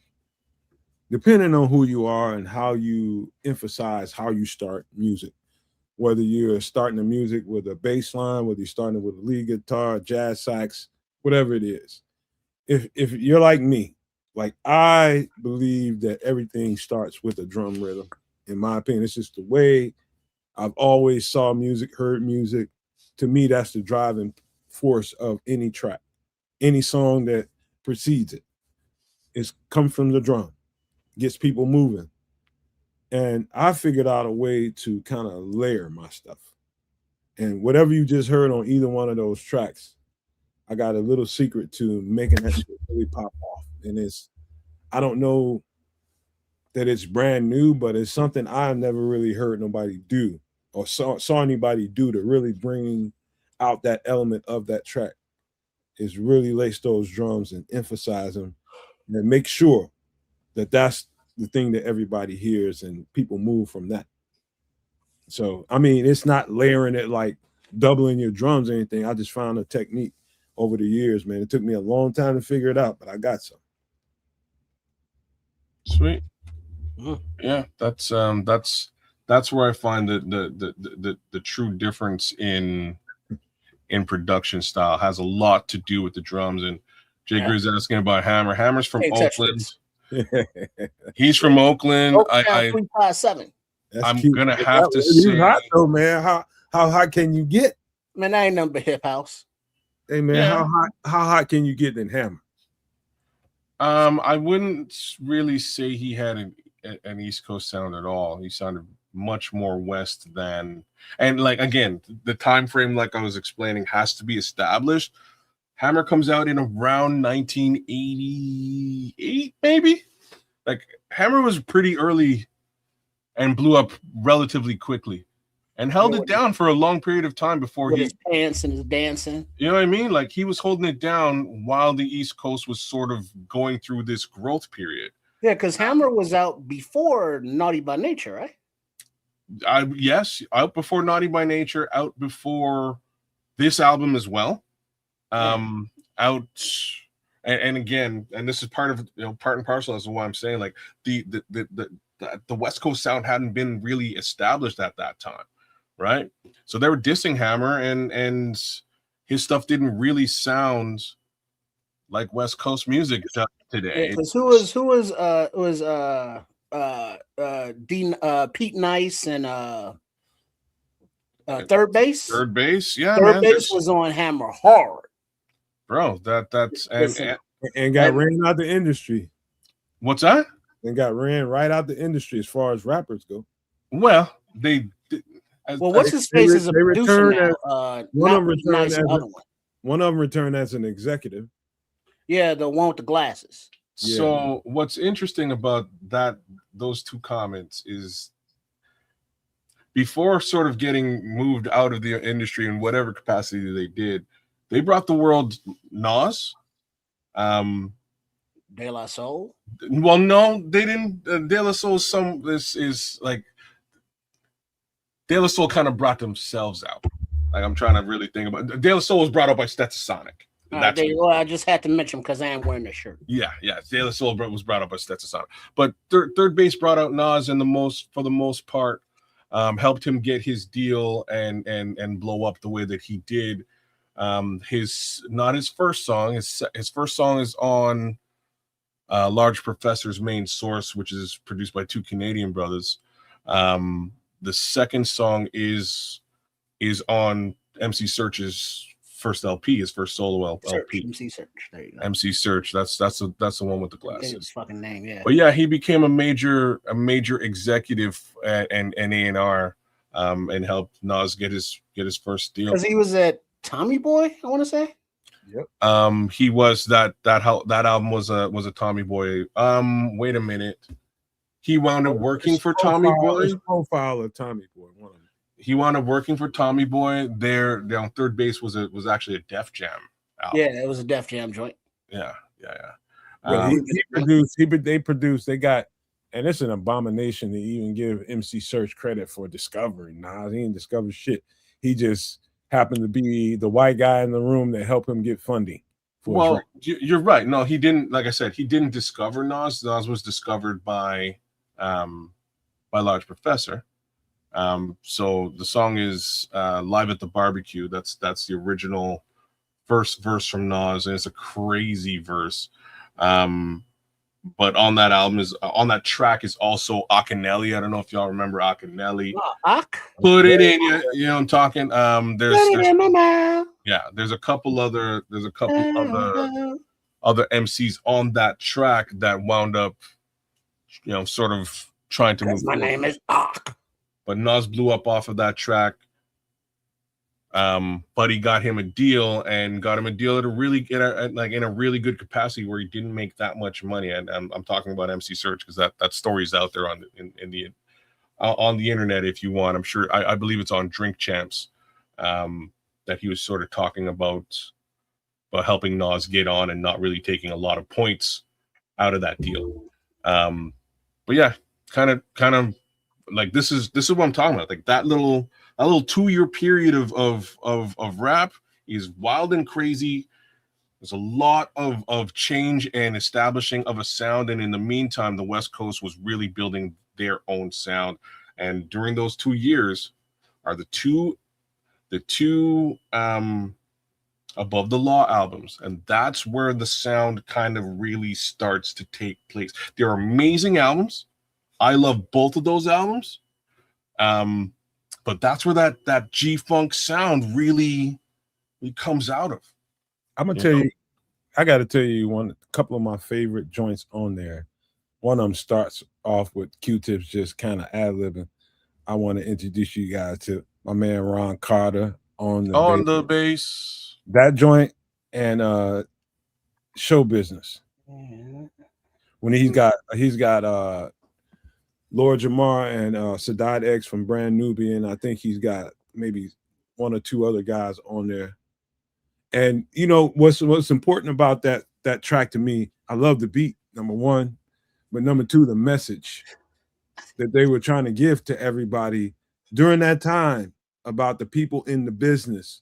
And you know, I'm talking about, you know, whack promoter, that cut too, that all of those things were messages to me.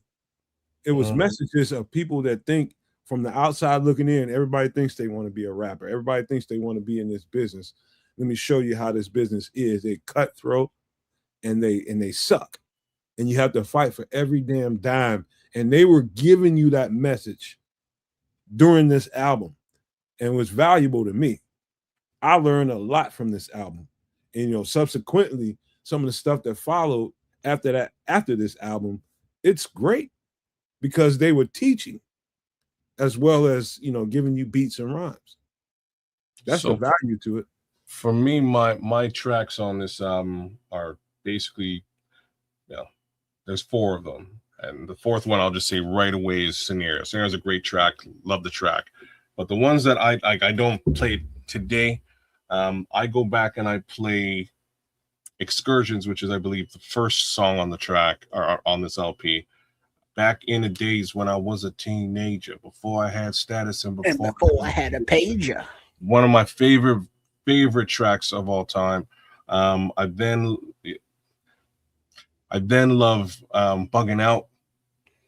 Fife's verse in Bugging Out is one of the dopest verses, and it makes me stop and recognize how overlooked Fife was at the time as an MC. And if you go back and you listen to any of their stuff, Fife kind of shines a lot more so than Q-Tip does. Like back in the day, Q-Tip really outshined and he was the superstar. But damn it, in retrospect, Fife was super duper real, and it really, really sticks out on Bugging Out. The next song that I really love on this album is Vibes and Stuff, man. I always thought that Fife was the better MC. Yeah. Whereas Q-Tip was more of the, you know, Hollywood front guy, you know. Yeah.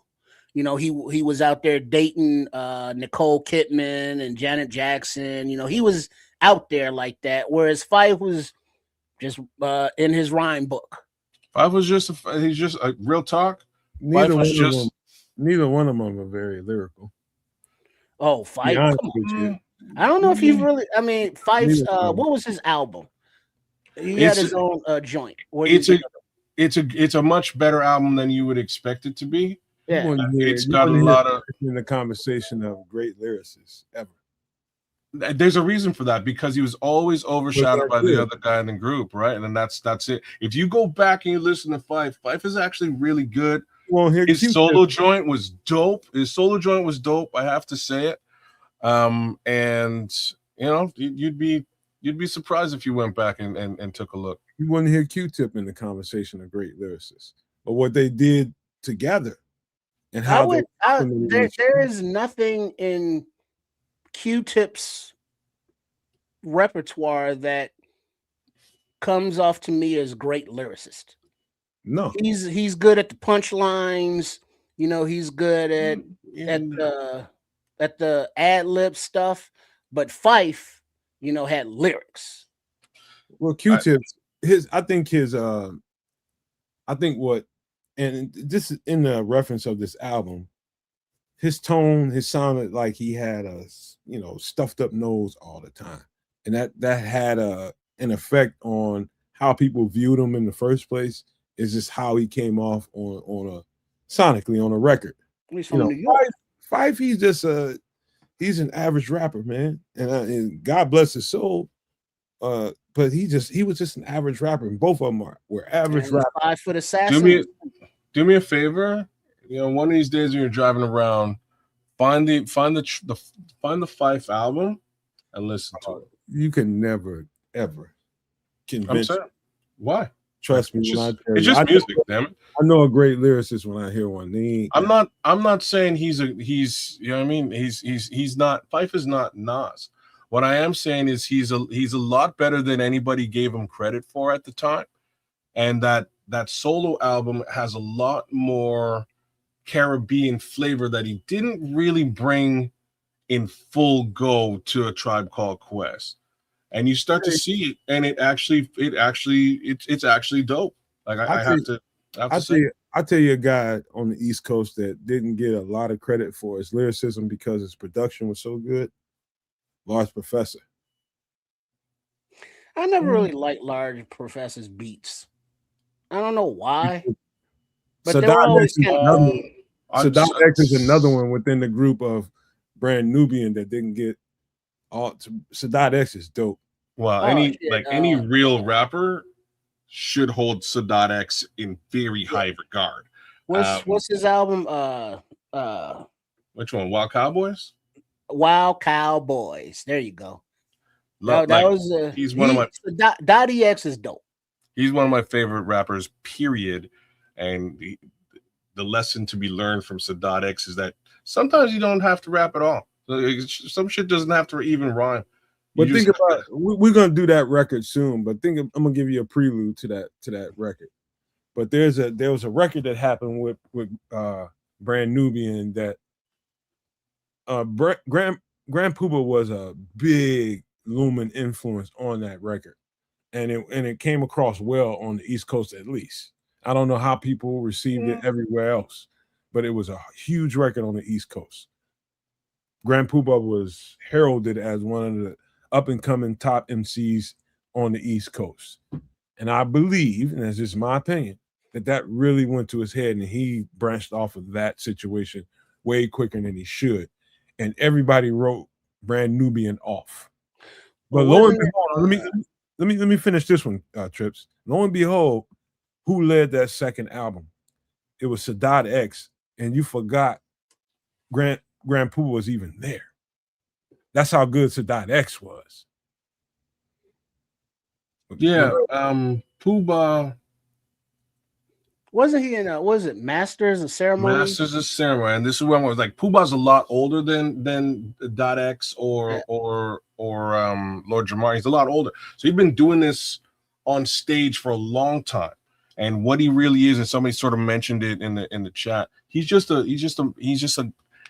guy with a flow. He has a flow, and he can freestyle his way through stuff that you would be very surprised by. For instance, the entire anytime you heard Pete Rock rap, it was a Grand Puba verse. Yeah, he wrote all of Pete Rock's stuff. He wrote a lot of other people's stuff that you would be surprised by, because where his mindset wasn't trying to be in a group with these two guys. He didn't care. He was just trying to get money and get women. You know what I mean? To use the right word. That's all he was trying to do. So they would try to get him in the studio. He wouldn't show up. They pay him to write a verse. He'd write a verse, mail that in, come get some money, and leave. Wasn't trying to be in the studio doing this thing. They finally corralled the guy to do his first LP, and he did the LP, and it actually worked out. But you know, for the most part, to my understanding, most of that LP is like just him hammered in a studio freestyling. Cuts. All right, I gotta shorten this because we gotta give some closing thoughts before we get out of here at the 5-hour mark. I told you guys for a reason. You gotta get out at the 5-hour mark. But one of the last things I would say about this album in particular produced one of the greatest lyricists the world has ever seen. What's his name, Kids and Trips? Probably Busta Rhymes. Say that again? Bust. Busta Rhymes is in effect. So you realize that Busta Rhymes had you realize he had an album before this. But his highlights came from here. And that's like, it's just one song. Well, no, but this and a remix to a song. Yeah, because Busta Rhymes was basically the leader of leaders of the new school. You know, Charlie Brown, Dinko D, they were, the ad-lib guys. I'll give him a little bit more credit than that, but definitely the leader. On this album, there's a little story Busta Rhymes wasn't so long before Q-Tip was in that chair with Math Hoffa. They brought Busta first. They got a story from Busta and interviewed him, and then they brought Tip after that. And so what was going on with Busta at that time is they was breaking up with the leaders of the new school. And Q-Tip kept having him come over to the studio. Q-Tip just knew that this was the piece to hang on to. He knew Busta was dope.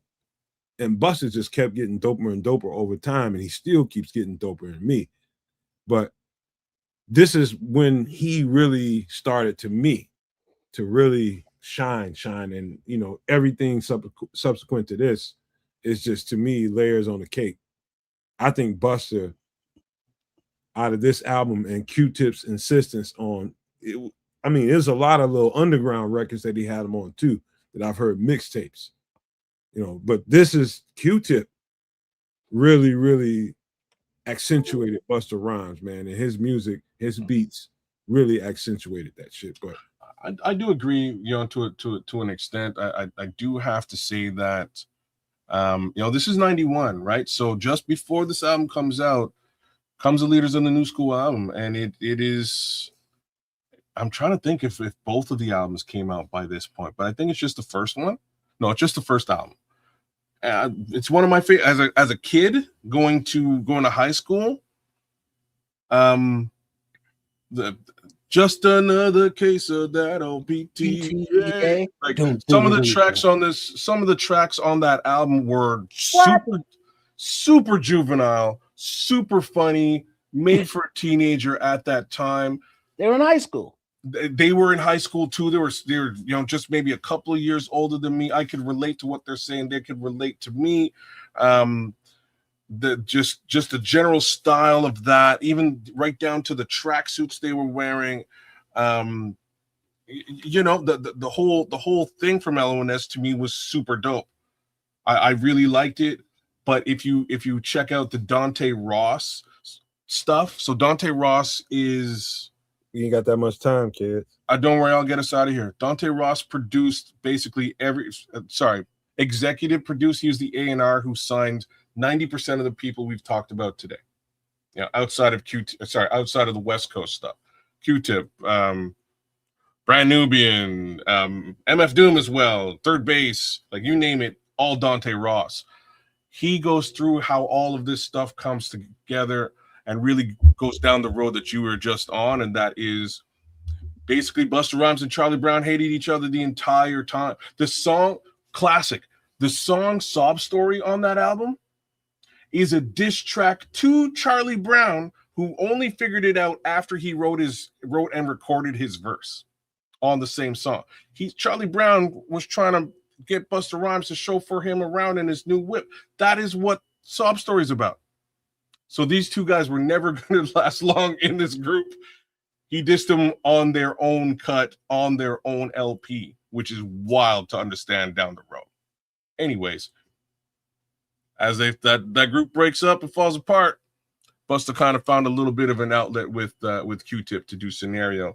And once he did, he kind of opened up the floodgates for him to do all of the Flip Mode Squad stuff. So anyhow, that's history.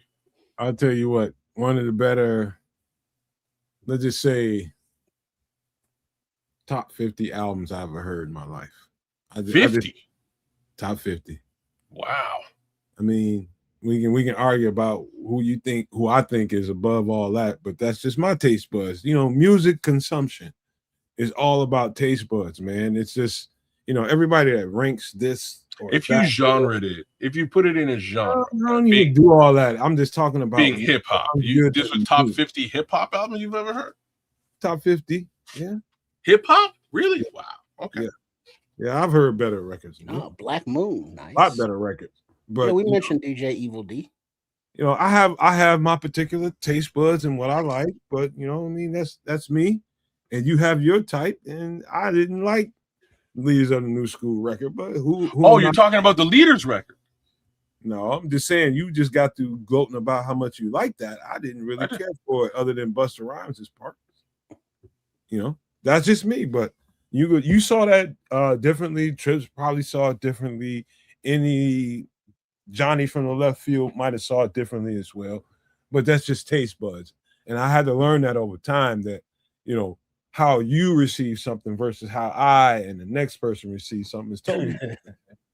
I'm laughing because I saw, one of those stupid posts that's like, hey, you're driving for 12 hours. You can only listen to 4 artists, and they're like 12 artists listed, from Kanye to like J. Cole and Pusha T and Lil Wayne. So I type in Silence It Is. Oh, wow. Because I don't like none of them shits. And that's funny, man, because again, that just accentuates what I was just saying. What somebody else likes is that's that particular taste. Telling me that this ain't good or that ain't good, or me telling you that this is good or that ain't good. All subjective. It'll enter us into a whole bunch of conversation, but it is very much subjective. Very much so. Yeah, for sure. So that's where we at with that, man. Great album. One of the better albums I've heard in hip hop, but there's a lot of albums in hip hop that we can cover. We might not stay at hip hop. We might do other albums. We almost did something completely different today, but we'll start branching out into some of that in a little bit. But maybe with some of these two's suggestions, man, we'll review some albums differently. But man, great show tonight. I love the content. Hopefully everybody got a little something out of that, whether it was what you needed to hear from the Bears content, whether it was what you needed to hear from the Doomsday Survival. You had a good time listening to the food breakdown, the drink breakdowns, and this album review. Whatever part of the show that you found particularly fun, I hope you got what you came here looking for, because we try to give it all to you, man. But great show, man. You want to leave these guys with some last thoughts, kids, and trips? Yeah, true. I just can't listen to him as a producer because he bites all old house music and he What are we talking about? Kanye. Kanye? And pushes it off as his own. Yeah, so fuck that guy. But yeah, big up to everybody. Thanks for tuning in. Shout out to Chef Trips for doing his thing earlier with the cooking. His channel at Chef Trips. And then there's Sports Chicago Style, at RRSCS, as well as the Nomad Network and Kids Canuck. Please make sure you are subscribed to all 4, that is. And OTAs are rolling up there at Hallis Hall, and the June 1st cuts will be next week. Not really expecting cuts from the Bears, but other teams. Who shakes loose? We shall find out. So cool. So look forward to seeing y'all Sunday night. Yeah, it'll be a couple of cuts, I'm sure. But it is what it is. We'll see what it all looks like there next week. Get an understanding of all that. And again, thank you guys for supporting us once again. We appreciate that. We'll catch you right here on Sunday, and then again next week, Wednesday, just after those cuts have been in place. But I had a good time, man. We chopped it up generally about hip hop. I can talk hip hop all day long, if ever asked. But yeah, man, I enjoyed it, and I will enjoy whatever we're looking at with regards to potential new players coming to the team after those cuts have taken place. Big shout out to the chef for chopping it up and doing it one more time, and we'll see him in a couple more weeks towards the end of June. That being said, kid, you gotta find you some grits. I do. I'm a hunt some grits now, see if I can find some in Canada, because I don't know what the hell's going on. There must be some sort of reason for that. Yeah, we skipped the BDP thing. I was gonna bring KRS One up, but I did mention D Nice and the TR-808. You did say D Nice with the TR-808. That is correct. Yeah, man. But yeah, we'll call it a night, man. We really appreciate you guys. Shout outs to Scrolls and Pilgrim and Ben Williams, Crimson, Joseph Archer, AC Adam, Jay Grizz. Shout out to all you guys, man. Thanks for coming through. ATF, FFG. Big ups to all y'all, man. Thanks for coming through, and we'll catch you again on the flip side. No, man. Hey, man. We'll cover a lot of records. KRS One got so many styles. We'll cover a lot of records, but first I want to give my shout outs and thanks to the chef that always shows up with something unique, something different. Great performance, man. Great. That was great, man. I appreciate the chef. So you make sure you let them know, Trip. But man, thank everybody for being here. Number one. Number two, thank these two guys on the show for always, rocking it the way we rock it. And it was a good thing, man. Again, like whatever particular part of the show that was more fun for you, man, thank you for being here and receiving it. Me, I'm more of, hey man, check some boxes, man, and make sure you're covered in your real life. Outside of everything else we talked about, the Bears are going to be great. I'm just going to tell you that right now, and I hope we broke that down in a way that you guys can receive it the right way and see exactly what we were talking about on that.